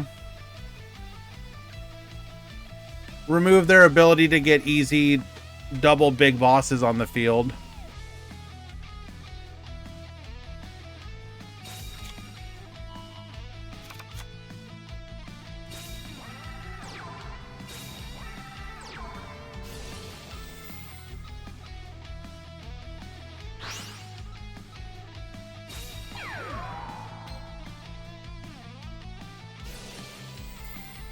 Bicorn to 2. I don't think machines really need a nerf. That's kind of a bold statement.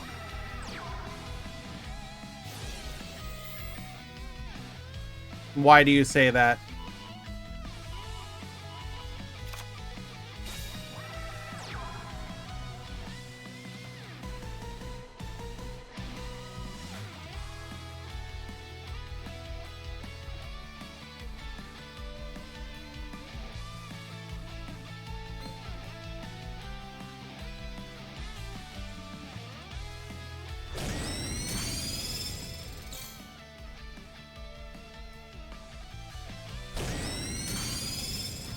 I don't know, there's just something about Innovator that kind of upsets me.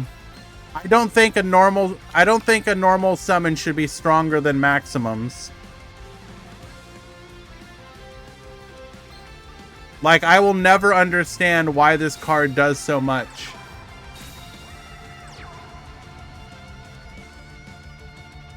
Why is it literally better than maximums?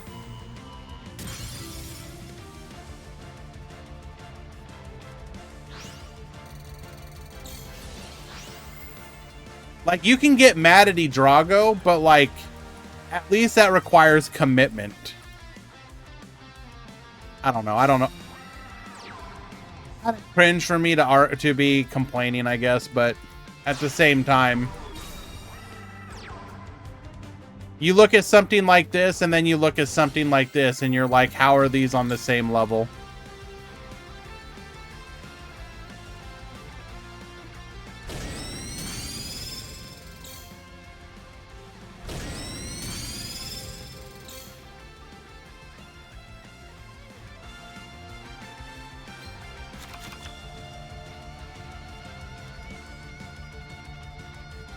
Like, I know that they don't do this, but would a dueling style ban list change, or not change, but errata change it to only change it to only boost by 50 per level instead, maybe?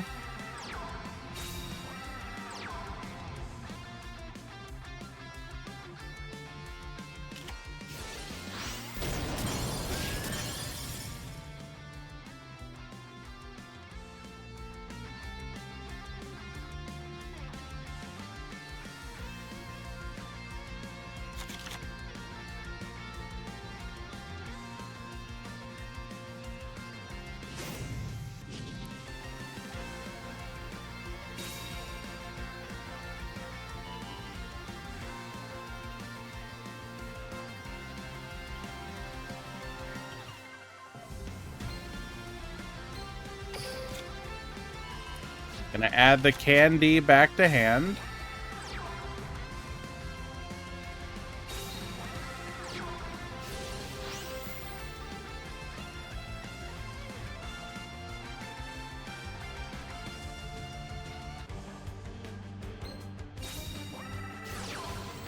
Brings back Prima Guitarna.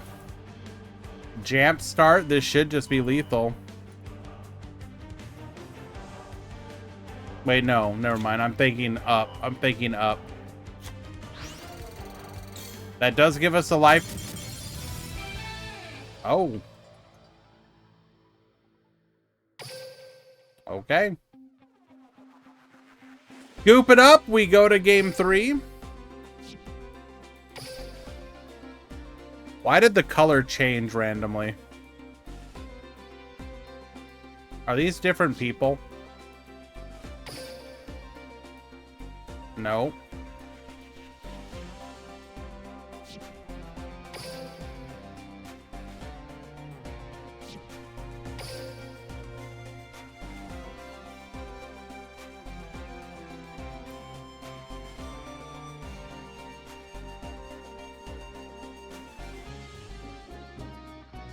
Weird.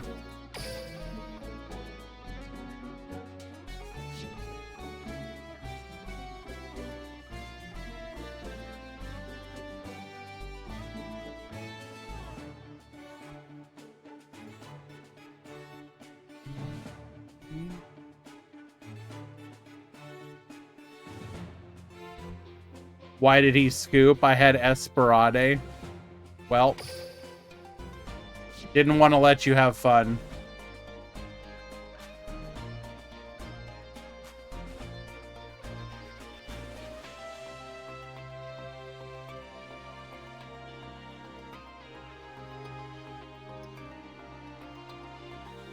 Waiting for game number 3.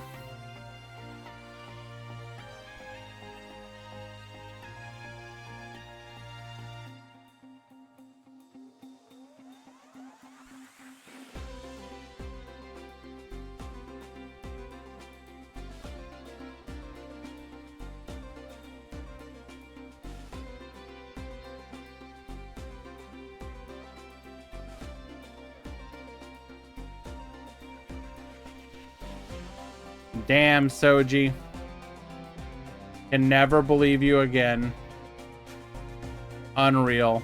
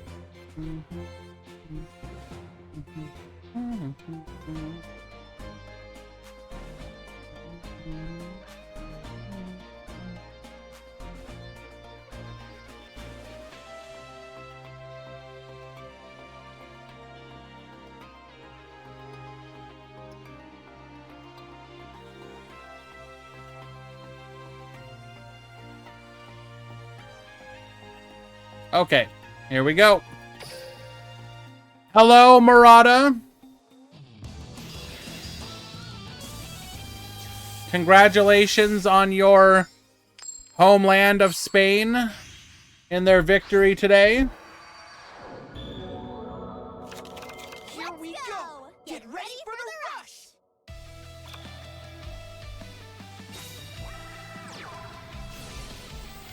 Crafter drone. Discard draw.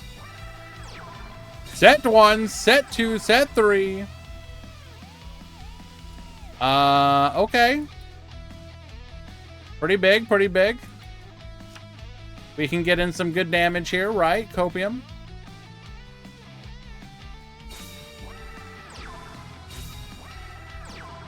Rorschach, don't do this to me, dude. Rorschach, don't. Please. Double piece holder. Piece holder and silent assailant. Show it to me.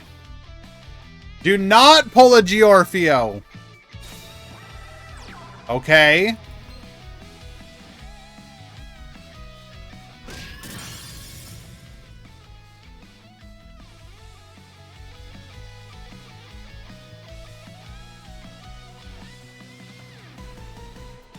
Still not terrible, he says.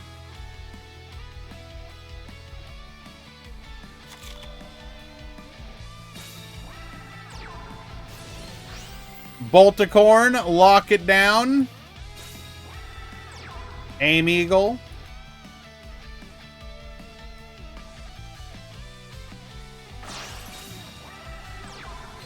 Into Innovator. Into Avant Wolf.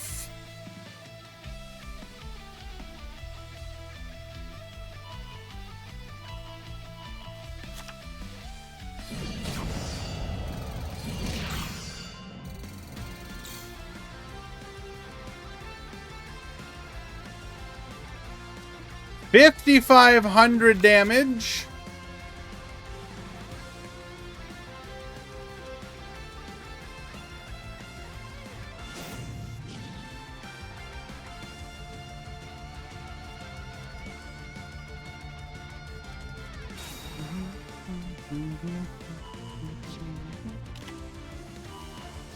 Adds Miracle back to hand for whatever reason, because we don't have the tributes. Oh my god.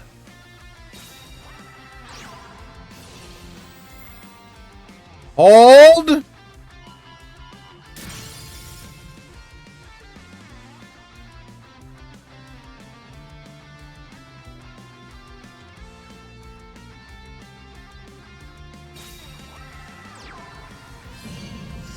How do you step? Brother, I am...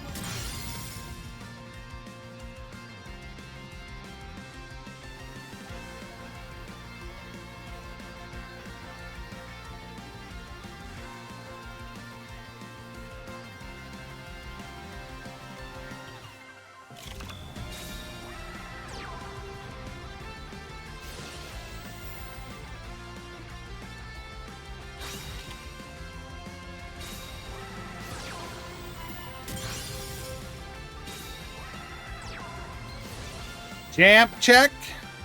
Hits the old back row.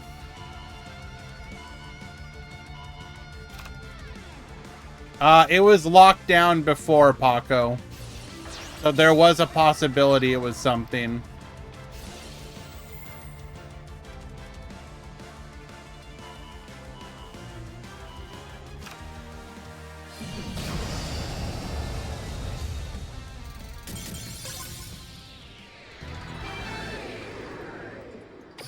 Yeah, and what would you have done had you sniped a new one and then the old one was, you know, buffered slime or something?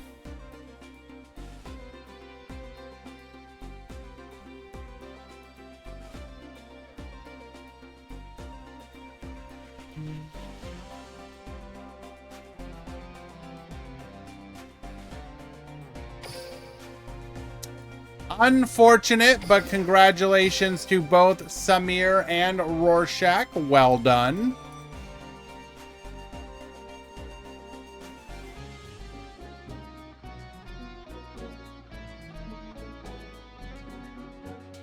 Samir moving on to the grand finals to face off against Gozu once again.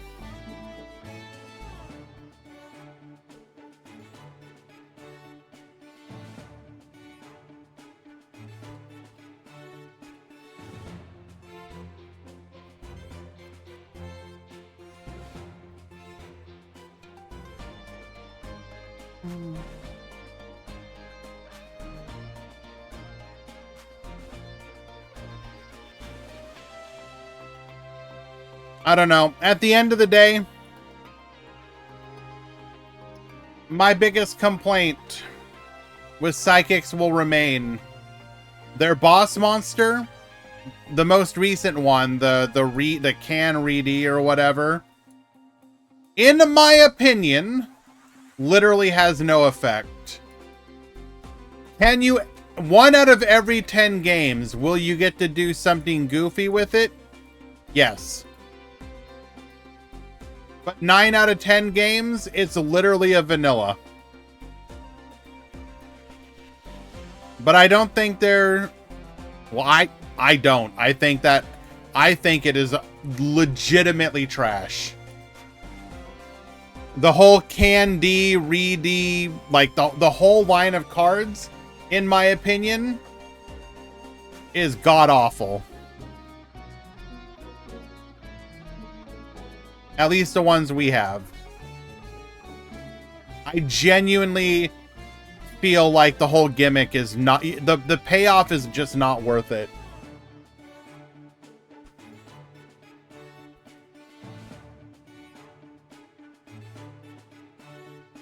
Like, we're supposed to believe that this...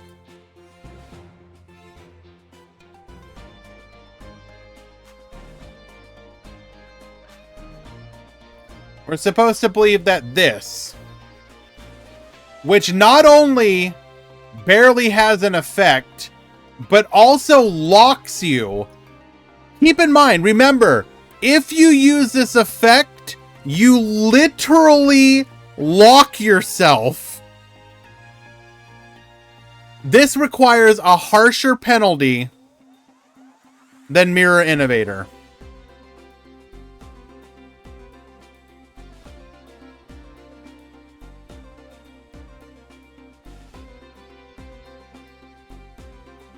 I just don't get it.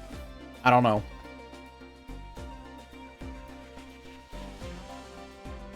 The bounce effect is very cool. I disagree, because most of the low-level... like, outside of exactly Roman pick, every other psychic you will use with this is legit trash. And you can't convince me otherwise. Future Diviner? Trash. I do not understand how anyone can think Future Diviner is good.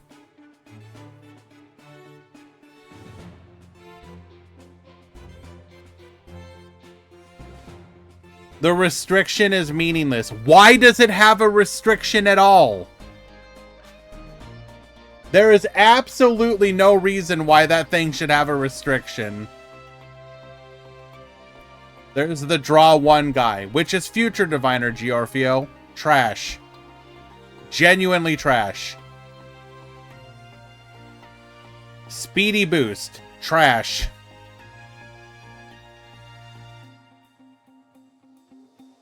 What if instead I played a good card? I don't know. Let us go to the grand finals.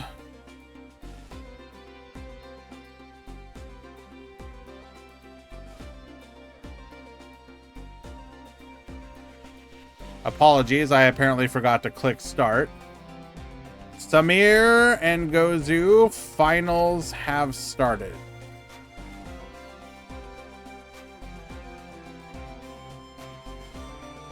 It's useful because you out 2500s with it. Wow, that's kind of interesting. I want to show you something really cool, by the way, Giorfio. If you're having trouble outing 2500s, can I recommend Steel Mech Lord Mirror Innovator, which can do that without needing to do all that bullshit. There's no prediction, Serena. This literally outs anything you can worry about. Do they have a maximum? You can out it. Just another boss monster? Out it. Do they have a monster in defense position that you'd like to pierce over? You got it.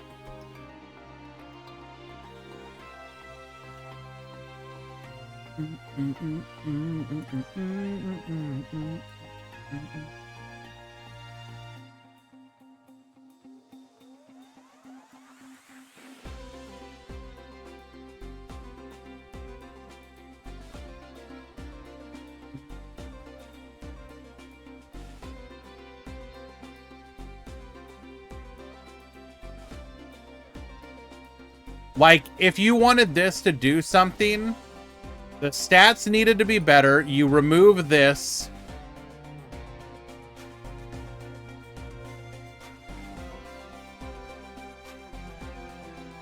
You go back to Prima Guitarna. You remove this part. You put this to 2,500.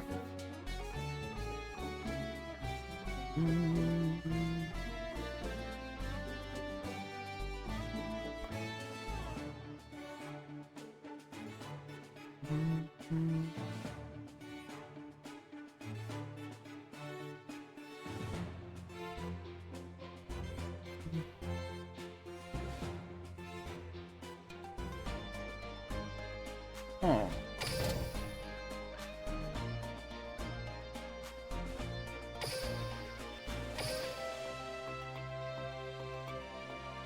Psychics have broken stuff. I remain unconvinced. People tell me that, but I have yet to see anything that I consider broken. Not one thing.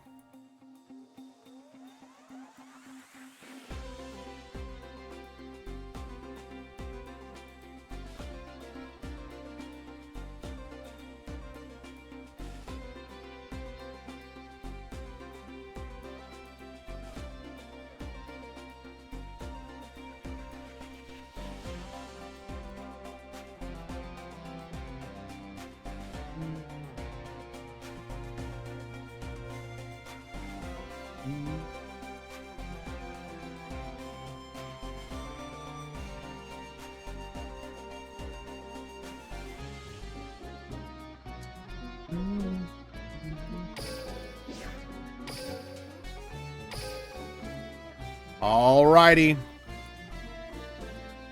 Begin the grand finals.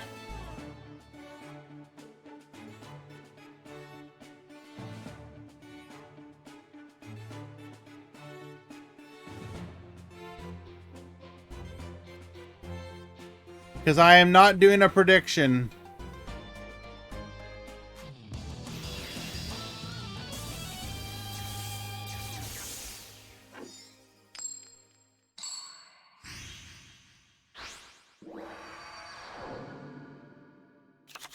Here we go!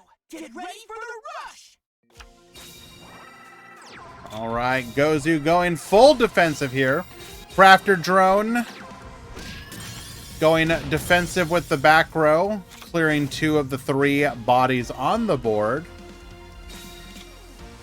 Who was the guy playing Squall in top 8? That was user Kiyosora.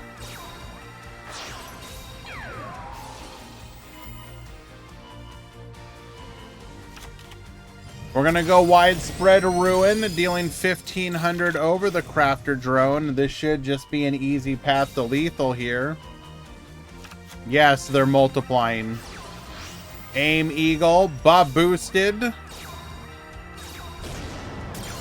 Unable to get to a lethal play, though. We will put our opponent down to 2,000 life points. I can share the list after the tournament, yes.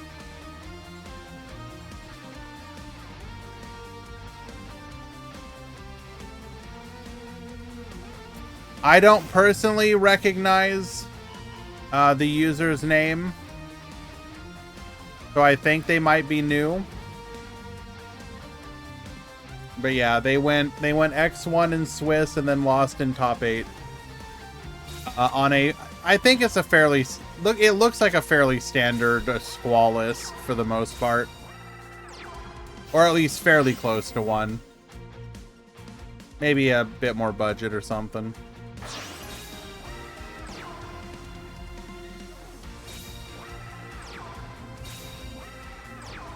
Mirror Innovator, double back row,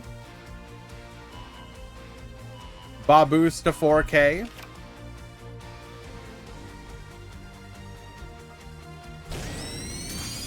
We allow the attack to go through.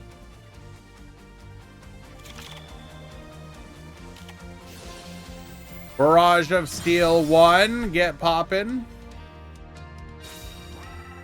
Barrage of Steel 2, get poppin'.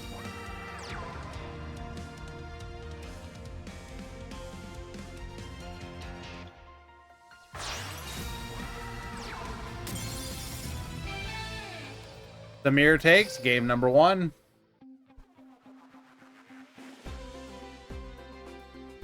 I mean, you have 2 really good players on the best deck in the format. It's no surprise.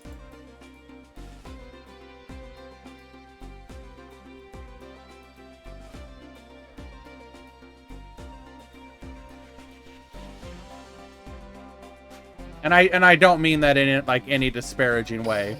It's 2 extremely talented players on the best deck in the format.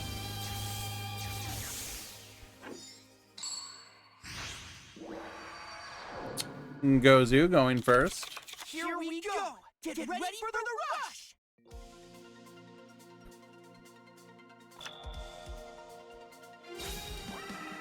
Rush Duel is more controllable than Speed. I don't know if it's necessarily about control. Smaller player pool is going to help. So if you are what many people would consider, you know... Okay, I guess technically there's a little less even though there's always variance. That's not a good start from Samir.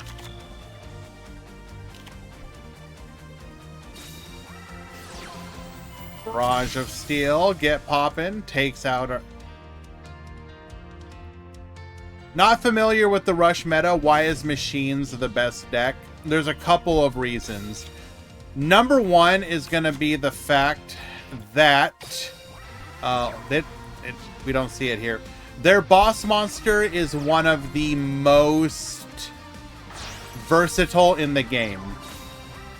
Which is this one right here. Steel Mech Lord Mirror Innovator. So this can recycle between 1 and 3 machines from your graveyard. You then boost your attack by 100 times the levels total that you recycle. So a lot of the times you're gonna you might do like 1,000 boost or whatever. So right off the bat, it boosts itself, which is incredibly good at being able to basically get over any other boss monster in the game.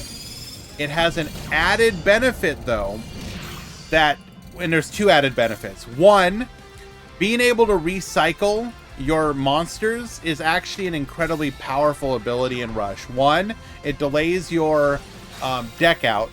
It gives you more resources to use in the longer games.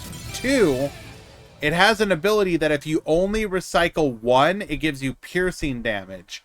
Now in Rush, because it is such a battle-focused format in comparison to like OCG, TCG, or Speed Duel, like battle truly matters.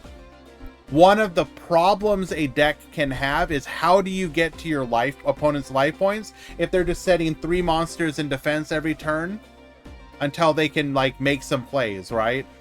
So that's where being able to have piercing damage on demand is incredible. And a lot of times, if your opponent is setting 3, a lot of those monsters are going to have extremely low defense, oftentimes 0. And if you recycle 1 7-star, you are going to pierce for like half their life points in a single attack. It's a deck with inevitability. It's gonna get at you one way or the other. On top of that, it also is one of the decks that tends to have the best ability to get 2 boss monsters out in the same turn, because you can not only double tribute into one of their boss monsters, they then have a monster that gains the ability to count as a double tribute by recycling monsters. Oh no, it's literally layers of power. It has access to an extremely generic form of back row removal, which is good in this format. So the most basic form of back row removal in this is if you have X monster type, pop a back row. And so spellcasters have that, dragons have that, machines have that.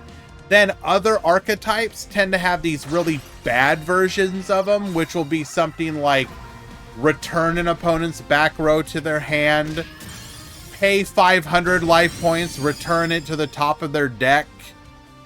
So these back row removals are objectively worse because they tend to have worse condition effects to them and worse effects. So like, for example, if you could say your opponent has a mirror force, you have two options: pop it or give it back to their hand. Which one are you going to take?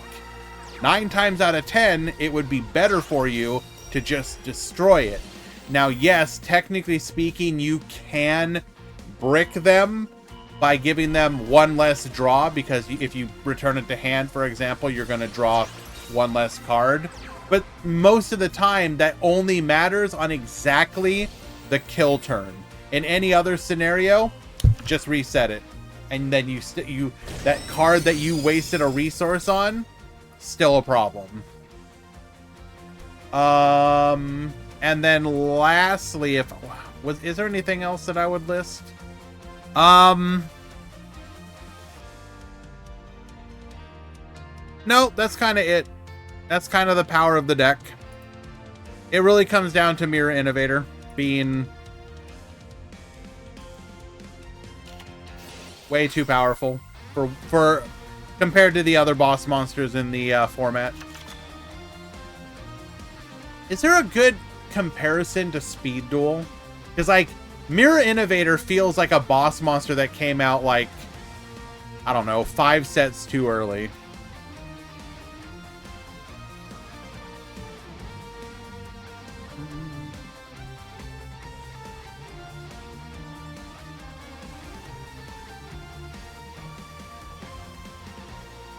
Now, for the record, it's not so overwhelming as to make every other deck irrelevant, but it's really good and is undeniably like the best deck of the format. Cybers does pretty good as well.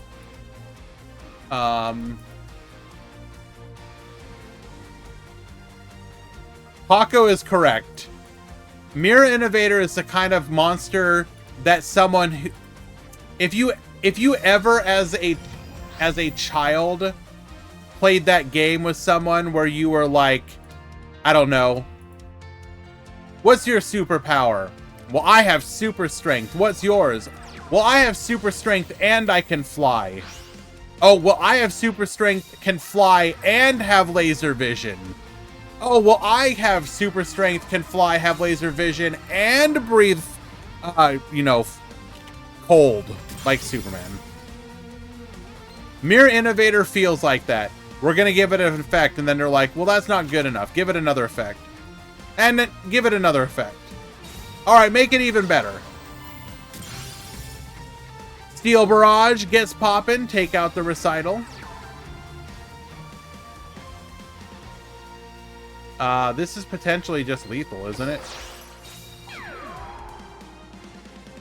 Yeah, this should just be lethal.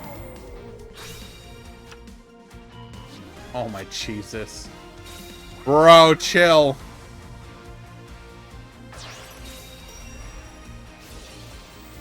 Innovator, get Baboostin. Pierce for 26. 25 lethal. Like that situation, almost any other deck in the game could not lethal there. Machines? They can. Well done, Samir. Takes it in game number 3. Congratulations to both Samir and Gozu.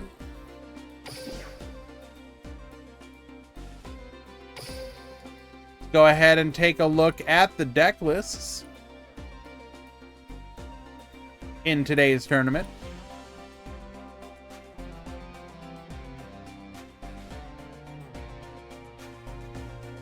Card sounds like the anime Egyptian god cards. Kinda.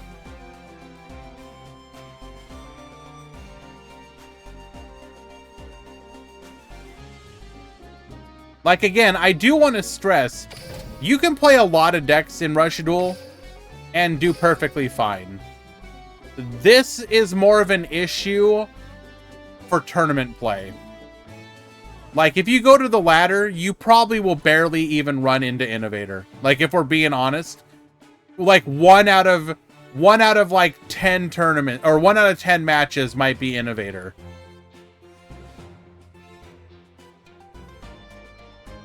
So I don't want people to think that it's like some kind of situation where like if you're your average just Duel Links player, like playing Rush Duel, playing on the ladder, just having fun, you're not going to see the deck. You're not going to have this problem. It's literally a tournament problem.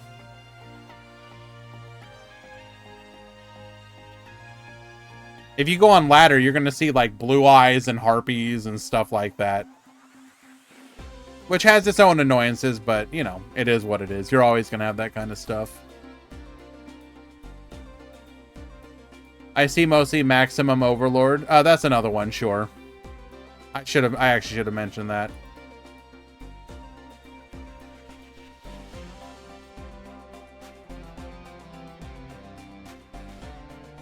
Alrighty. These lists are fairly standard to this point. Gozu's version of Machine. We're running Barrel Dragon. Didn't see it one time. Unlucky.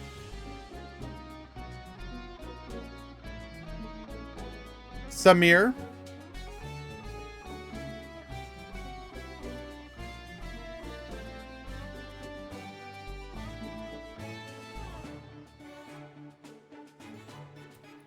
Rorschach with the Psychic deck list.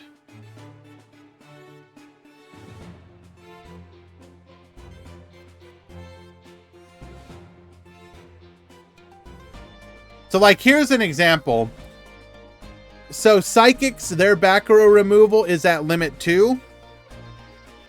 Which means you also can't play Negate Attack. So, even though Psychics are one of the worst decks in the format, they get the same.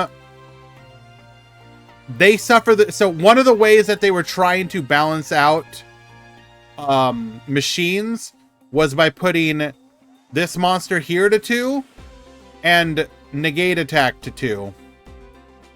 So the best deck in the format, if they want to play their skill, has to give up Negate Attack. Best deck in the format, by the way. And then meanwhile, Psychics also have to give up the best trap in the format. Or give up one of their back row removal. Now you will notice they're playing 2. Most decks that play back row removal want to play 3.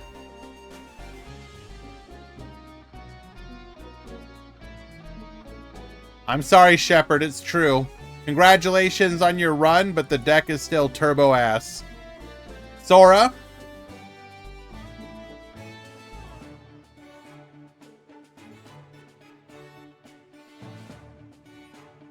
The fact that you do well with it is a testament to your ability to pilot it. Lightning Trigger.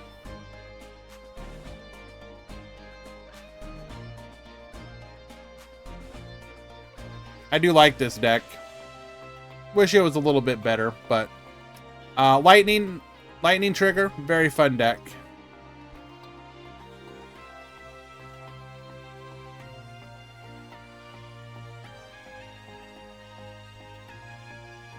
Aizen.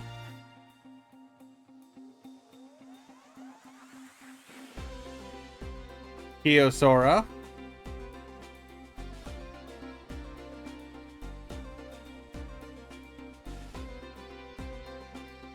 This is Spectral Squall.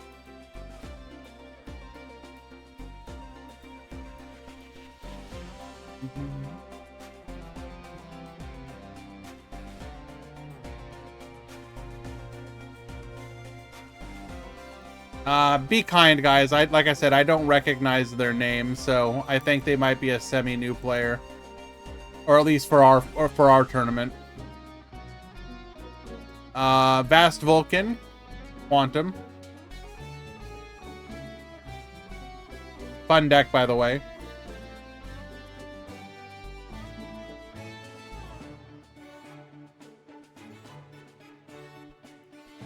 Rushing Riv.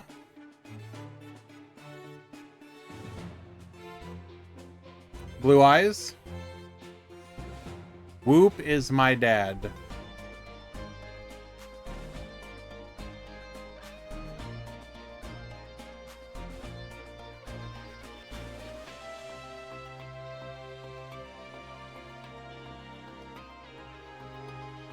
Another Turbo Aslisk.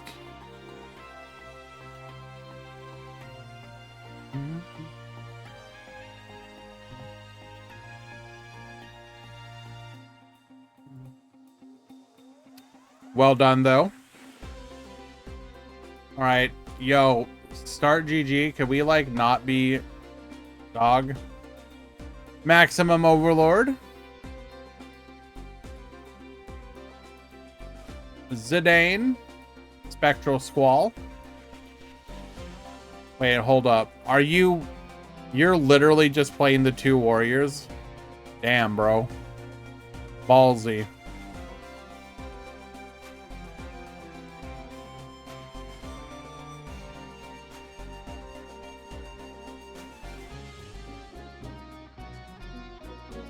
Solomon, Royal Rebels. Here's another one where their back row removal's kind of bad. So this one returns it to the hand. I honestly don't understand why they don't just get a retrain that just pops it. Manarchist on What the Hell Is This? Paco, you're wrong, though. My opponent has negate attack. I will not be able to kill them on the following turn. Is it a good card? No.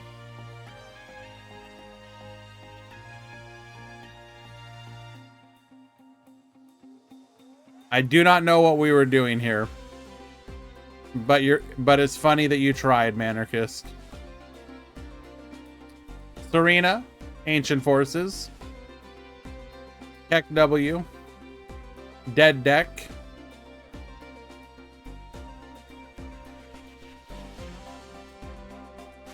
And Dwan on aggro. I bought this deck a year ago and I'm gonna ride it out till I die.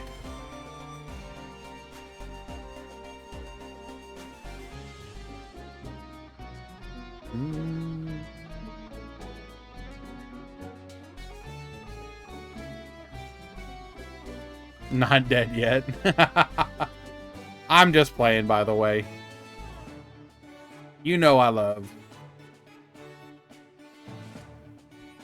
Alrighty. Gonna take out Alligator for Archfiend, though. Fair. That brings us to the end of another Rush Duel Grand Prix. Thank you, everyone, for hanging out with us today. Not Grand Prix. Meta Weekly tomorrow, single elimination. If you're a subbed member of the DLM Discord, you can sign up and participate. We will have another stream, of course, where we'll continue to hang out. Let's go ahead and wrap this up. I'm still feeling a bit under the weather. I want to get some sleep. Thank you, everyone. Let's go raid somebody. Quantum's online. We'll raid. We will all definitely be raiders with Quantum.